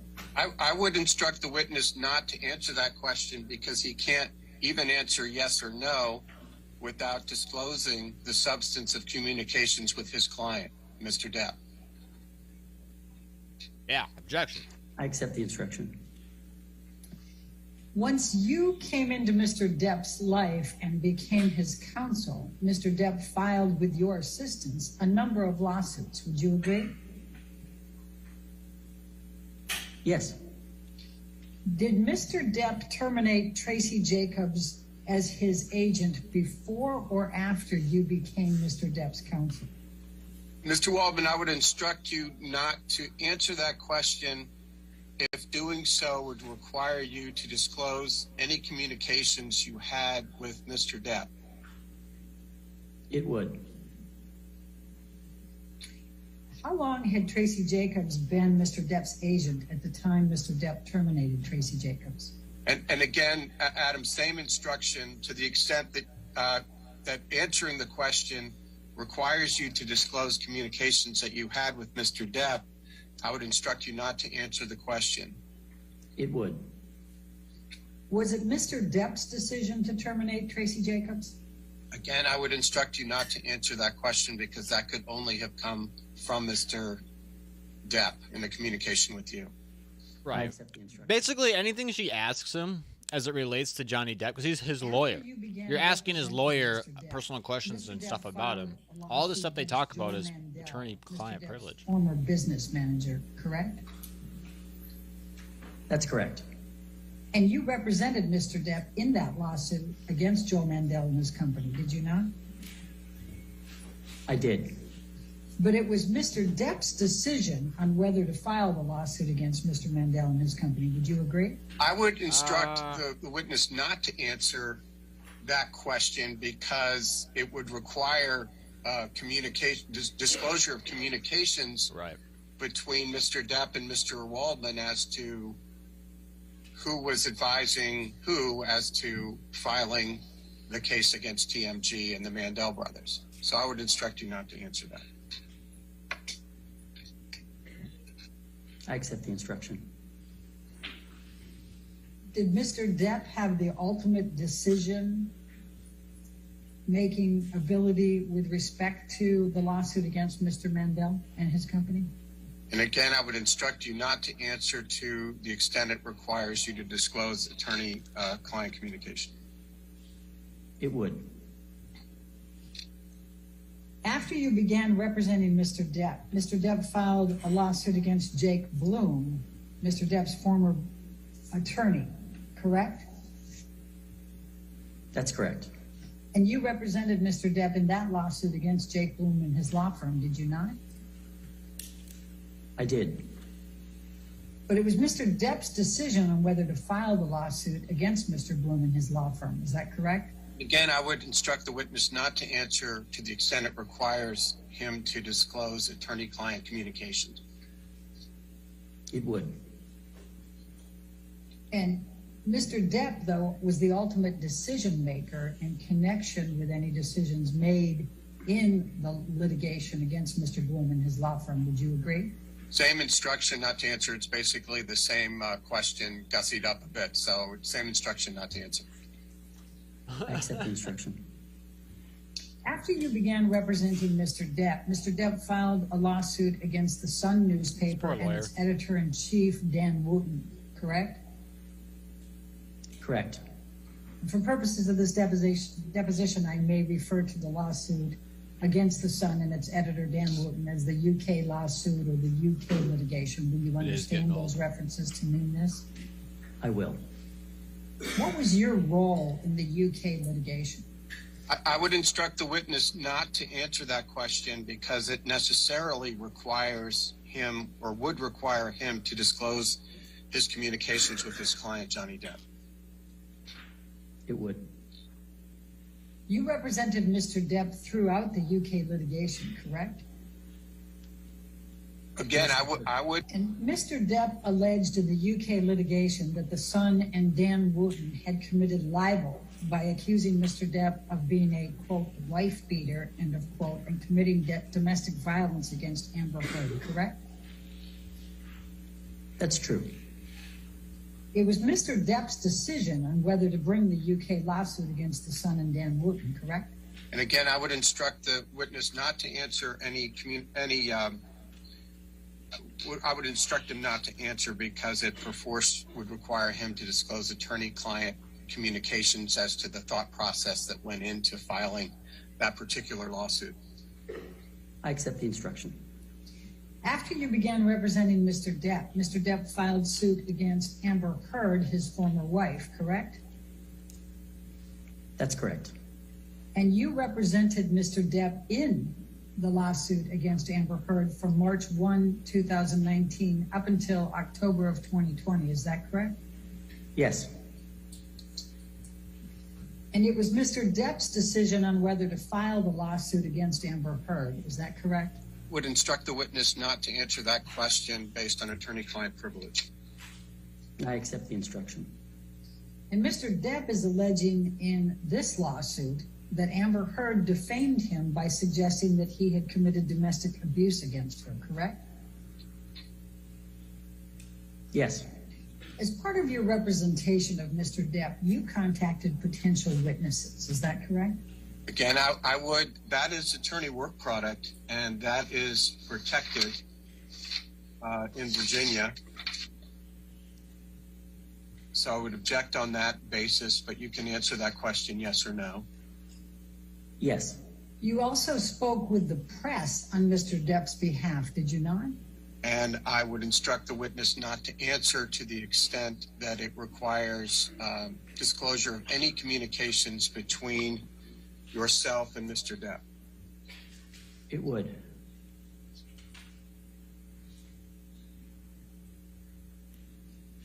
And therefore? And therefore I accept the instruction. How frequently did you communicate with the press on Mr. Depp's behalf? I would instruct the witness not to answer that question because impossible to do so without disclosing attorney-client privilege. I accept the instruction. Why did you communicate with the press? Same instruction not to answer on the same grounds. I accept the instruction. What were you hoping to gain? Same instruction not to answer the question. Oh my God. I accept the instruction. I accept the instruction. Social media users about this case other than public messaging platforms? Let me ask that differently. Have you communicated privately with other social media users about this case?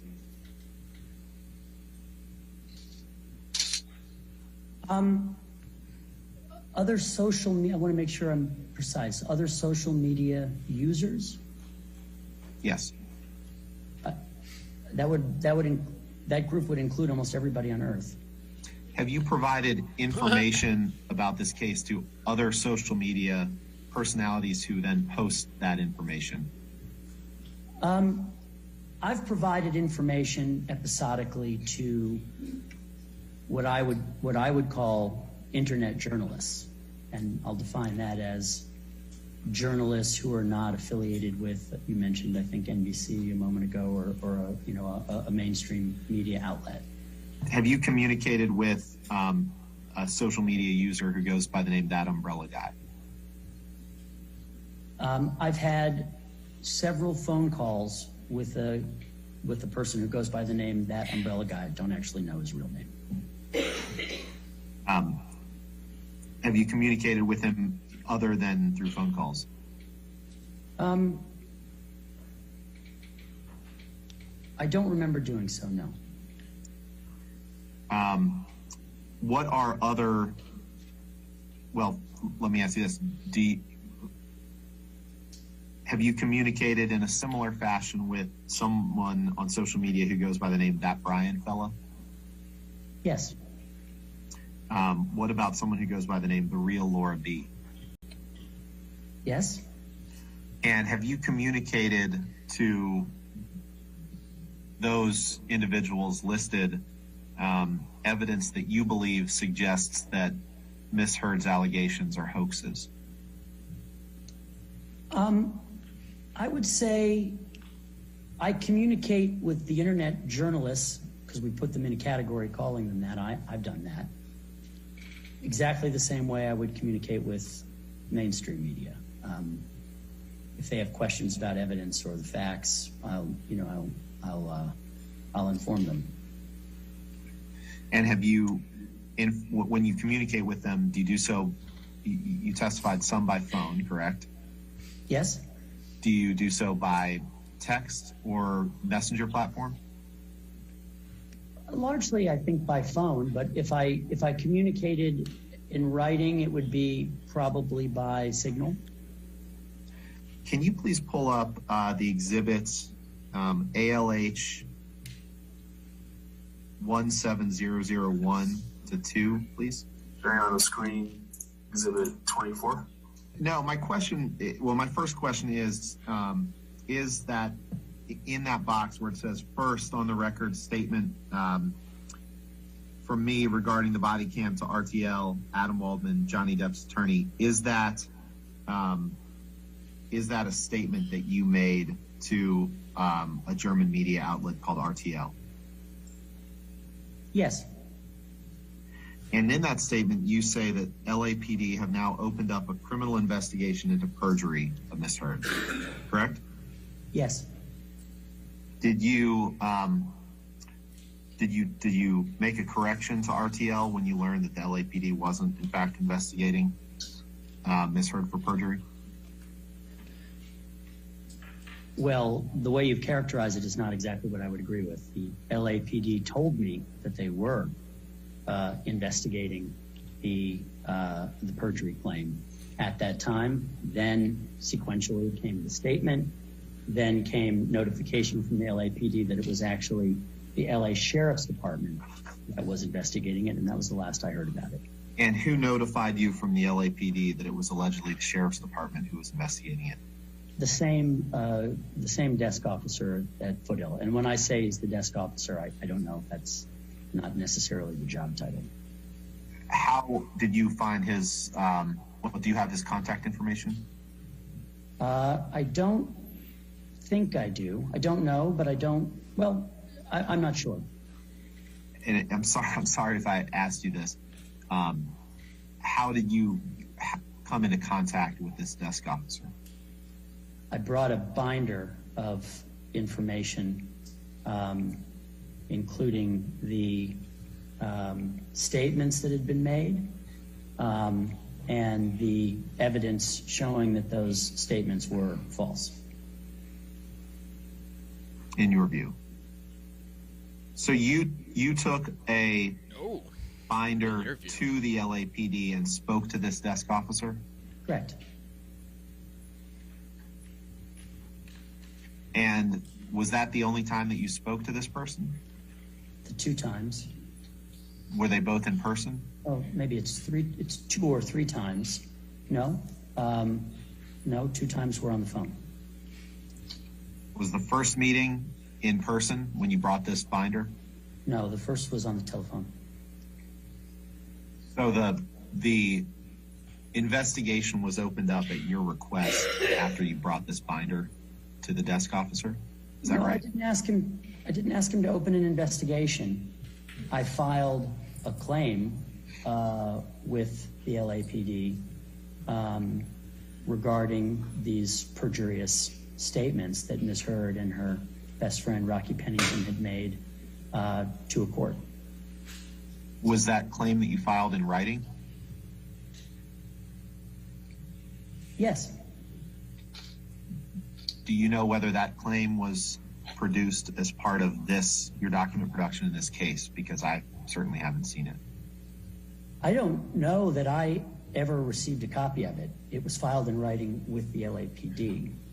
But I don't recall that I ever received a copy of it. Did you draft it? No. So what was it's you were talking to it's the kind of desk like officer condensing and the he was code taking right down now. notes, and It's kind of is that the right interesting. Like, referring to? Yes. it's a lot shorter hand doing it this way. Alleged written claim. But Yes. you almost have to do it this other way to understand what this even means, right? Did you sign it? I don't recall if I did. Did you ever speak to anyone other than your client about this alleged perjury investigation, other than your client and the desk officer?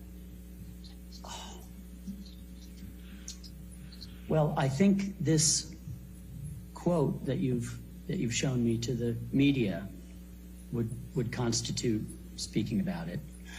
Did you ever hear anything more about this perjury investigation, to the extent it existed, from any other third party who claimed that they had spoken to anyone in LAPD or the LA Sheriff's Office?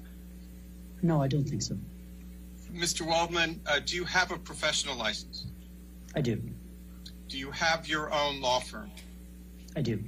What is the name of your law firm? Endeavor Law Firm. When was Endeavor Law Firm formed? I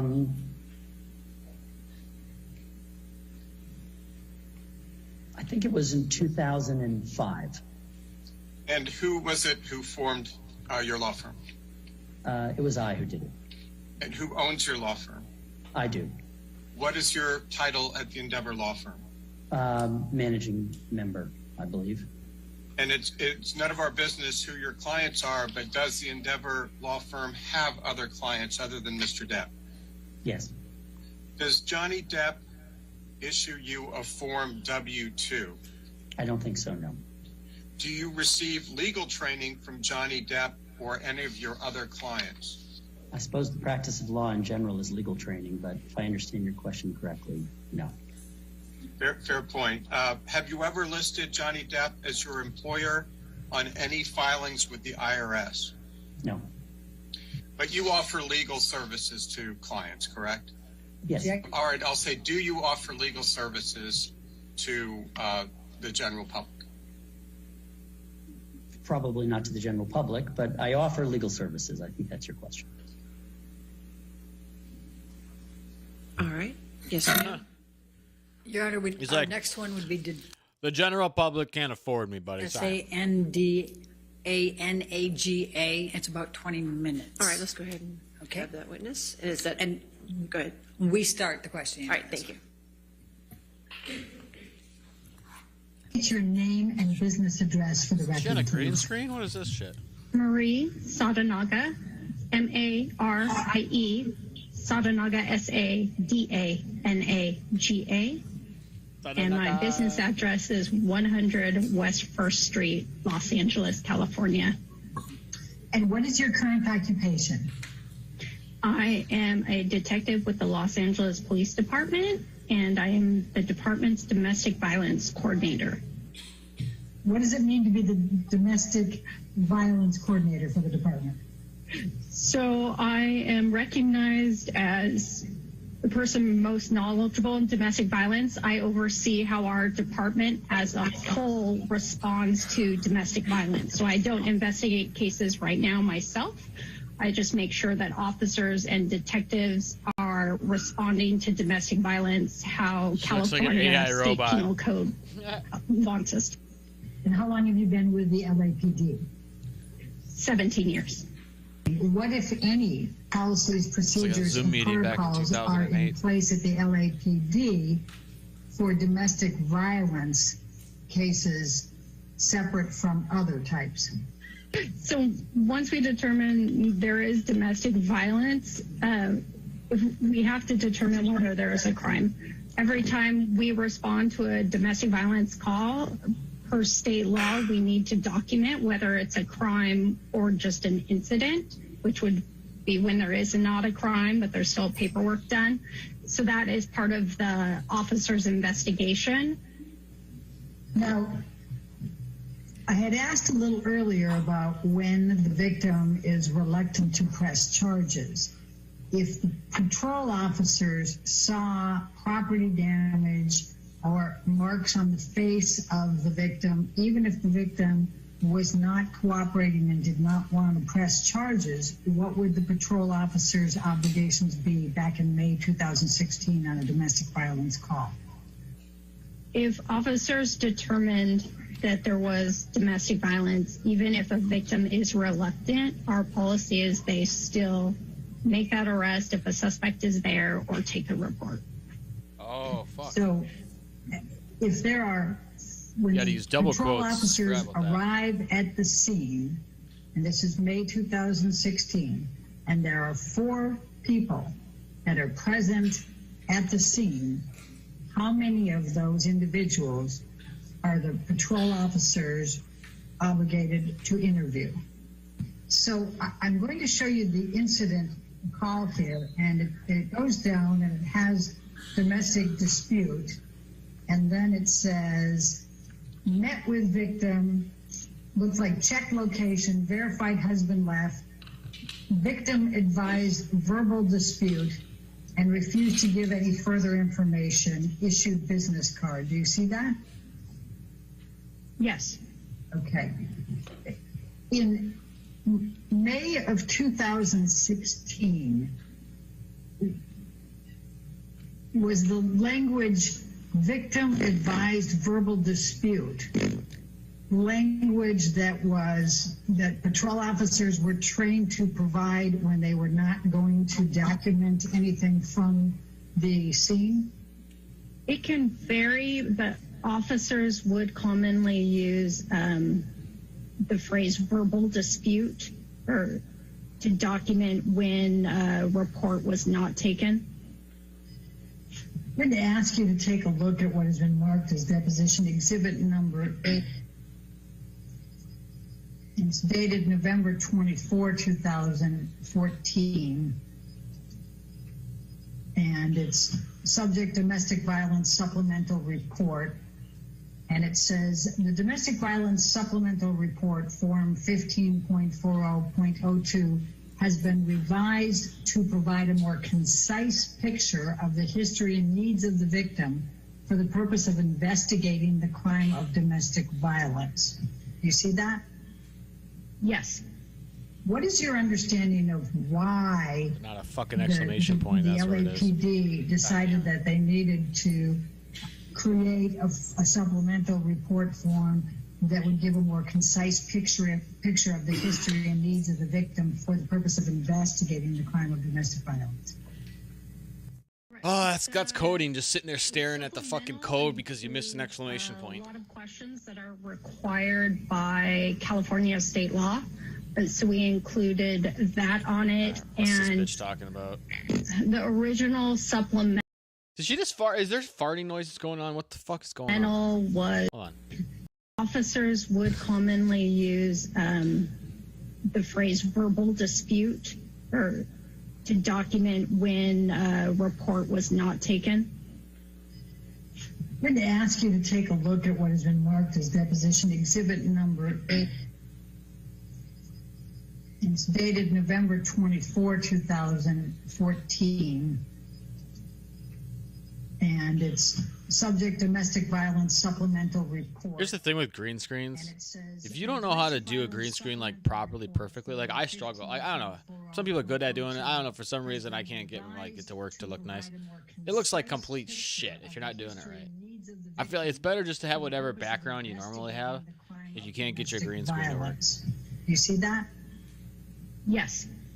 What is your understanding of why the LAPD decided that they needed to create a supplemental report form that would give a more concise picture of the history and needs of the victim for the purpose of investigating the crime of domestic violence? Right. The supplemental includes I'm moving on. Cutting people out of his life. Tracy. Absolutely untrue, but I moved out after that point. All right, we're going to get some spicy action again? Or are we out of spice for the day? Are we out of spice for the trial?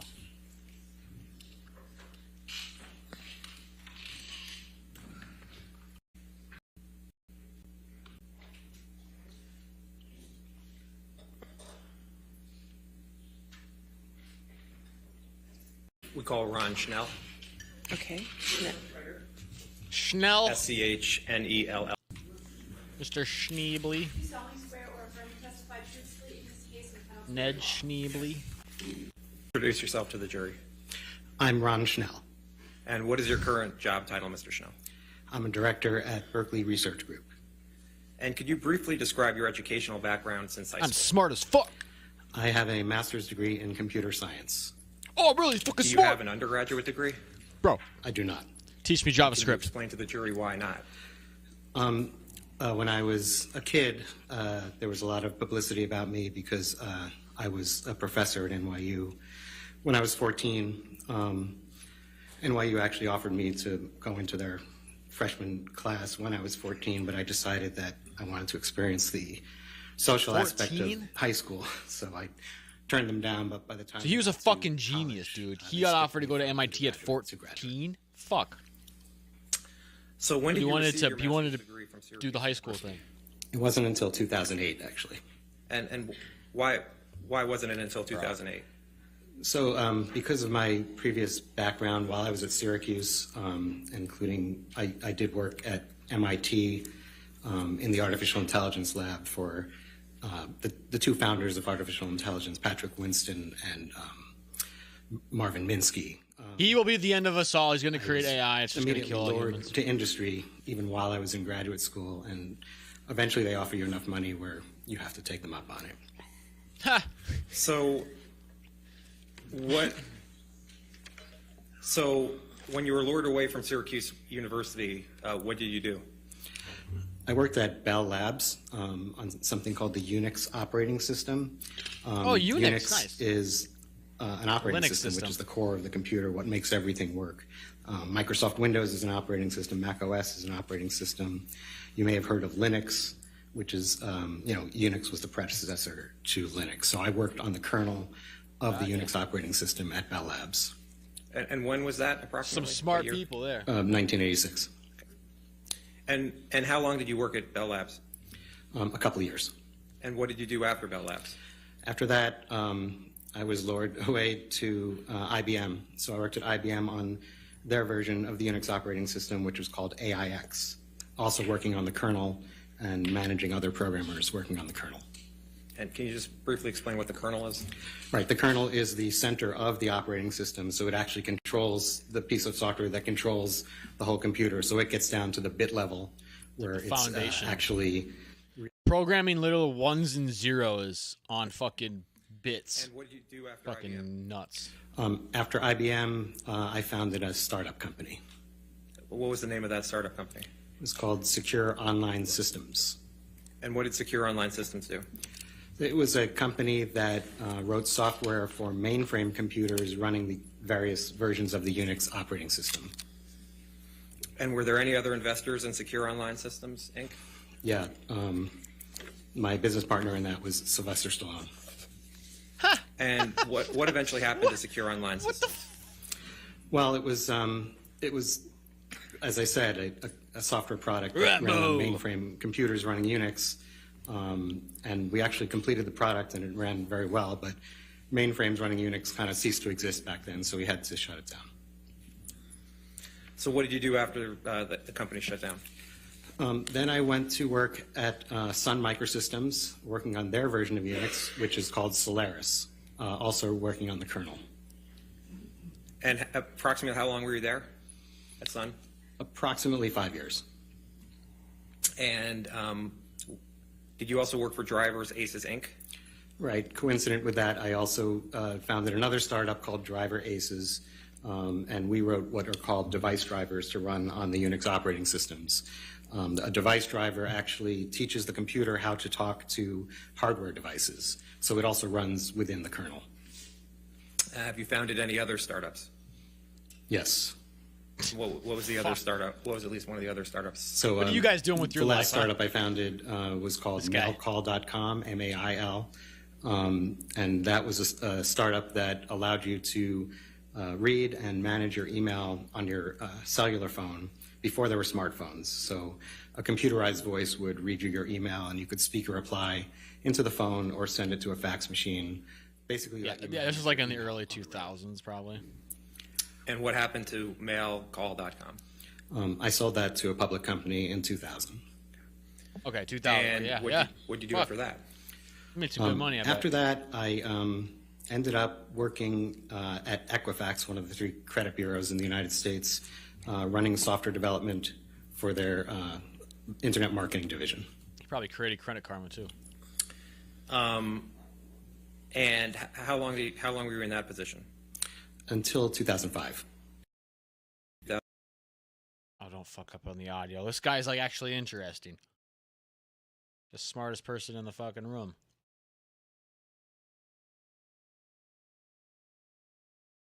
And it's frozen. That's some bullshit.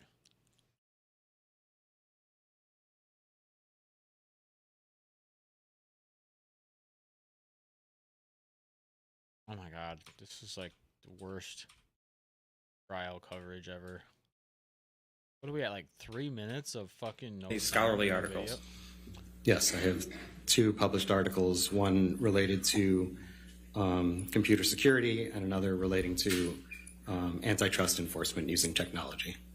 And what experience do you have in statistical or forensic analysis of social media? A bunch of the consulting work I've done involves analyzing data from social media. Most of them have been consulting for litigation. Some of them are consulting for non-litigation. Yeah. And is that work both in civil and criminal matters? Yes. And could you describe the work just a bit more in terms of what you've performed regarding statistical or forensic analysis of social media? I can't talk about the specific cases because I haven't testified on them, and some of them are awaiting indictment, most likely. But in general, it's really the same sort of stuff I've been doing here, analyzing data from the social networks. And what social media platforms have you performed forensic analysis? All of the major ones. And what are the major ones? Twitter, Instagram. Ronnie's Facebook, streaming right now? Reddit. How much of your expert work is for plaintiffs versus work for defendants? Well, I don't consider myself working for either plaintiff or defendant. I take my role as an independent expert extremely seriously. But looking at whose counsel has hired me over the 9 or so years I've been doing this, it's almost exactly equal. And how many times have you been a consulting expert? Including litigation and non-litigation, hundreds. How many times have you been qualified in court, arbitration, or in sworn court testimony to provide expert testimony? 8 times. Have you ever been disqualified as an expert by a court? No. Do you believe that your testimony will be helpful in assisting the jury understand the facts of this case? I do. Your Honor, at this time, I tender Mr. Schnell as an expert in the fields of statistical and forensic analysis of social media. Any objection? Your Honor, can we be heard? Do you want to voir dire? Yes, I do. Okay, you can voir dire. Thanks.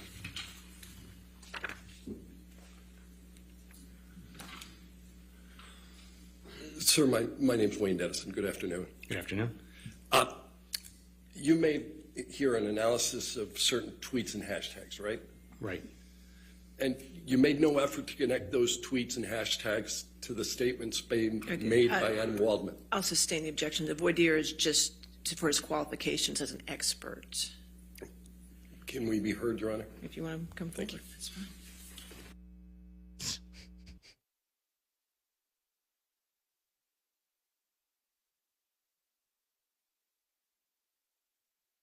Ronnie's streaming, huh?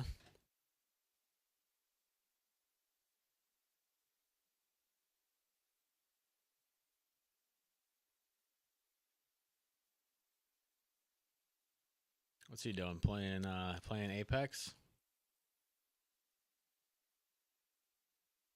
A bunch of followers.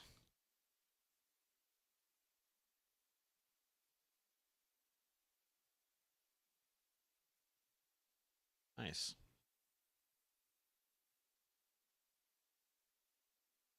Yeah, we'll see how long we stream for. Stop by and say hi to him.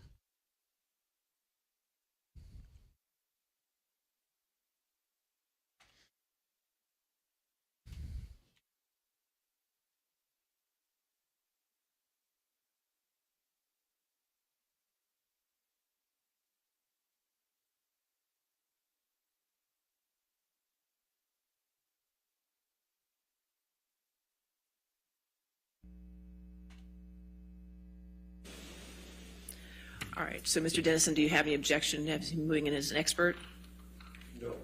All right, then I'll move him in as an expert in statistical and forensic analysis of social media. Okay? Yes, sir, your question. Mr. Schnell, what were you asked to do in this matter? So I was asked to do several things. I used the official Twitter APIs to bring in data over several different time spans. Initially, it was April of 2020 to January of 2021, and analyzed various hashtags and things like that. And what is significant about April 2020? I understand that April 2020 is related to the alleged defamatory statements by Mr. Waldman. And you talked about APIs. What does that mean? So API stands for Application Programming Interface. That is a service that's provided by companies like Twitter so that professionals can write programs to query Twitter to ask for various things. In this case, I use two of their APIs.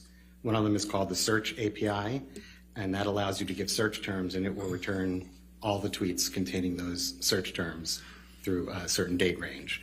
The other one is called Accounts API, and I use that, again, through a certain date range to return any tweet that contained that hashtag.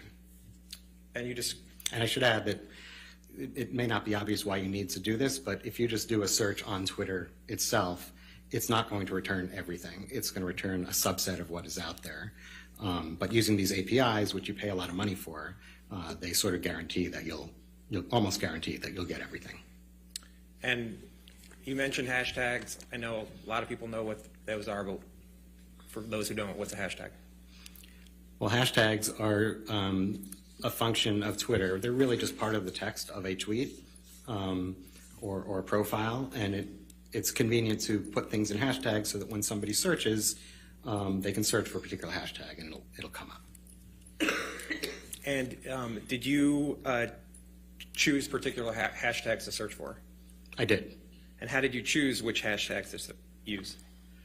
Well, initially I was looking at tweets that would be negative towards Ms. Heard. Fucking so I looked through tweets that were negative towards Ms. Heard, and I found that a super majority of them were using one of four different hashtags. And so overall, what did your analysis find regarding negative hashtags about Ms. Heard from April 2020 until the end of January 2021? Well, there were over 1,243,000 and change uses of those hashtags during that time frame you just mentioned. It's going to be a lot and more now. Did you perform an analysis Holy of the negative fuck. hashtags from April 2020 until January 2022? Yes, I did. And what was the result of that? There were over another million, so 2.38 million, I think. And how did you determine that the tweets were negative about Ms. Heard? Subjective analysis? I hadn't been asked that until later on in this, but I didn't think that that would be in controversy. I mean, some of these hashtags are pretty rude, and it would really surprise me that anyone would think that they wouldn't be negative towards Ms. Heard. But when I was asked about it later, I actually took a random sampling and looked at them and could not find any that were not negative towards Ms. Heard. And what was the random sampling that you used? I did two of them. They were 1,000 each. And how did you determine which 1,000 tweets to use to review in each search? I wrote a program that truly selected them at random. And in your experience, is 2,000 tweets a meaningful sample? If they're chosen at random in this universe, yes. Okay.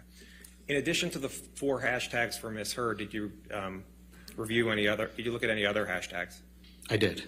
And what type of hashtags did you look for? I looked at what I found to be 6 hashtags that would be negative towards Mr. Depp.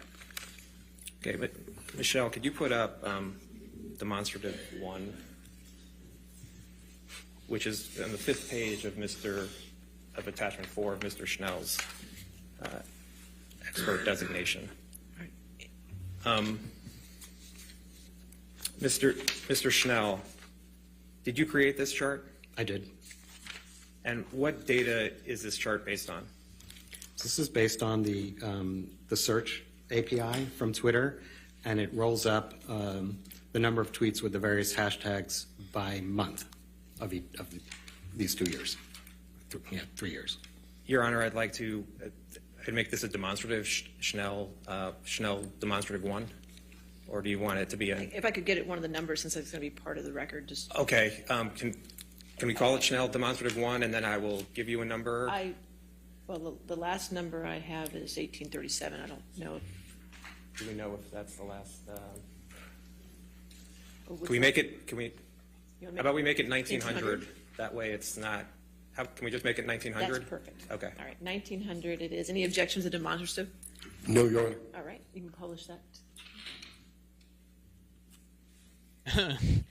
There's almost 1,900 pieces of evidence. Holy. And is this the chart you made, Mr. Schnell? It is. Okay. And at the top here, there are hashtags that are in yellow. You see that? I do. Okay. And if we go all the way to the right, well, first let's Amber scroll to the left here. I apologize. Can we read some of these? What's this? Johnny Depp's a liar. Justice for Amber Heard. We're with you, Amber Heard. We just don't like you, Amber. Johnny Depp's an abuser. I stand with Amber Heard. Johnny Depp's a wife beater. Justice for Johnny Depp. In 2020, there's the months of June and July. I do. Okay. And what are these columns? First, tell the jury what they represent. So each of these is the number of tweets with the hashtags, with the corresponding hashtag during that month. Okay. And if we look at the first one in yellow, you see that first hashtag, the 4th one over? I do. And are there any, what does it show from 2018 to July of 2020? There were none. And then what happens in August of 2020? Well, there's a remarkable jump from July to August of 2020. It goes from 0 to 13,878.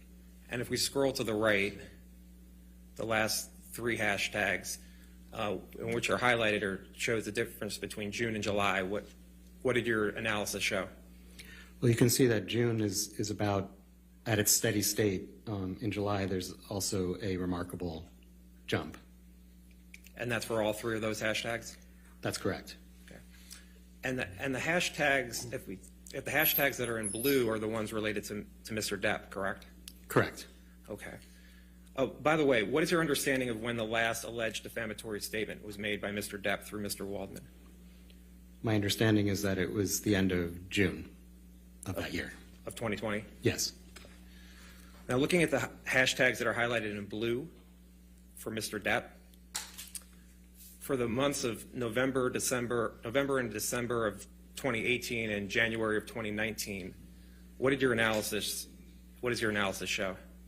Well, I see a remarkable jump in November of 2018, and then it starts to, well, it goes way down in December of 18 and January of 19.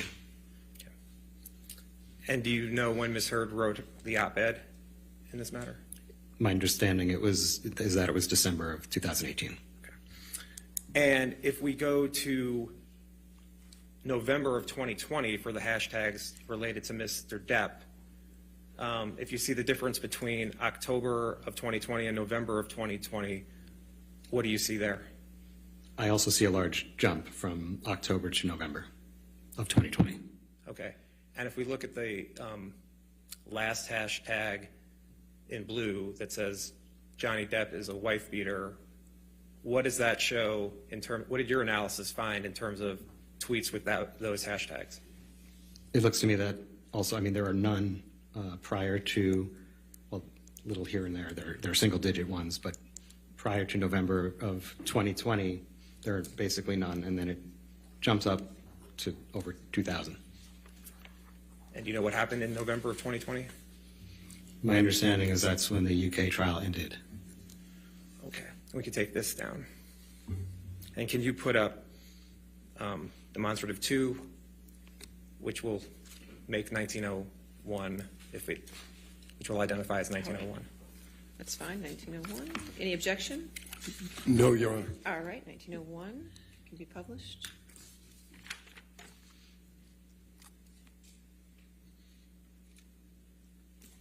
And Mr. Banya, what data is this chart based on?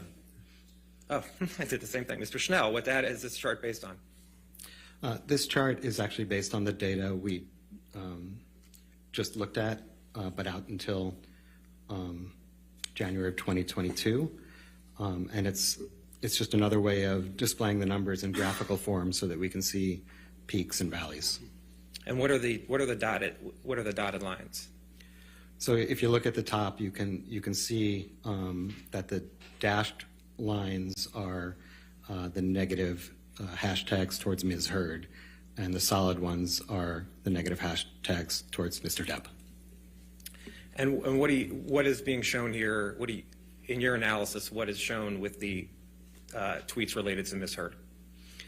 Well, you can see that there's a huge spike in February of 2020, which I believe Mr. Waldman just testified that that's when he leaked an audio tape of some kind.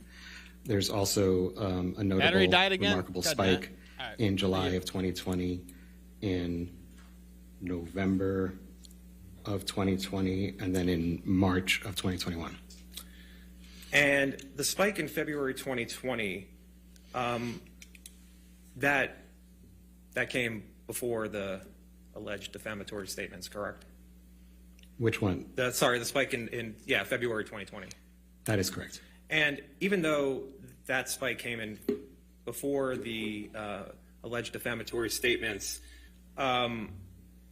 even taking account for that spike, what time period has more negative tweets about Ms. Heard, before or after? Been streaming a lot today. Got through 2 batteries in the camera. Holy moly! This really large spike almost in February 5 hours. 2020, and you look at from the beginning of 2018 until the beginning of 2022, there are a majority of the negative tweets are between April of 2020 through the beginning of 2022. And do you recall at your deposition being asked that a spike in negative hashtags occurring before April 8th, right before April 8th, 2020? Objection, hearsay. I would ask about his attorney. Overruled. Good. I remember questions regarding particular dates, yes. And what's your understanding as to why there was more negative tweets in April 6th and April 7th than April 8th, 2020? Objection, no foundation. Was there more negative tweets on April 6th and April 7th than in April 8th, 2020 as it relates to Ms. Heard? Right. If you look at the day-by-day counts, which I supplied to Mr. Depp, and you can see that there's a spike that begins on April 6th and goes for a few days. So April 6th is, to my understanding, before what people are calling the alleged defamatory statement. And did you look at the tweets for April 6th and April 7th? I did. And what did you find? I found that there are Waldman statements that are the same as on the 8th, on the 6th, and the 7th. the Daily Mail on the 6th, and Vanity Fair on the 7th. And what terms were being used? Well, hoax is certainly used in each of them. I think abuse hoax is used in one of them. I don't have it in front of me, but generally speaking, in the 7th, I think it's the same exact terms that are used in the one on the 8th, but the 6th may be slightly different, but it has the word hoax. Okay. If we can go to the second page of this demonstrative. What's being shown in the second page of this demonstrative? So this is generally, it's the same data as the first one, but I've removed one hashtag, the Justice for Johnny Depp hashtag, because it kind of overwhelms all the others because there are so many of them. And by removing it, it sort of rescales the graph. Because there's so and you can many see the of them. others That's much convenient better. to remove And them. even though they looked really tiny in the previous page, you can see that they're big numbers, over 100,000 and stuff. So this shows, and if you I'm sorry, but that was absolutely fucking hilarious. The fact that can we just go back and look listen to that? between this and it's really tiny. That really says it all. Demonstrative. Right here. This says it all, what this guy just says now. What's being shown in the second page of this demonstrative? So this is generally, it's the same data as the first one, but I've removed one hashtag, the Justice for Johnny Depp hashtag, because it kind of overwhelms all the others because there are so many of them. It And by removing overwhelms all the others. It sort of rescales the graph, and you can see the others much better. And even though they looked really tiny in the previous page, you can see that they're big numbers, over 100,000 and stuff. So this shows, and if you look between the two, you can see that the curves are the same. So it shows like a mathematical correlation between all the hashtags. So what do you mean by mathematical correlation? Well, they're correlated. You can see the numbers go up and down at the same place. So I'm understanding the hashtags are essentially all going up and down at the same times? Correct. Okay. Thank you. And can we put up demonstrative exhibit 3? Which would make 1902? 1902, That's yes, fine. thank you. All right, any objection to 1902? No, this is Yes, demonstrative. yes. Okay, you can publish that.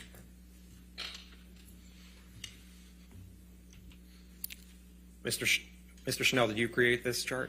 I did. And what does this chart show? So what I did was I took the data that I supplied to Mr. Depp, which was the original data from April of 2020 through January of 2021, and I searched it for certain key terms, specifically hoax, fake, and fraud. And that's what it's representing. The top part, anyway. And the top part, if you look at for hoax, fake, and fraud and this is within the negative hashtags or misheard? Right. This is only searching through the ones that have one of these 4 hashtags in them. Okay. And if you look at the total, oops, I'm putting that in black. Let's clear that.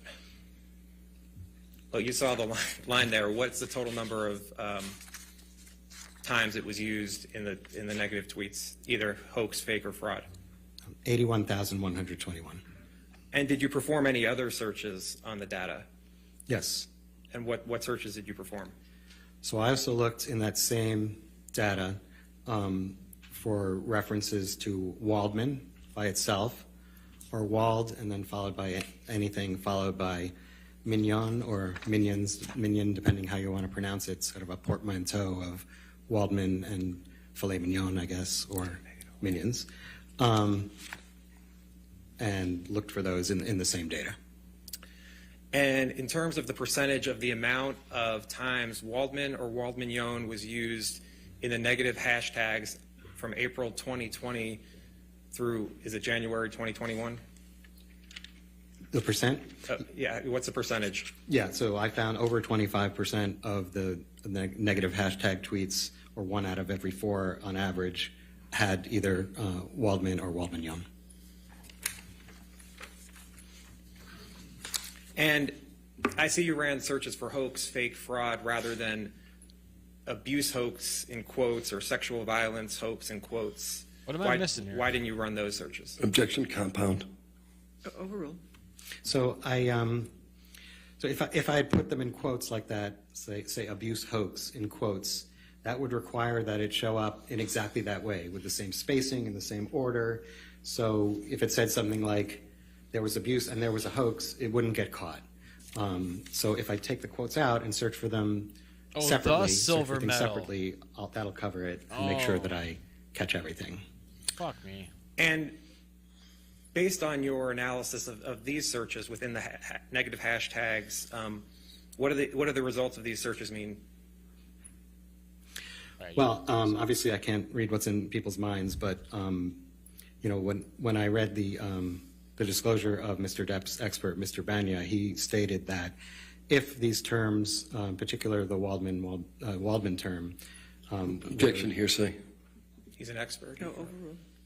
If these terms had shown up a lot of times in the negative hashtag tweets, then that could show that they were, paraphrasing the impetus of why people tweeted these. So I sort of adopted Mr. Banya's opinion on that and found this large number. So I agree with Mr. Depp's expert that this could show a substantial correlation. And to what level of confidence do you hold the opinions you just provided to the jury? To a reasonable degree of scientific certainty. Thank you, Mr. Schnell. I have no further questions. All right, cross-examination.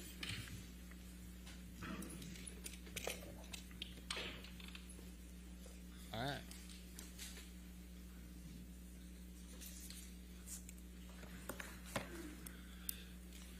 Sir, this is the first time that you've testified as an expert as in the field of statistical and forensic analysis of social media, isn't it? I've consulted on litigation for it, but it never got to testimony. That's correct. This is your first testimony? Testimony, yes. Right. And you've never been involved in a defamation case before? That's correct. Okay. And you're being compensated for your time here today and the work you did, correct? Berkeley Research Group is being compensated, yes. At $600 an hour? That's what they're getting paid. Right. And you're aware that Mr. Depp is being sued based on allegedly defamatory statements. What are the dates of those statements? My understanding is there was something around April 8th, I believe April 27th and June 24th, somewhere in the end of June. Okay. And where do you understand those statements to have resided? In the public media. In any particular article or? I didn't consider that. All right. So you're not offering an opinion on how widely the articles that contain those statements were read? That's correct. And you're not offering an opinion as to how many people actually saw the language that's been attributed to Mr. Waldman? Only a minimum number of people who could have seen it based on the tweets that referenced him. Okay. And you don't know even where those references appear in the articles? I'm not sure what you mean. There are statements by Mr. Waldman that appear in articles. Do you understand that? I do. Do you know in what portion of the articles the statements appear? I've looked at the articles, and from that, I've seen where they appear. And where, in general, do they appear? In the middle, the end? What's your sense? That I'm not sure of. I mean, the ones I looked at on the 6th and 7th, I think they were towards the top. All right. So you testified that you reviewed a number of hashtags that you deemed were negative towards Ms. Heard. That's right? Yes. Yeah. And the four you picked, at least the negative ones, Justice for Johnny Depp, that's from one of them, right? That's right. Amber Heard is an abuser, that's one of them? That is one of them. We just don't like you, Amber, that's one of them? That is one of them. And the last one was Amber Turd, right? That is another one. The fact that they're saying these right in front of her. And these four hashtags you identified and searched for, you don't believe they have any connection, or you testified that you have no connection to these three Waldman statements. The hashtags aren't connected to Waldman, right? Well, I did an additional analysis that did show how many of those had Waldman connected to them, and I found that 1 out of 4 of them did. Right. But when you were deposed, you were asked whether these were related, these particular hashtags were related to any of the Waldman statements, and you said no at that time. I said more than that. I said I didn't know, and then I said I'm looking at Mr. Banya's opinion where he says they would be if they were in large number, and I'm adopting his opinion and agreeing with him that they must be connected. So you're adopting an opinion that hasn't been rendered in this case yet by anybody but you? Well, I know that Mr. Banya has testified. Okay. What I'm saying is I know that Mr. Banya's disclosure says that he is expected to come to that opinion. All right. But the only person who's ever expressed this opinion to date in this courtroom is you, correct? I wouldn't know. I haven't watched everything. I've watched a bit. So but you're adopting your own opinion? No, I'm adopting the opinion that I read in Mr. Banya's disclosure. All right. And that's not the opinion you had during your deposition? I think I did make reference in my deposition to what Mr. Banya said, and that I agreed with it. All right. And you indicated in deposition you didn't take into account statements made in the media, correct? Made in what? I couldn't hear. You said you did not take into account in your analysis statements made in the media. Yes, in the analysis where I gathered data and decided which data to gather, I did not take into account statements in the media. All right. So you looked at data, you produced charts, you did analysis relating to the data, but you had no reason at the time you did this to consider any particular statements. Isn't that true? That's true. I think that's an appropriate scientific methodology to not to first gather as much data as possible and then drill down on the data. All right. And the Twitter data you collected shows that the 4 hashtags you identified were in existence before Mr. Waldman made the first statement in April 2020, right? That's correct. Right. In very small number. But justice for Johnny Depp has been around since 2013, correct? That sounds correct. Yeah. Amber Heard is an abuser, and Amber Turd first appeared in 2016, correct? Amber Turd. I don't recall, actually. Right.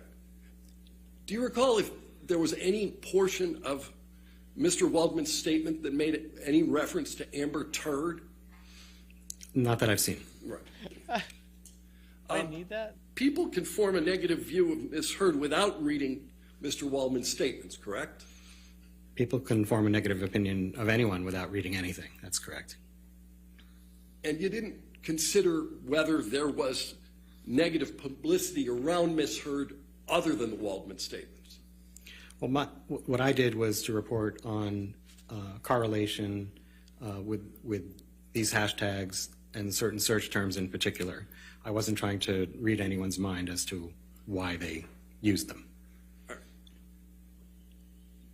You didn't form any opinion that of the million plus tweets that you looked at were connected in some way to Mr. Waldman's statements? I did eventually, yes. You did eventually after you read somebody else's report relative to testimony that hasn't been given here? Well, I did it before my deposition. All right. You have a demonstrative that counsel played for you. Can we put up plaintiff's 1901 again? This is yours, right? Correct. Yeah. The biggest spikes, by far the biggest spikes here, are attributable to what hashtag? Justice for Johnny Depp hashtag. Yeah. And there are spikes that existed considerably before Mr. Waldman's statement. You were asked about that by counsel? One of them did. That was the date that Mr. Waldman leaked the audio tape.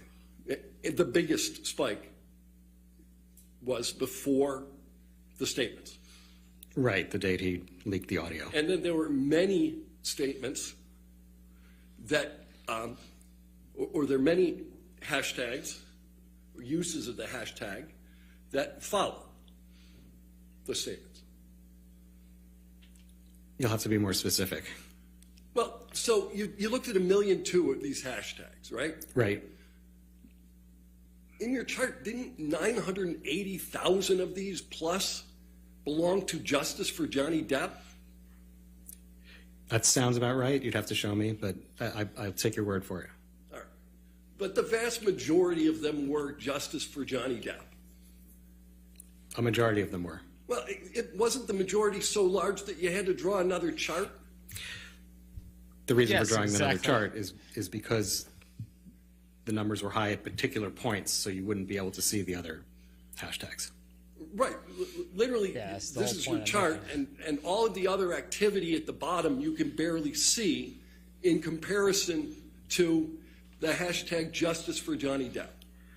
Right, as I testified, you can barely see them because of the spikes in the Justice for Johnny Depp hashtag, but when you look at the other chart, you can see that those others are still very large numbers. So you're not offering any opinion as to what caused these spikes.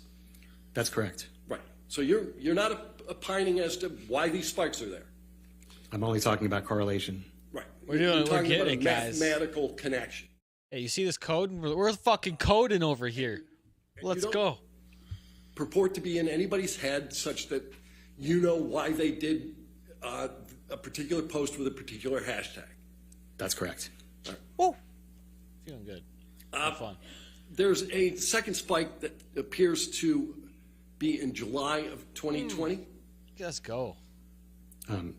Yes, the pointer was pointing to a different one, but yes. Yeah. Were you aware there was a trial in the UK in 2020 I'm aware. and in July?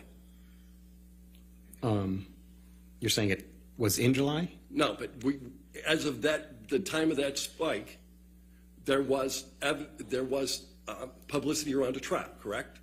This lawyer needs to do a I better don't know job how much of publicity getting there his was. words I know the together. trial was going on then. All right.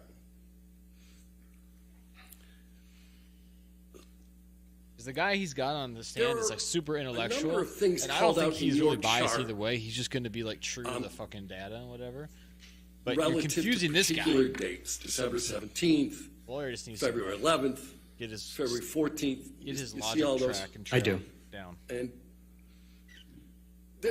your chart makes absolutely no reference to and does not identify the dates of any of the Waldman statements, does it, sir? No, it doesn't call those out if that's what you're asking. It calls out a whole bunch of other dates, but nothing relative to the Waldman statements. Correct. All right.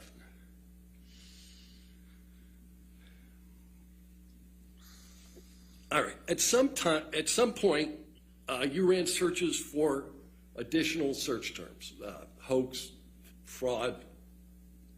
I think you said fake.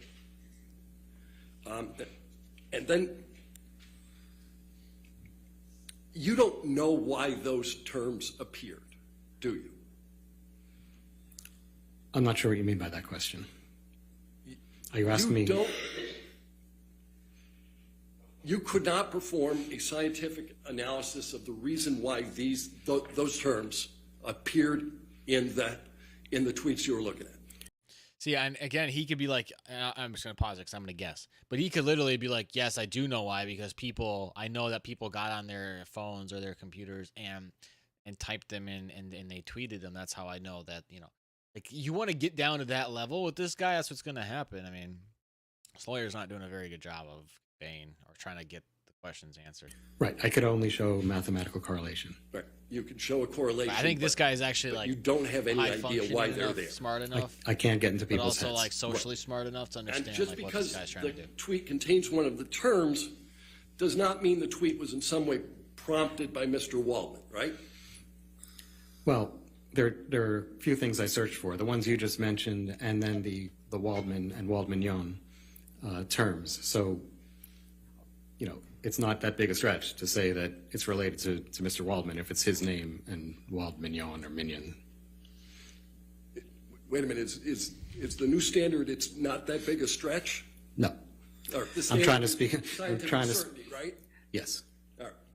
So you're not suggesting that you know why Mr. Waldman's name appeared in any of these tweets? Well, if you look at the tweets that have Waldman Yon, and I looked at a large sample of them. Just a large sample was 2,000 out of 1,000,002. No, I looked at more than that of these. But that's another thing that I wouldn't expect to be in controversy.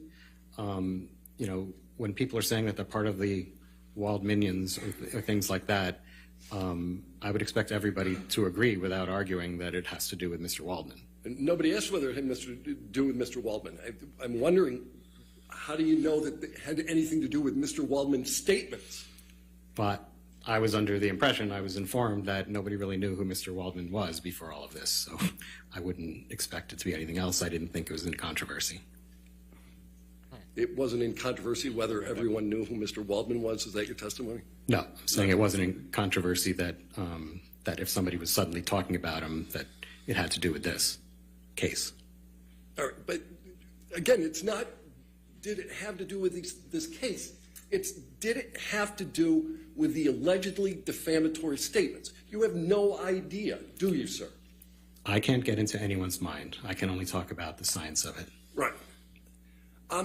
And so you identified all of these hashtags as negative towards Miss Heard, right? Right. Justice for Johnny Depp is not negative towards Miss Heard, is it? No, but the tweets that use that hashtag are.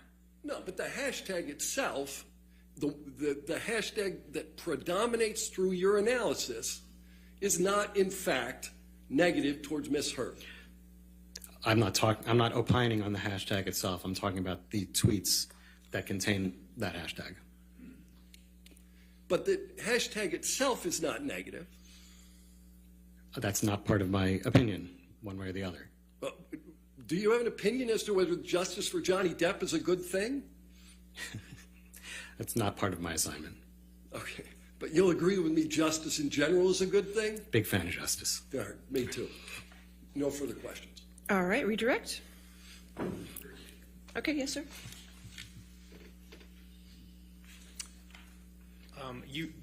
Mr. Schnell, you reviewed a large sampling of Steve, tweets how we Justice doing? for Johnny Depp, correct? I did. And the tweets that had the hashtag Justice for Johnny Depp, how many of them were negative towards Welcome, Steve. How are we doing, buddy? And what percentage of the tweets with negative hashtags between April 2020 and January 31st, 2021 contain the terms Waldman or Waldman? Hey, Vanessa, you know what to do here on this little coding thing? Like I think I understand it, but I'm not sure what to put here. Create a variable named user question. The value of the variable should be a string that is the question the user wants to ask. So like variable user question equals what? So the input I or the disclosed actual my question? that I looked further into 2022. Is it just a question? Is it just a string? Like found that it continued to go on. I didn't see any end to it at all. Okay, do I make up the question? And based on your analysis, again, what period of time had more negative tweets against Ms. Heard before or after April 2020? It was clearly double as many from April to 2021. And that's even including the February 2020 spike, correct? That's right. So and that happened before April, obviously. So even if you put that in there, it's still a lot more after April of 2020. And there are fewer months in that time period. I think there are 20 or 15 months in that time period and 27 months in the first part. And based on your analysis, what, if any, end do you see to the negative tweets toward Ms. Heard? Objection, no foundation. Based on his analysis up until the time? I'll sustain the objection. Okay. Did you see any, based on your analysis, did you, at the end of the time of your analysis, what was happening with? Because I feel like we need an input here, but I don't think that we're there yet. We haven't done any sort of inputs Mr. Schnell, yet. after your cross-examination, have any of your opinions in this matter changed? No, they've not. Thank you. All right. All right, so you can have a seat in the courtroom or you're free to go. Okay, sir? Thank you. All right, your next witness? Okay, sure.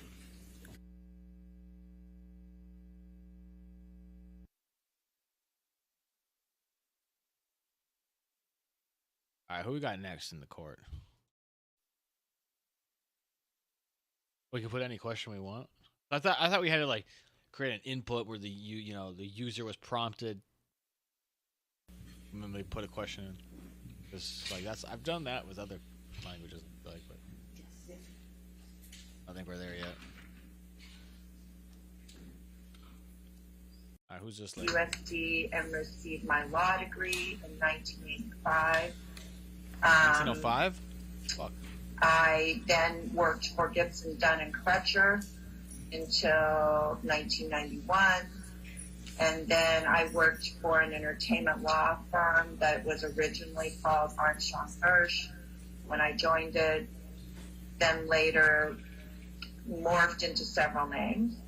And then in 2011, I joined Venable LLP as a partner. Thank you. What are your areas of practice and expertise? I'm head of the estate planning, the West Coast estate planning group for Venable. And does that estate planning involve any aspect of marital estate planning, such as things like prenups and postnups, prenuptials, postnuptials? Yes, we frequently do prenups, cohabitation, and postnup agreements for our clients. Would you please briefly describe what a prenuptial and a postnuptial is?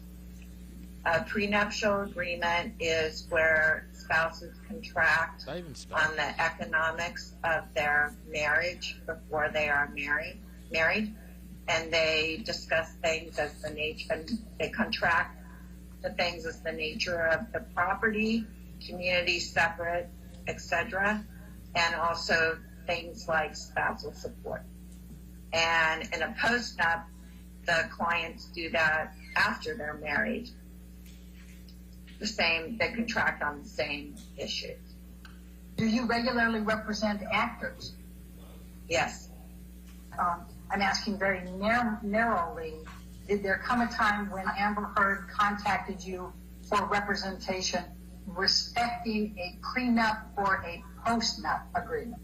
At some point, I was contacted about an Amber Heard prenup. Ms. Mulroney, I'm going to show you what has been marked as exhibit number 3, and it's an email from you to a Dana Lowry. Do you know who Dana Lowry is? Yes. And could you please tell us who Dana Lowry is? She's a family law attorney practicing in Los Angeles. And this is dated Monday, February 2, 2015, and says, I look forward to working with you. Please send me, this is from you, please send me the bullet points for the economics of the deal. When you are back in the office tomorrow, I will have Amber's business manager get her financial information to me ASAP. I also like to exchange 2 years of tax returns, but not attach them. Is this your general practice? Let me know. Think. Who did Dana Lowry represent? Johnny Depp. I take it Amber in the actual document is Amber Heard. Is that correct? Yes. Okay. And if I just direct your attention to the top of the email where it says February 2nd, get control here. February 2, 2015. What, if anything, does this do to refresh your recollection on when approximately you were contacted about representing Amber Heard in connection with the prenup? It makes the approximate date more clear to me. Okay. And based on this, when approximately were you contacted to represent Amber Heard in connection with the prenup or postnup? The early part of February, the late part of January, or the early part of February 2015. Ms. Mulroney, I'm going to ask you to take a look at what has been marked as exhibit number 4. And it is an email from you to Dana Lowry, which is Mr. Depp's counsel, correct? During this time period, correct. And it's dated Tuesday, February 3. And I'm going to scroll down first so we get the earliest part of it. And the first part of it is an email from Dana Lowry to you, dated February 3rd at 10:13. It says J/A deal points. Do you know what J/A means? I'm going to take you, first of all, to the bottom part, which is the J/deal points. Do you have an understanding of what J/A means? I believe it means Johnny/Amber deal points. Absent a prenuptial agreement or a postnuptial agreement, is California what we call a common law property state? No. All right, this lady's boring. Your Honor, we'd like to call the Disney corporate representative. Oh, fuck Disney. No, I was kidding. Kind of. Would you please state your name and your business address for the record? Tina Newman, Walt Disney Studios Motion Picture Production, live action, 500 South Buena Vista Street, Burbank, California, 91521. And what is your current occupation? I'm a production executive. And what is your job title? That is my title, production executive. I work in the live action feature division for Disney. Is it your understanding you're testifying on behalf of Walt Disney Motion Pictures Group? Yes. Were you involved in the gathering of the documents responsive to the documents? She is Disney. She is Disney, guys. Yes, I did provide some documentation to Alec and his group from our production group. I'm going to ask you to take a look at what I've just highlighted under topic number. It's subpoena ducis tecum, paragraph number 2. And it asks for documents relating to this case, in fact, and then it also says specifically, this specifically includes the op-ed by Ms. Heard and any impact it may have had on the above. And that includes, as it's defined above, including the business relationship with Mr. Depp, including considering Mr. Depp for any work with Disney or future Pirates of the Caribbean role, a lesser or greater role, a different role, or a different production. Do you recall seeing in any of the documents you reviewed, either being involved as the corporate designee or in preparing as the corporate designee, do you recall seeing an op-ed written by Ms. Heard? No. Do you recall in your preparation as the corporate designee of Disney and your review of the documents that were produced by Disney, any document that referred in any manner to the op-ed written by Ms. Heard? I'm formatting this wrong. Fuck. I would say no.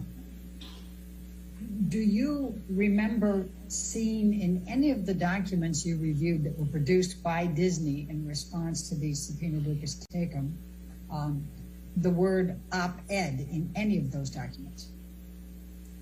I don't recall that, no. Did you have any discussions with anyone at Disney about any future Pirates of the Caribbean role, a lesser or greater role, a different role, or a different production? No.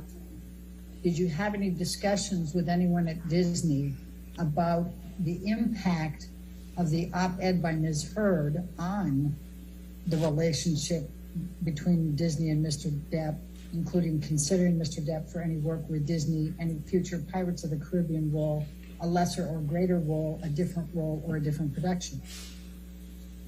No. Do you know whether Mr. Depp is being considered for a role in Pirates 6? No. And when you say no, I think I have to probably ask clarification. Does that mean you don't know one way or the other, or he is not being considered? I don't know one way or the other. Do you know? I'm sorry, go ahead. I was just going to say, that decision doesn't fall within my job responsibility. It's above my head. It's the best way to say it. So what is the knowledge you have about Pirate 6? Like I said, I just know that it's a project that's possibly in development at the studio. That's it. Do you know whether anyone at Disney has ever even read the op-ed written by Ms. Heard? No. Are you aware of anyone else at Disney who has knowledge of the topic areas in the deposition notice, that's deposition exhibit number 2, that beyond what you know? I can't honestly say. I can't speak for someone else. Like I explained earlier, my knowledge and what my job functionality is at the studio plateaus, and there are people that I work under, and those particular persons may or may not have more knowledge, but I can't speak on behalf of them. Is Disney aware that Mr. Depp has testified under oath that he would not take another Pirates of the Caribbean franchise role for $300 million and a million alpacas? No. Would Disney entertain paying Mr. Depp more than $300 million and provide him with more than a million alpacas to be able to obtain his services for any future Pirates of the Caribbean role? You see him laughing so hard right now. They fucking alpacas? Would have been marked What? with deposition exhibit number 52 to Alan Horn. Who's This that? was one alpaca. They're all laughing. He was our co-chairman. What the fuck is going on right now? Of Disney? Yes. And Alan Bergman, who's he? Same. He's the other co-chairman of Disney, or was at the time. And then Sean Bailey, you indicated, was the president? It's our president of production, correct. Okay, and then Ricky Strauss, who's he? I believe at the time he was the head of our marketing group. And Paul Rader? Paul Rader is the head of communications. All right, and this is from Angela Shaw, and it's dated 5/10/2017. Do you see that? So... Yes. And it says, subject HR, Johnny Depp, a star in crisis, and the insane story of his missing millions. Do you see that? Yes. Okay. Do you have any understanding as to why Angela Shaw was sending this communication to this group, the two co-chairmen, the president, vice president of production, head of communications on this particular day? Have you got this one done yet? I don't know what Vanessa? the intent of the email is, but obviously we have a relationship as a company with Johnny, so I assume that's why she may be bringing it to their attention. All right, and just to take that a little bit further, given that Disney has a relationship with Johnny Depp, if there is publicity relating to Johnny Depp, I have to get a random number. whether I have to positive put or it negative, that would be whatever random relevant to number it is. Disney, would it not? Random. Okay. Yeah, I mean, I can't say how it's relevant to Disney, but given that Angela is part of The communications, random number that we get. it's her job to, keep the studio abreast, I guess, of anything concerning the company. So that's about as far as I can read into it. Okay.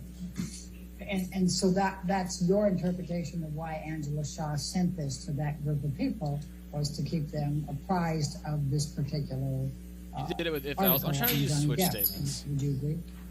Yeah, Like that I would be figure I my could do it with the assumption. if else or else if whatever. I'm going to ask you That's to just take a lot look more at what clear. has been labeled as exhibit number 53, and it is Disney 114 through 137. And I'm going to ask you if you recognize this document. Just want to try something. Well, it looks like an internal email. It may have been part of the disclosure documents. This one's from Alan Horn, and I think we've identified Alan Horn before. Well, actually, it starts with, let's start down here. On June 21st, 2018, all right, And then it has a reply from Sean Bailey, sad. Do you see that? Yes. What was Mr. Bailey's position with Disney on June 21st, 2018? I believe he was the president then. Okay. He may have been the EVP. I don't know. Okay.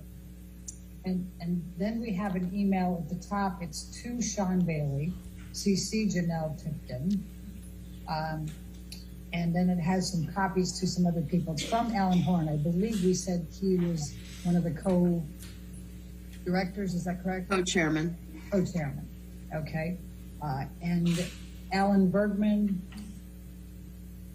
The other co-chairman. Okay. And do you have any recollection of ever reading the Rolling Stones article about Johnny Depp back in this time frame? I honestly don't remember if I ever read this document. I may have. Do you have any understanding of why this would be sent from Alan Horn to these other it goes individuals 0 to 7, right? on the top? Again, same as before, just because of the fact that we have a relationship with Johnny. So they may have determined it was important to bring it to their attention. All right, Ms. Newman, I'm going to show you what has been marked as deposition exhibit number 54. And do you recognize this document? Yes, it looks like a email. Please describe it for me. It's an email. Something's not right here. Well, it started from Scott to myself. Scott Sellers is in Post Finance. And then I replied to Scott. So it looks like an email exchange between the two of us. All right. And you said Scott Sellers is in Post Finance? Correct. What is that? He handles all finances once film goes into post-production on any given picture. Also reporting for the studio, internal reporting. Okay, I was looking at this way wrong. All right. And this is July 14, I shouldn't have copied and 2018 pasted all that he's these. sending this to you, Probably correct? figure out one first. Yes. Do you recall reading the story 0. that was in the Rolling Stone, The Trouble with Johnny Depp? I mean, to be honest, I don't really remember much about the story, but obviously I must have looked at it and commented. Right, and in fact, you commented depressing. Do you see Yes. that? Yes. Okay. And just to go back to refreshing your recollection on the template, do you see that it has importance and received on this when you sent it back? Yes. Mm-hmm. Ms. Newman, I'm going to ask you to take a look at what has been marked as deposition exhibit number 56. And it is a document also produced by Disney. Okay, yeah. And there's the date stamps, Disney Tested that 167 through 177. And I'm going to ask you to take a look at the top there. This is to Alan Bergman from, and it has THR's Today and Entertainment. Do you understand what that is? And also test that by just Yes. this. Okay. I'm going to ask you to turn down to 169. This is It working. says All right, Johnny we figured Depp's it out. legal team prepares for court hearing about Amber Heard abuse claims. The actors' camp is previewing the evidence that it will present in an upcoming court hearing in the UK this fall, tied to a defamation lawsuit against the Sun for an article that labeled the actor a, quote, wife beater, end of quote. Katie Kalani reports. Do you see that? Yes. Do you have a recollection of learning about this and reading about the UK case in this time frame? We're talking October 2018. I may have seen a headline come across my desk in the same manner as Alan received it, but that's probably as far as it went. Ms. Newman, I'm going to show you what has been marked as deposition number 60. And it's dated November 5, 2020. And it says Disney reportedly scraps plans for Depp's POTC 6. I'm assuming that's Pirates of the Caribbean 6 return. You see that? The question was, did you see it? Yes, I see it. As you sit here today, are you aware of any Now, theoretically, document in Not predict Disney's Is decidedly so.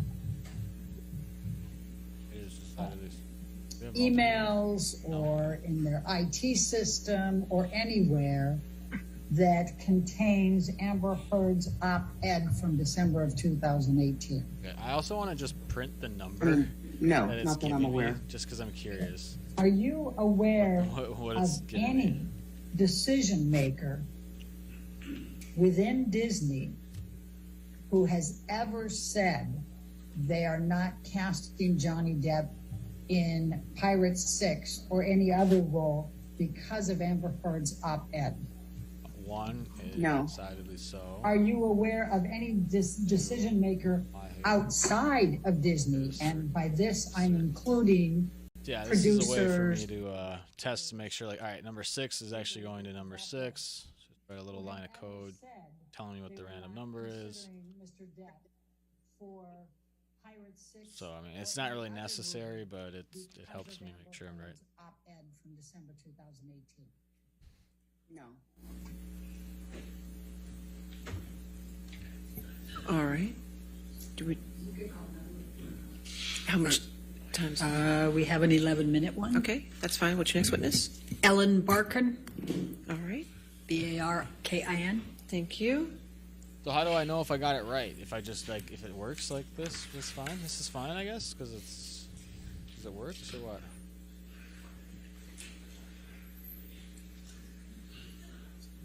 Who's this lady? Good morning, Ms. Barkin. Good morning.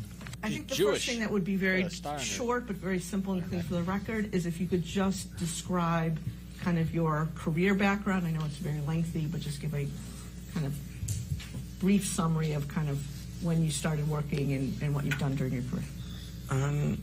I started acting professionally about 26 or 7.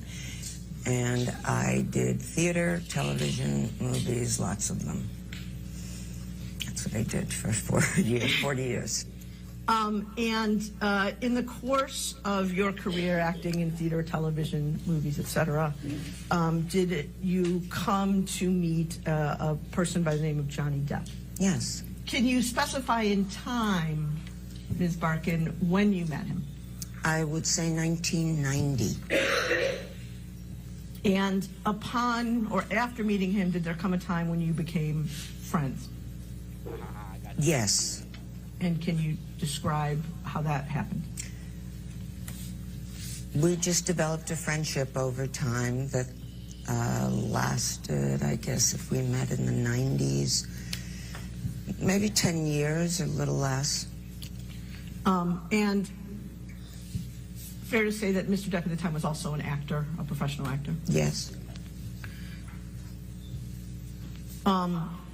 Were you, did you act in any film, stage, or TV productions with Mr. Depp? Yes, I was in Fear and Loathing in Las Vegas. How often would you see Mr. Depp? Oh, Fear and Loathing. When I lived in New York, usually whenever I go to L.A., if I were in L.A., I'd see him once a week, maybe more. I mean, the friendship went up and down, living on different coasts. So you got yours done, Vanessa? And, You got your did 8-ball there program coded? come a time when your friendship with Mr. Depp became more than that, became romantic in nature? Are you going to rewrite it with Switch? And at what point in Did I rewrite time mine and did if your else? relationship with Mr. Depp take a romantic turn? After I had moved to Hollywood,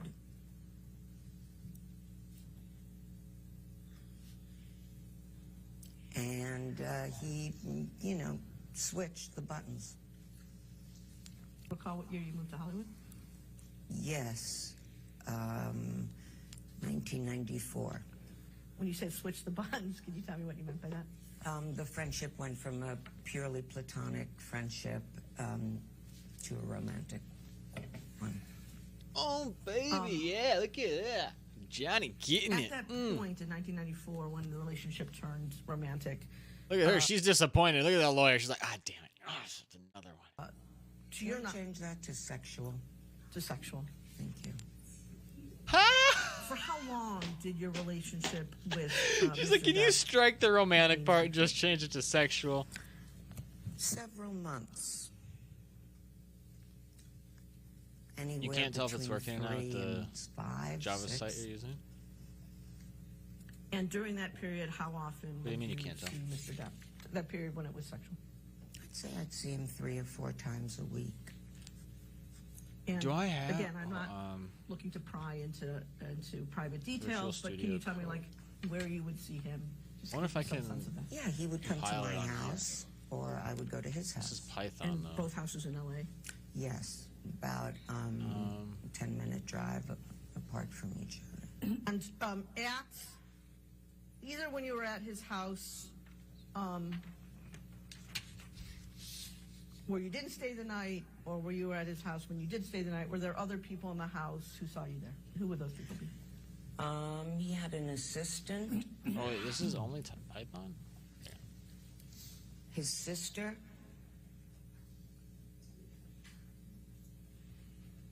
That's all I can remember now. Do you recall the name of the assistant?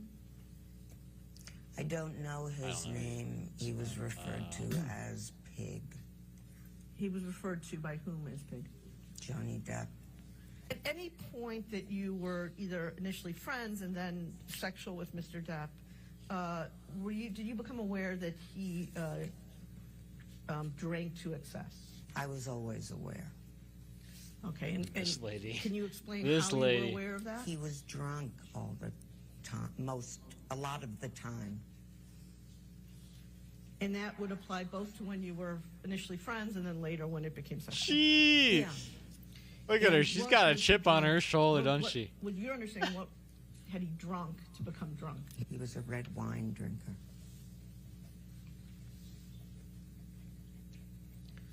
Okay. In addition to alcohol, were you aware at that time that Mr. Depp was taking any prescription medication? No. Same question, Mr. Barkin, for illegal substances. Yes. Same question. And what illegal substances? Hallucinogenics,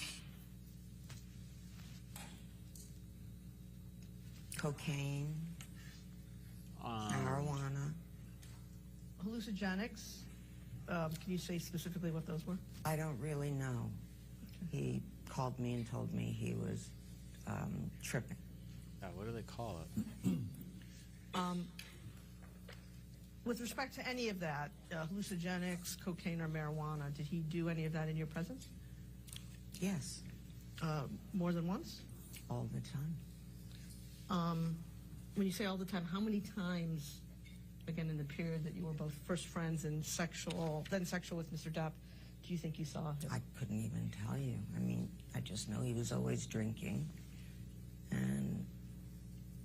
or smoking a joint. But would it be fair to say more than at least dozens of times? Yeah. Over the full course, oh yeah.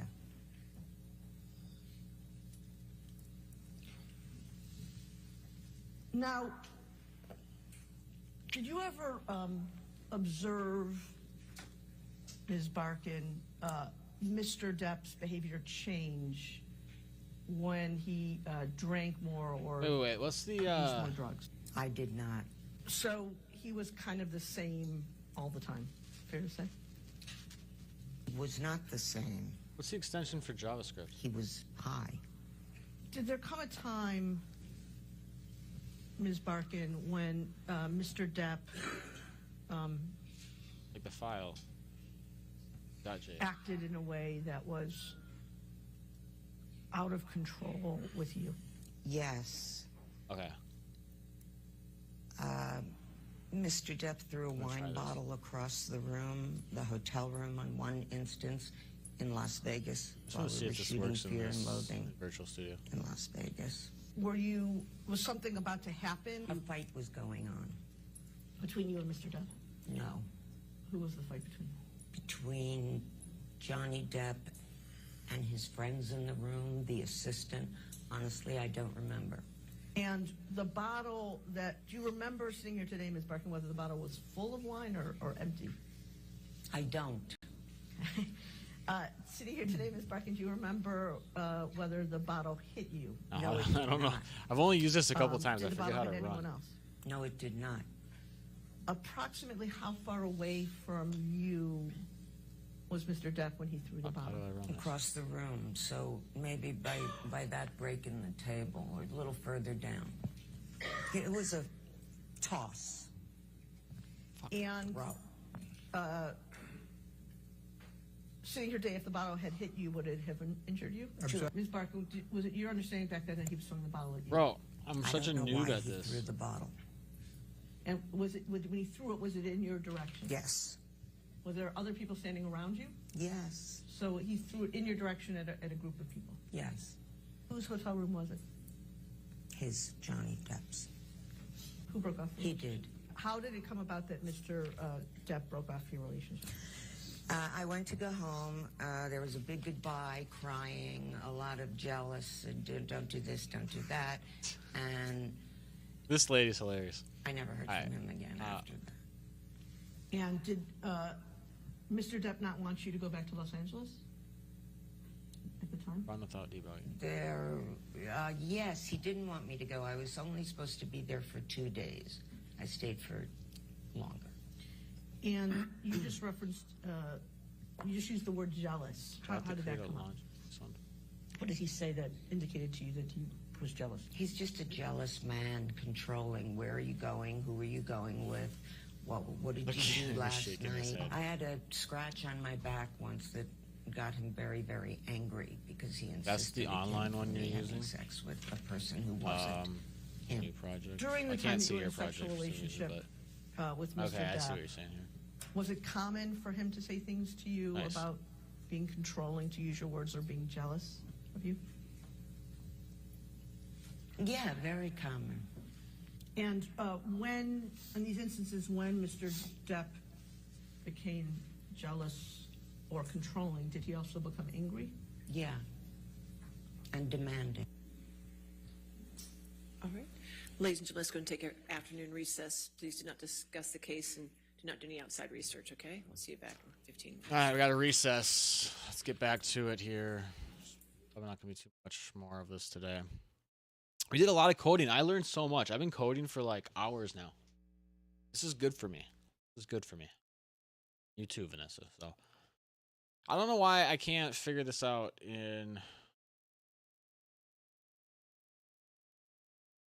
I need to launch like a compiler or something to run. Okay, to customize, run, and debug, create a launch JSON file. Select environment. Let's do it in Chrome, I guess. I don't know if I should be.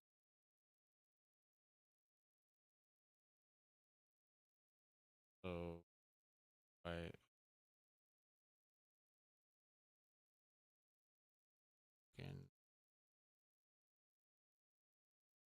okay, we're opening up a web page.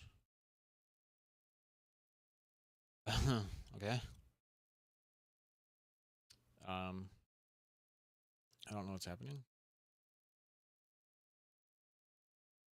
Such a noob.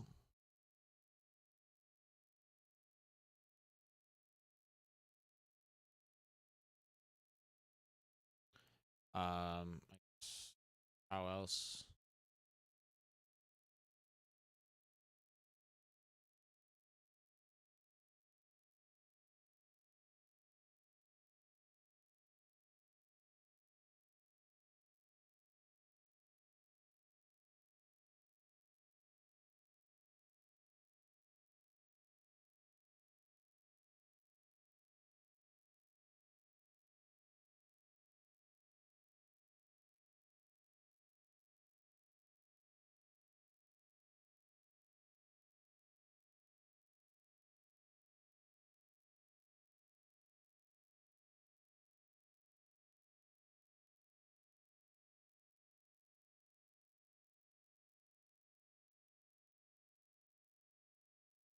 Yeah, I only used this Visual Studio when I started to learn a little bit of Python, and then I never followed through with like learning it.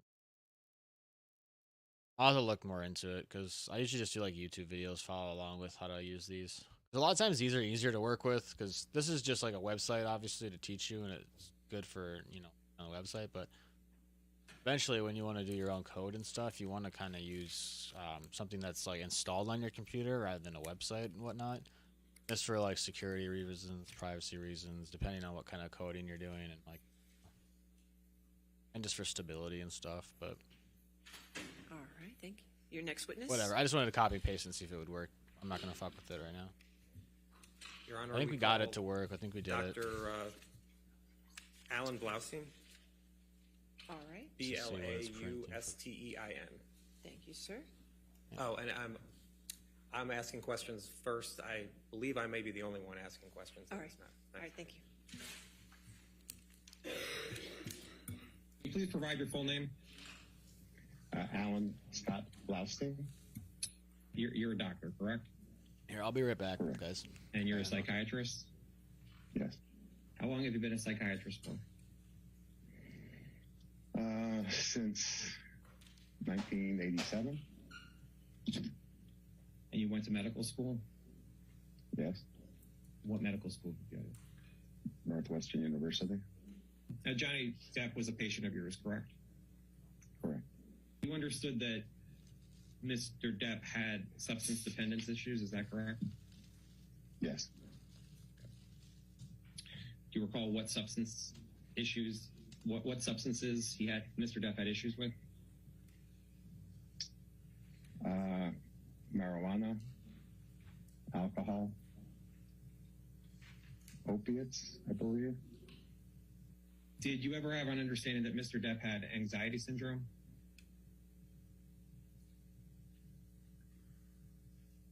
I knew Mr. Depp had anxiety. And how did you come to be aware that Mr. Depp had anxiety? He told me that. Do you recall having any conversation that Mr. Depp was bipolar? There was some question about bipolar disorder diagnosis, but I do not remember any specifics about the discussion. Do you recall having a conversation with Mr. Depp about a bipolar diagnosis? No. What behaviors did Mr. Depp acknowledge that should be changed? Certainly his drug use and his turning to drugs to help relieve a lot of the psychic pain that he was experiencing. In working with Mr. Depp, would you agree that that Mr. Depp had fundamental issues with anger? I would say that he expressed having issues with anger. Mr. Depp expressed having issues with anger? Yes. Did Mr. Depp express having issues of anger towards Amber? He expressed having anger towards her, yes. Do you recall what reasons Mr. Depp told you as to why he was expressing anger towards Amber?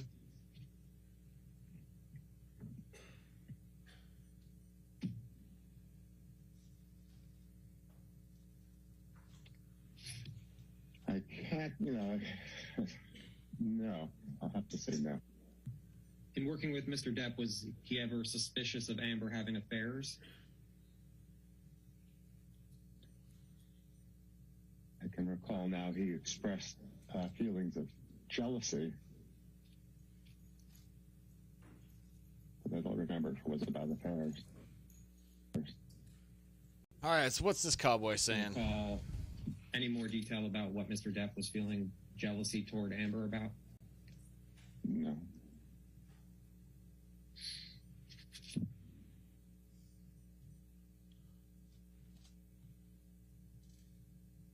In working with Mr. Depp, sorry, I had the volume really low. My God. Did you see that Mr. Depp had any issues with patience? Yes, he was impatient. What is your understanding about issues that Mr. Depp had with Amber? It was a very chaotic relationship with a lot of fluctuations and ups and downs and lots of difficulty in emotional expressions and lots of anger in both places and high intensity affect and emotional expression.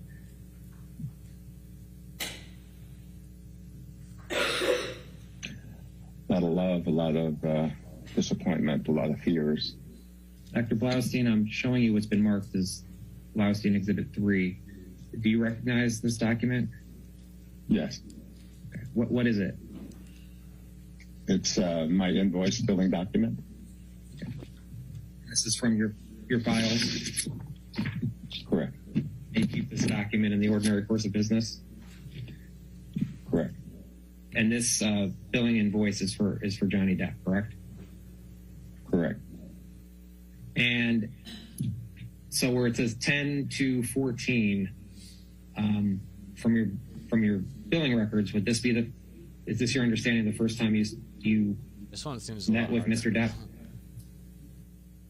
By phone, yes. And Boolean values are 1 or 0. in total, if we look at the number of sessions you either met or spoke to Mr. Depp that weren't canceled or he didn't show up, my count, it comes to 18 times you met with Mr. Depp. Does that sound about right? Looks like 18 times. Reg time. Did you have any concerns about any of the amounts of medications that Mr. Depp was taking? I had concerns about the Adderall that I would have expressed to him. And what were the concerns about the Adderall?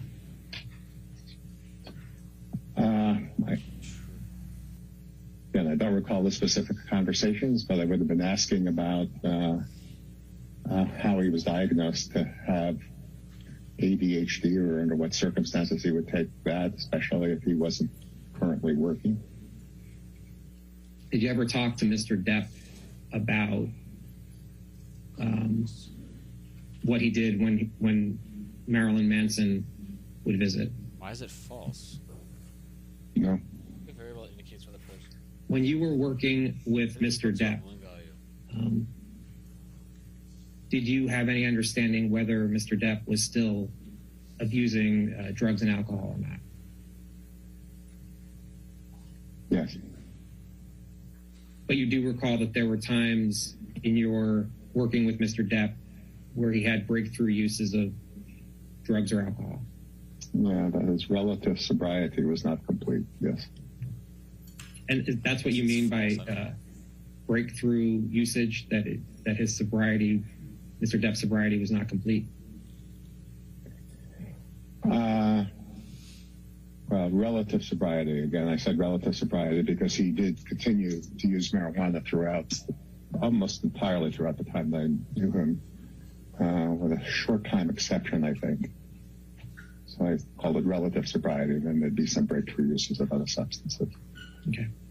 And when you say breakthrough usage, just so everyone understands, what do you mean by that?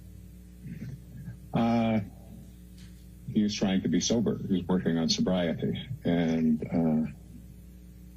by breakthrough uses, I mean sobriety would mean the abstinence of using the substance. And so the breakthrough would be on a particular time he would have used a substance that he was trying to be sober of. I don't know why we're using constant variables, but whatever. So in addition to marijuana, I guess we're not inputting anything. in the time you saw Mr. Depp from October of 2014 through January of 2015, there were times where Mr. Depp broke his sobriety with drugs or alcohol in addition to marijuana, correct? I believe so, yes. How did you come to that understanding? He would have told me. Do you know why Mr. Depp stopped seeing you?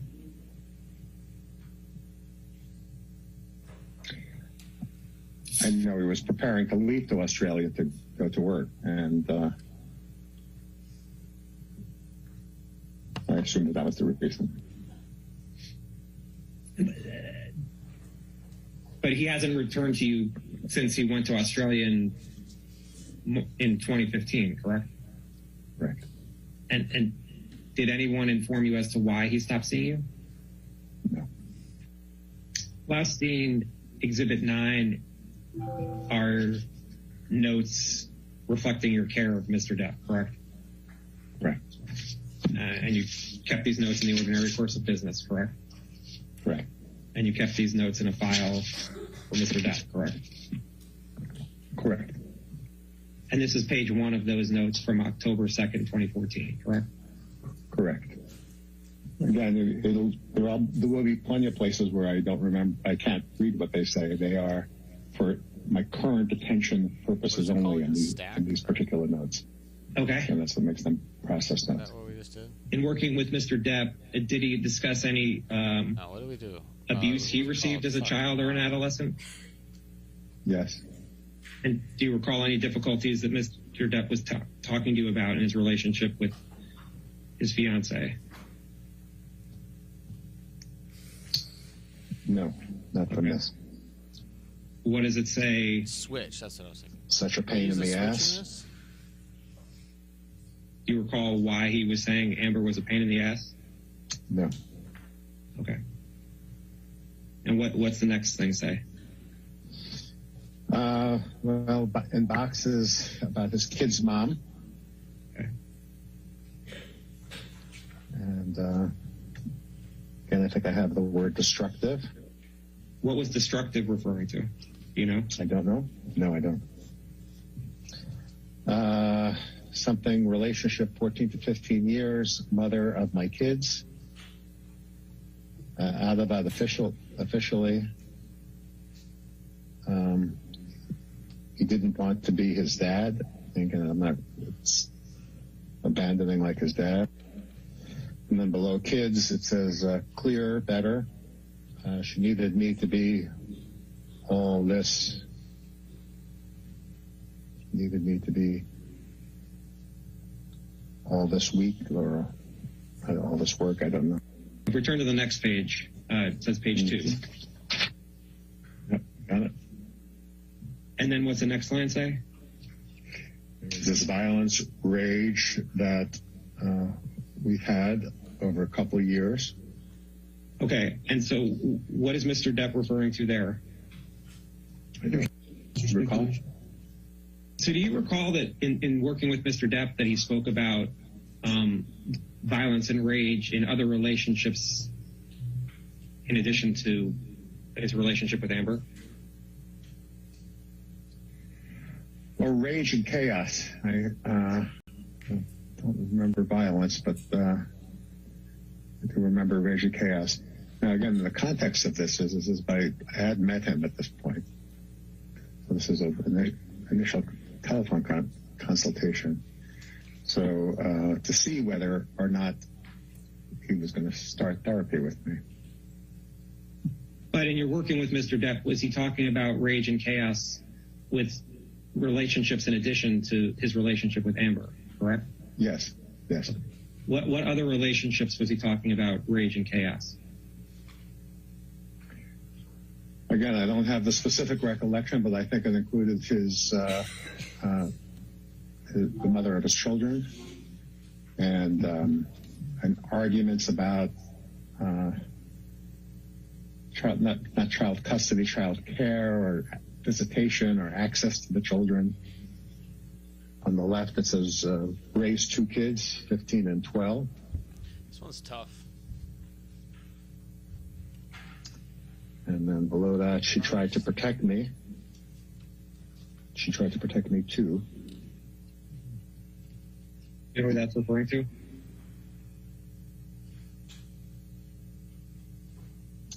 My association now is his sister, but I don't think that's true. I don't have a specific recollection, no. Fucking up syntax here.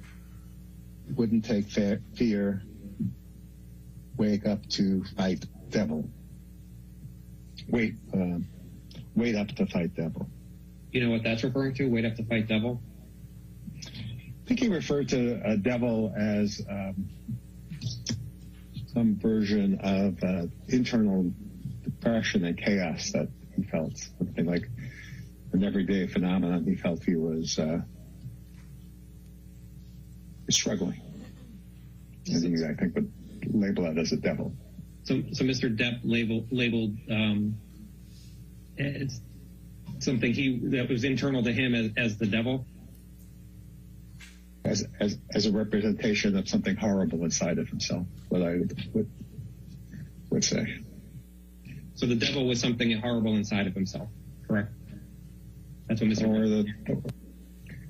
Again, I don't think he ever said that, so I'm going to be careful here. The devil was the representation of the battle that he had many days when he woke up with the depression and anxiety and fears that he had.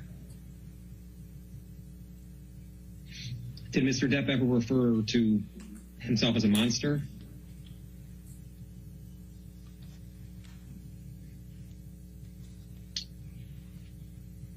Remember the word monster in my office, but I don't know if it's referring to himself or not. Maybe that'll be more revealed as we go forward.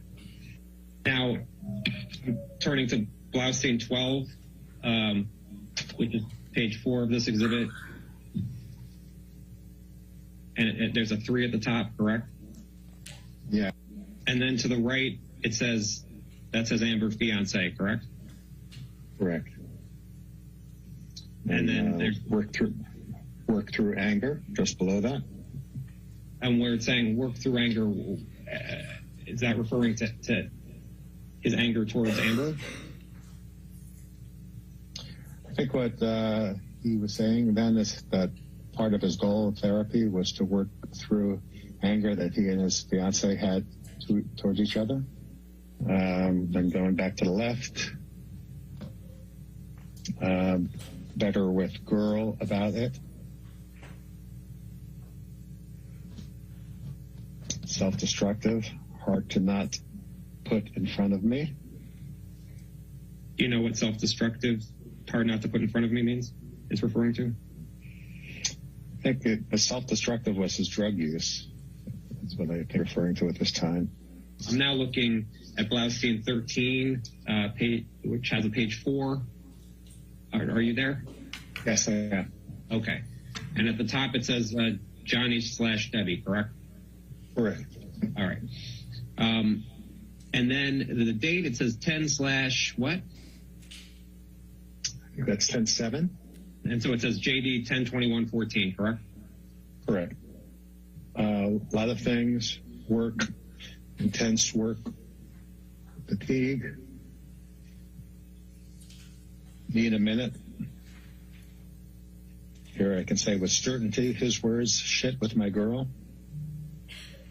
And what's that referring to? Difficulty he was having with Amber.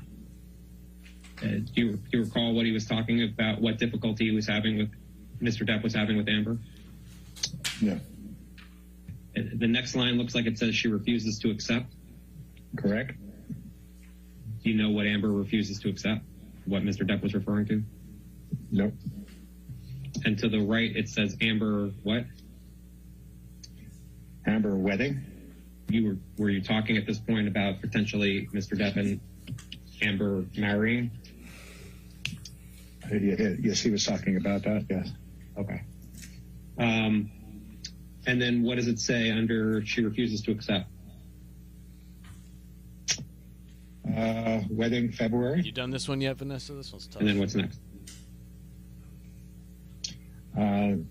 May not want to go to marriage, 51 years old. Like, I get what to do, I just don't know how to fucking code it. Were there any discussions that you had with Mr. Depp where he had concerns about the age difference between him and Amber? I don't think so. No. Okay. But what does it say under 51 years old? A lot of life experiences.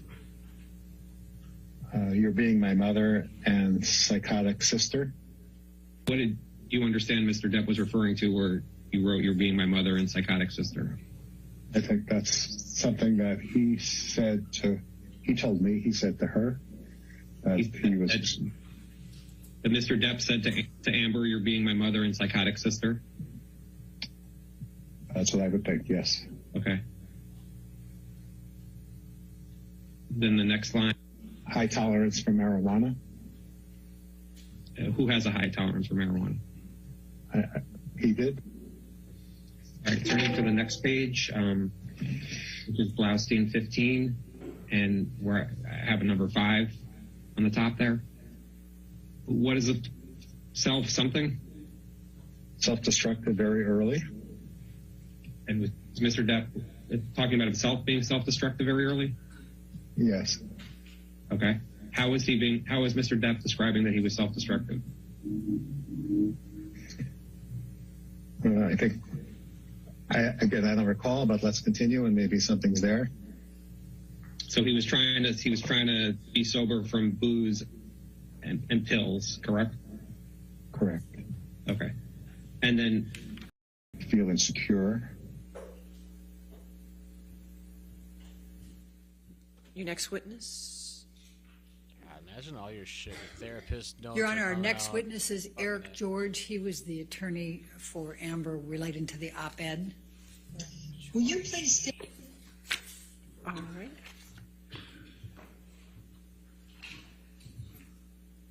your name for the record? Sure. Eric George, E-R-I-C, last name is George, G-E-O-R-G-E. And could you also state your business address, please? Sure. 2121 Avenue of the Stars, Suite 2800, Los Angeles, California, 90067. And what is the name of the law firm that you work with? It's Brown, B-R-O-W-N-E, George, Brownie, Ross, O'Brien, Anagway, and Ellis. And you are an attorney, Mr. George? I am. And I take it from the name of the firm that you are one of the named partners? I am indeed. Okay. What are your areas of practice? Litigation, largely in the business and entertainment areas. Have you handled defamation and libel matters? I have. Where are you barred? In other words, what states are you a member of the bar? Sure. In California, New York, and Washington, D.C. And are you also a member or barred in the United States Supreme Court? I am. Can you please tell us where you attended undergraduate and law school? Sure. At Georgetown for both undergrad and law school. What, if any, service did you have with the Council of the United States Senate Judiciary Committee? Sure. I'm just pausing to get my dates correct here. In approximately March of 1999, I began service as counsel to the U.S. Senate Judiciary Committee, where I served through about mid-2000. And what, if any, service did you have to the Secretary, the Legal Affairs Secretary to the Governor, Pete Wilson? Sure. From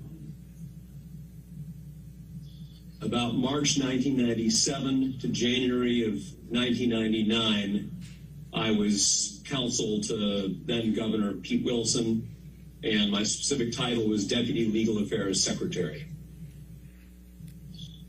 Have you been recognized for your career achievements since you have been an attorney?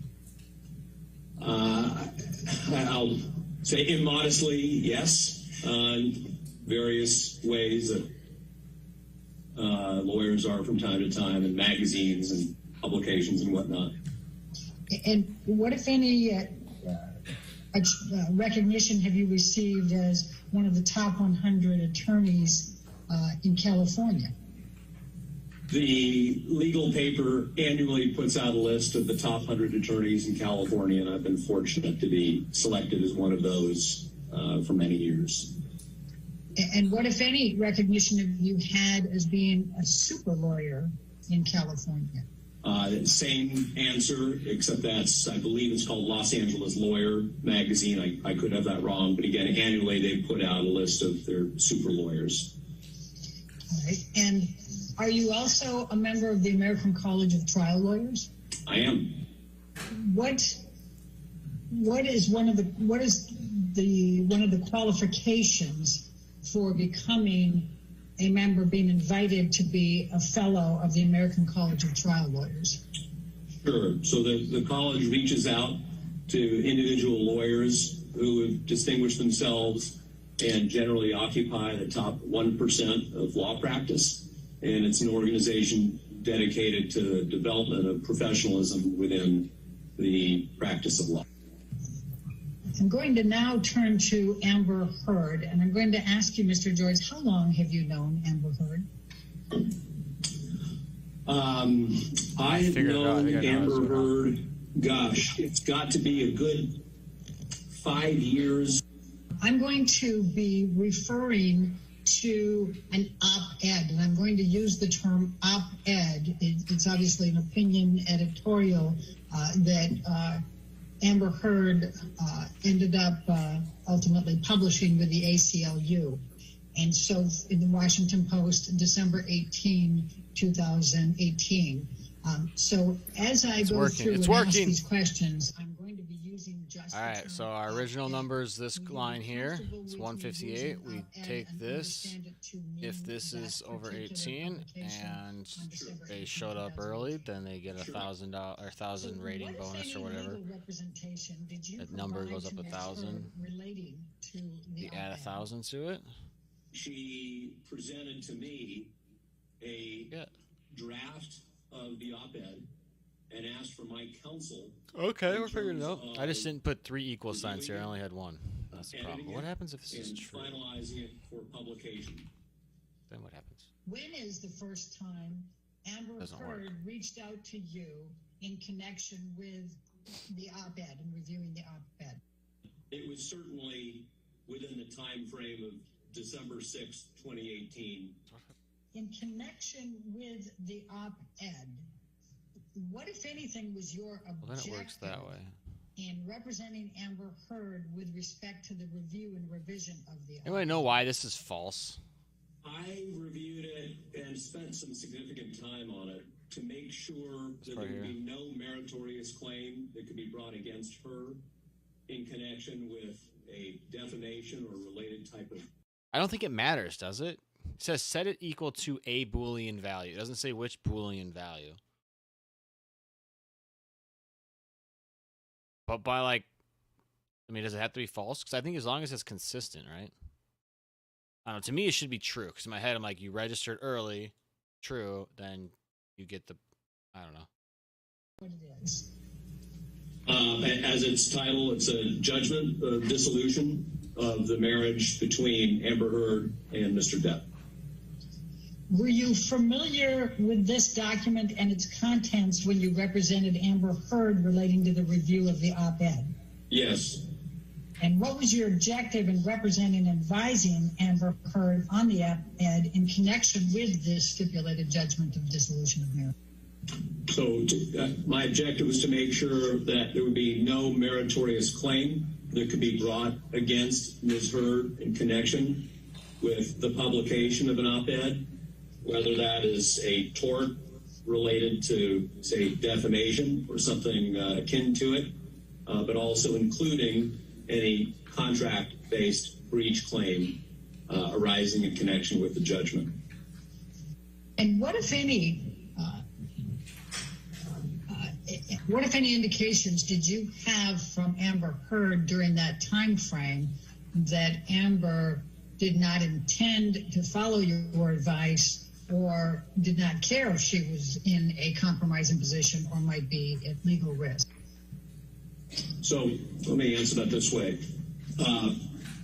Really 2 points. Number one, there was never anything that she said to me to the effect that she was willing to run some risk of being sued or that she wouldn't listen to my counsel or anything of that sort. Number two, that she affirmatively did follow in all instances my counsel with respect to these particular edits. What, if any, legal advice provided by you to Amber Heard respecting the Washington Post op-ed was disregarded by Amber Heard? None, to my knowledge. What, if any, legal advice provided by you to Amber Heard respecting the Washington Post op-ed was followed by Amber Heard? All of it. What, if any, legal advice did you provide to Amber Heard in connection with the drafting and publication of the op-ed that was not made in good faith by you? I acted in good faith throughout and with the best of my abilities. All right, your next witness. Yes, Your Honor, we have Jessica Kovacevic. She's Amber's agent, and that's approximately 27 minutes. How do you spell the last name for me? That's a tough one. Kovacevic.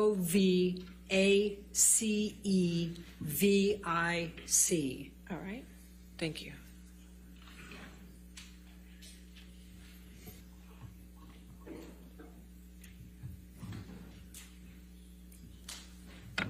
Good afternoon, Ms. Kovacevic. And Ms. Kovacevic, do you know that you are here today in your personal capacity and also as a representative of your agency, WME? I do.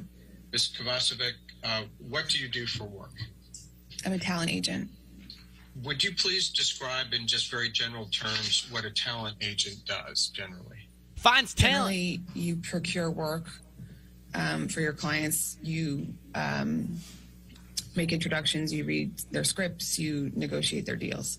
And I take it Ms. Heard is one of your clients? Yes. Did Ms. Heard have a successful career at the time you began working with her?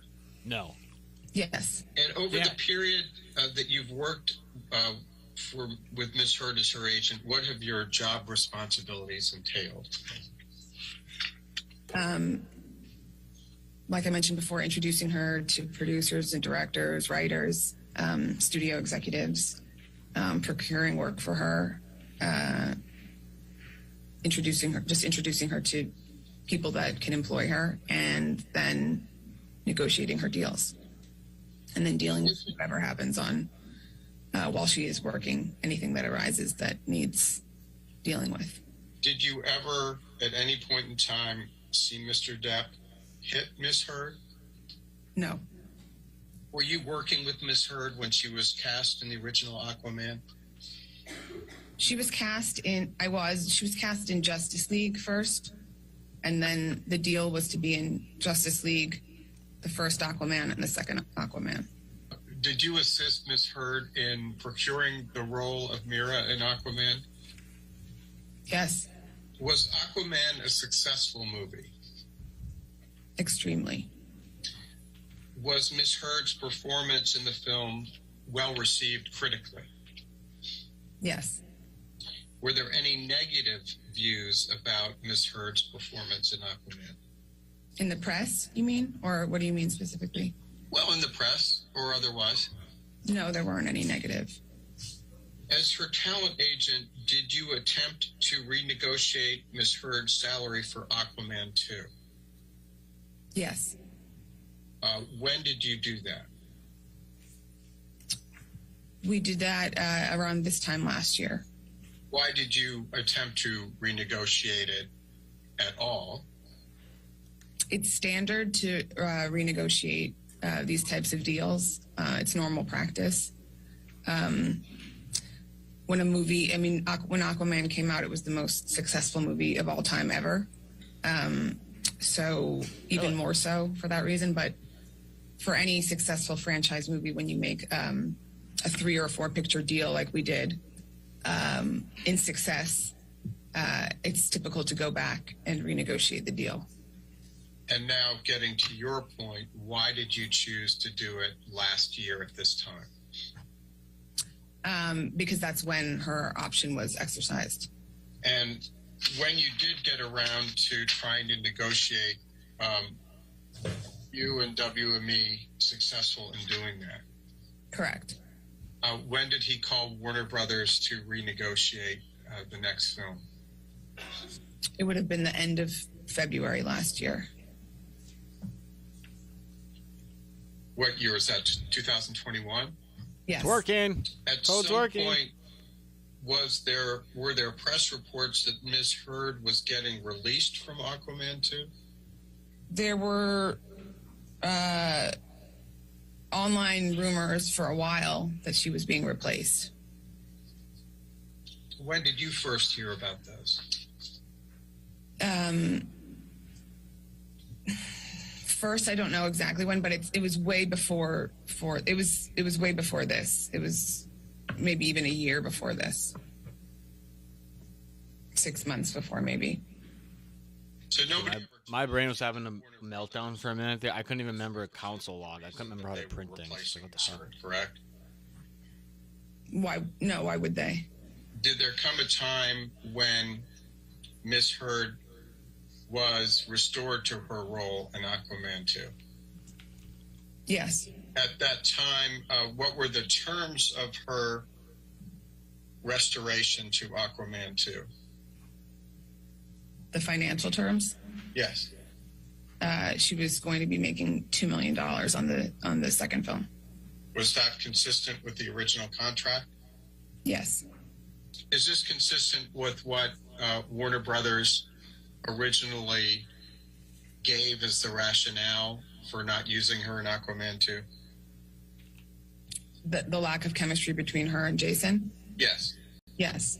So did there come a time when WME came to understand that Ms. Heard's role as Mira in Aquaman 2 was diminished in some way?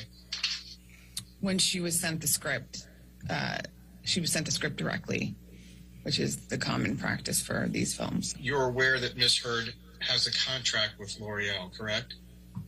Yes. Were you working with Ms. Heard when she signed that contract? Yes. What's a bot? A bot is a fake account that's created to execute a certain objective. What is your educational background since high school? College. What college did you attend? NYU. Do under 18, What do year they did you get graduate?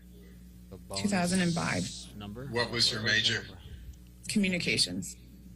When WME first began working with Ms. Heard as her talent agent, you said she had had some success. How well known was Ms. Heard?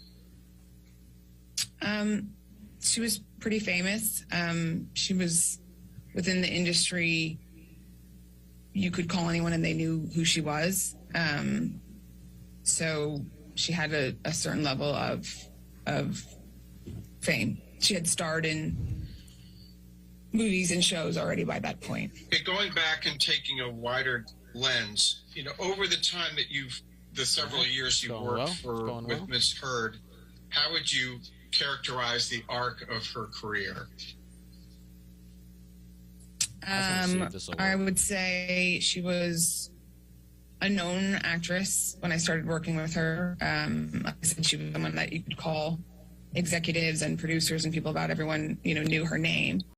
I thought putting colons in here would set it all up. Star status, but she was definitely, she could get the lead of an independent movie. She could get the lead of a TV series. When I worked with her, we slowly started to strategically, have her work on some more prestigious projects and work with, better directors.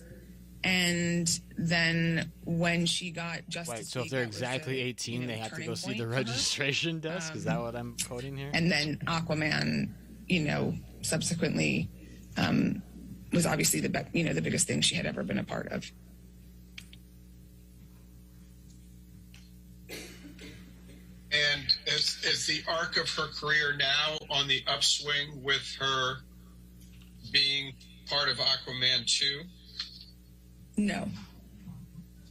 Tell me what you mean. Why not? Because typically, when you have an actor who is in a movie as successful as Aquaman was, their career totally changes. And they're in a different echelon. They, get way more offers. They're just put in a different place, position-wise with studios. They're more bankable, so they can greenlight projects.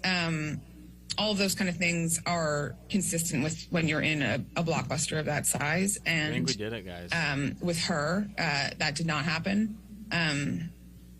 It happened, That wasn't too bad, actually. very significantly for her co-star. Obviously, he's the lead of the film and he's the title character, but even a small percentage of that did not happen for her.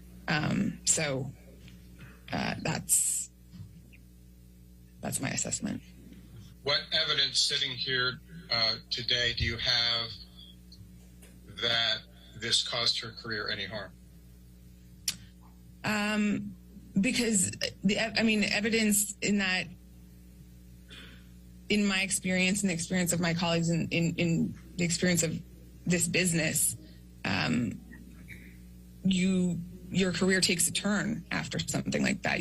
She was very well received in the movie at the time. Everyone was very happy with her at the time. There was no issues. And then to have a complete downturn after that, and then have that coincide with constant tweets and negativity put out about her. I don't have a physical piece of paper of evidence, but it's the only logical conclusion I can draw. Can you name a single role still no she evidence, has lost as a result of any activity by Adam Waldman or anyone at his behest? There was a movie at Amazon that she had been offered with Gael Garcia Bernal. I don't know what the final title of it is called now. I can look it up. It had a working title at the time. That they took away from her. And, the lead actor who was a producer on it very much wanted it to be her and was very frustrated with the process. And no one... Yeah, it's not it's not a lot of code, right? Out loud, it's pretty straightforward. I was getting hung up because of this bad press. I forgot the proper syntax for it's nothing she did, and it's all hearsay and it's all whatever. But there's no other reason. Now, Ms. Kovacevic, you've testified a bit about Adam Waldman, correct? Correct. And can you point us to any career opportunities that Ms. Heard has lost because of any statements made by Mr. Waldman?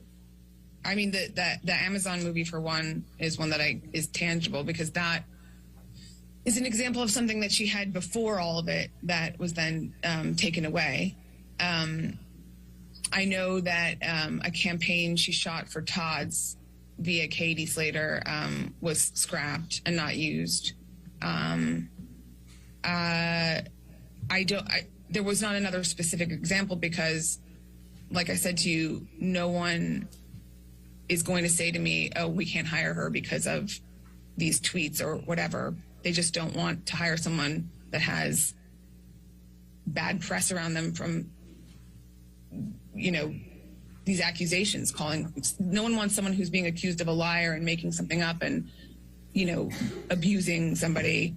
No one wants that association with their project.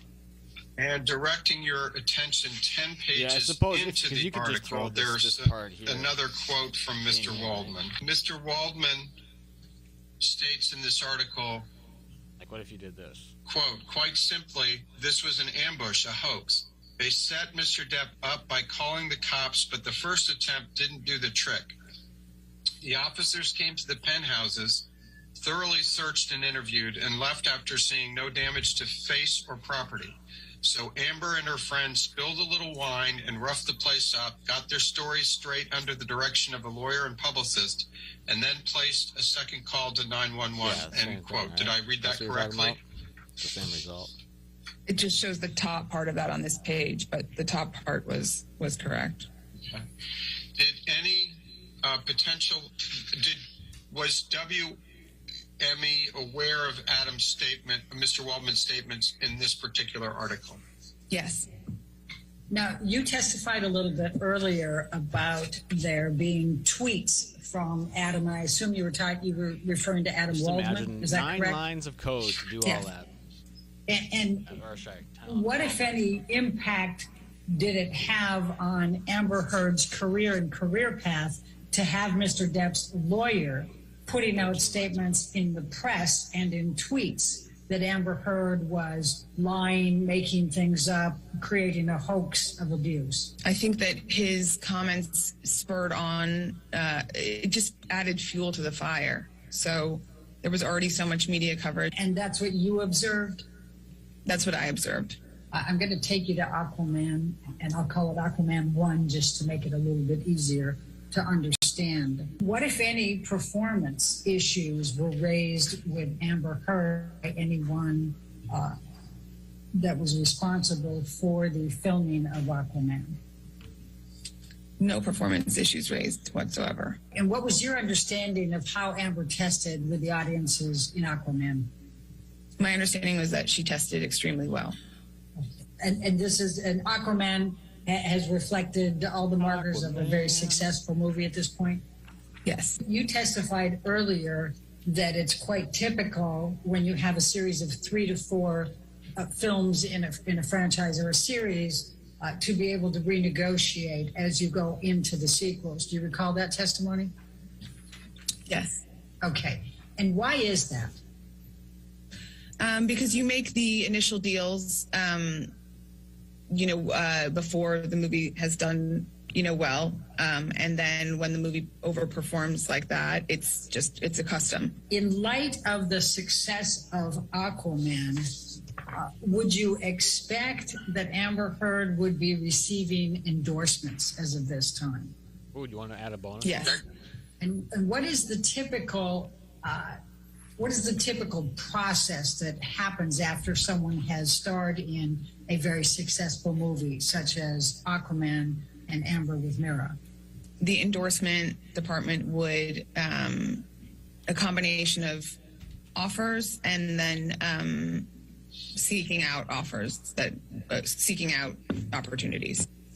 Now, given Amber's career trajectory leading up to and immediately after the success of Aquaman 1, that work? Did you expect her career to go in an upward, downward trajectory, or stay the same? Fucked up. I expected an upward trajectory. And why is that? Because in success of a film like that, it's usually always the case. And immediately after the successes of Aquaman, would you have expected Amber's annual earnings to increase, decrease, or stay the same compared to the previous 5 years? Oh, this is interesting. So I either have to put this line above everything, or her profile had been raised internationally. She was in a I have successful worldwide. And when put you right here. If runner age is less than 18, that performs that well worldwide, your bankability is stronger. This might just be the cleaner way to do it to avoid any issues. Film more easily. You can greenlight a film more easily. You can just do more greater and than for more money. 13. Do you recall what the budget was for Aquaman? The first then we one. can do it. Now it should work. I don't know. It would have been probably somewhere between 150 and 200 million. Less Immediately than 18, after the success of runner Aquaman, age greater than would 13. you have expected Ms. Heard to continue to earn at least the fee she made on Aquaman on future big budget studio firms, or less or more? You get this out of here. That becomes an actor's quote, their fee, and yes, typically, like you will then earn your not on a tiny independent film. You couldn't make that much money on that, but another studio film, another film at a streamer or whatever, something like that, you would make that much or potentially get a raise. Other than Aquaman 2, has Amber obtained any roles with a budget the size of Aquaman's? No. Has she been hired for any films with budgets over $100 million? No. Immediately after the success of Aquaman, would you expect the success of Aquaman and her starring role in that film to increase her ability to get more movie studios to be interested in her, decrease, or stay the same? Okay, so... Increase. And did it? No. Would you expect her to get Runner more age. TV roles? Objection. And why? Why? Because I mentioned earlier in the conversation, Runner you know, age. TV and films are so blended now, and there's much less of a delineation this needs to between be making this. projects between film and Greater than TV. 13. And did Amber So, like, okay, so a receive 14-year-old, more it TV should roles say as a start at result of 12:30. Aquaman, the success of Aquaman? Right? Okay. Yep, that was right. And if you're 13, Immediately go after home, the kid. success of Aquaman, would you have expected Amber to star in more than one project per year, Okay. less, or the same? It depends. If it was a big, you know, Aquaman takes up 6 months. What's of the less than year. or equal to? Big for movies fuck's take sake? up longer time. Indies, you can do a couple of them a year. It just depends. So I wouldn't put a number on it, but definitely more than 0. Okay. And has Amber starred in more than one project? Oh, I forgot the N. I forgot the N. There's 2 N's in runner. Go home, kid. God, I had it right the whole time. I just can't spell runner. Fucking A. Aquaman, did you expect Amber All right, there we to go. earn between $5 and $10 million? But if I didn't add that in there, I would have it expected would've- to renegotiate on Aquaman Or I could have 2, put this line most above certainly. everything, but this is probably the and cleanup. You're separating So the right categories.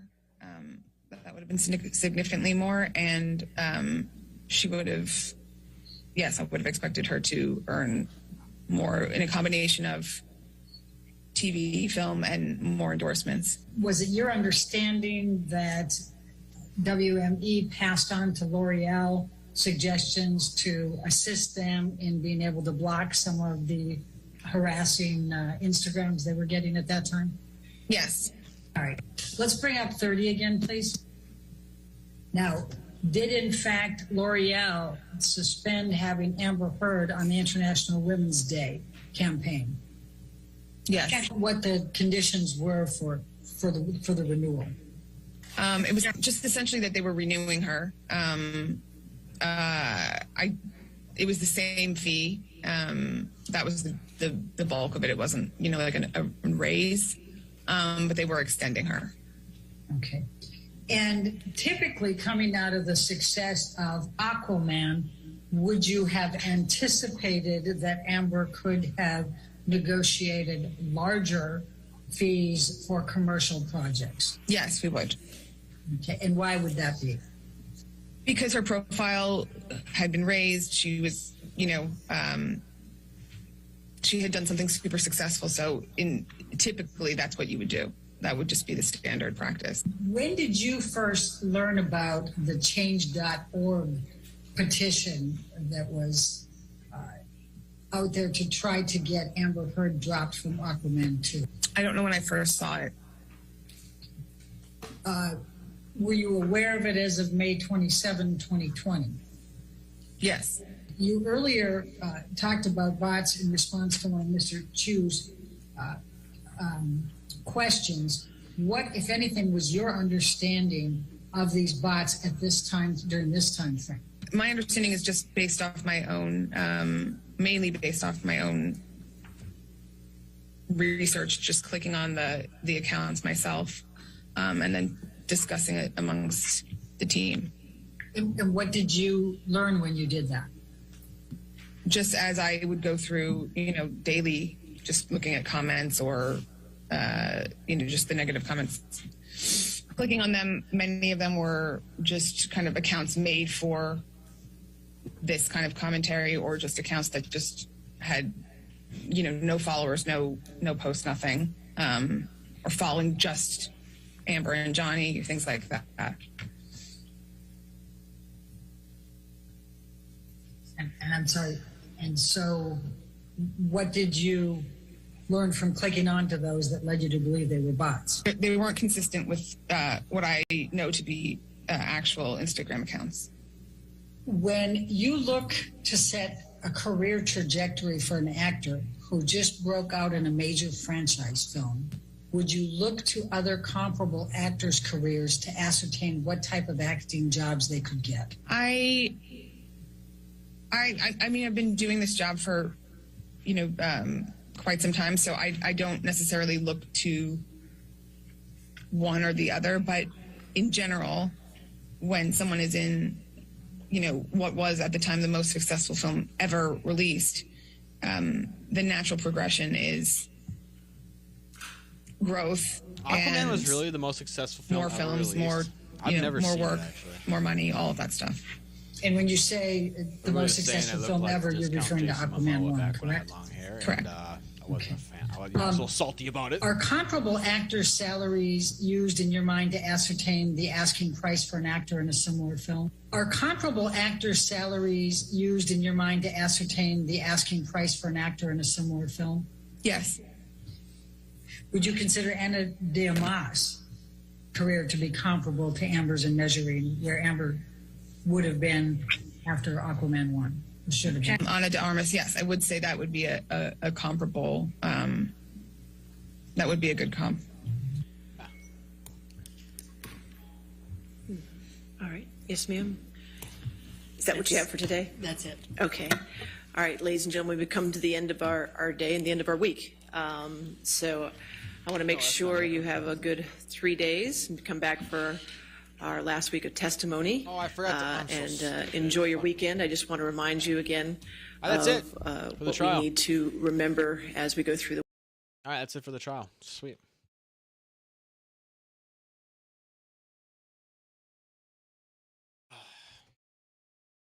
At least that's it for the trial this week.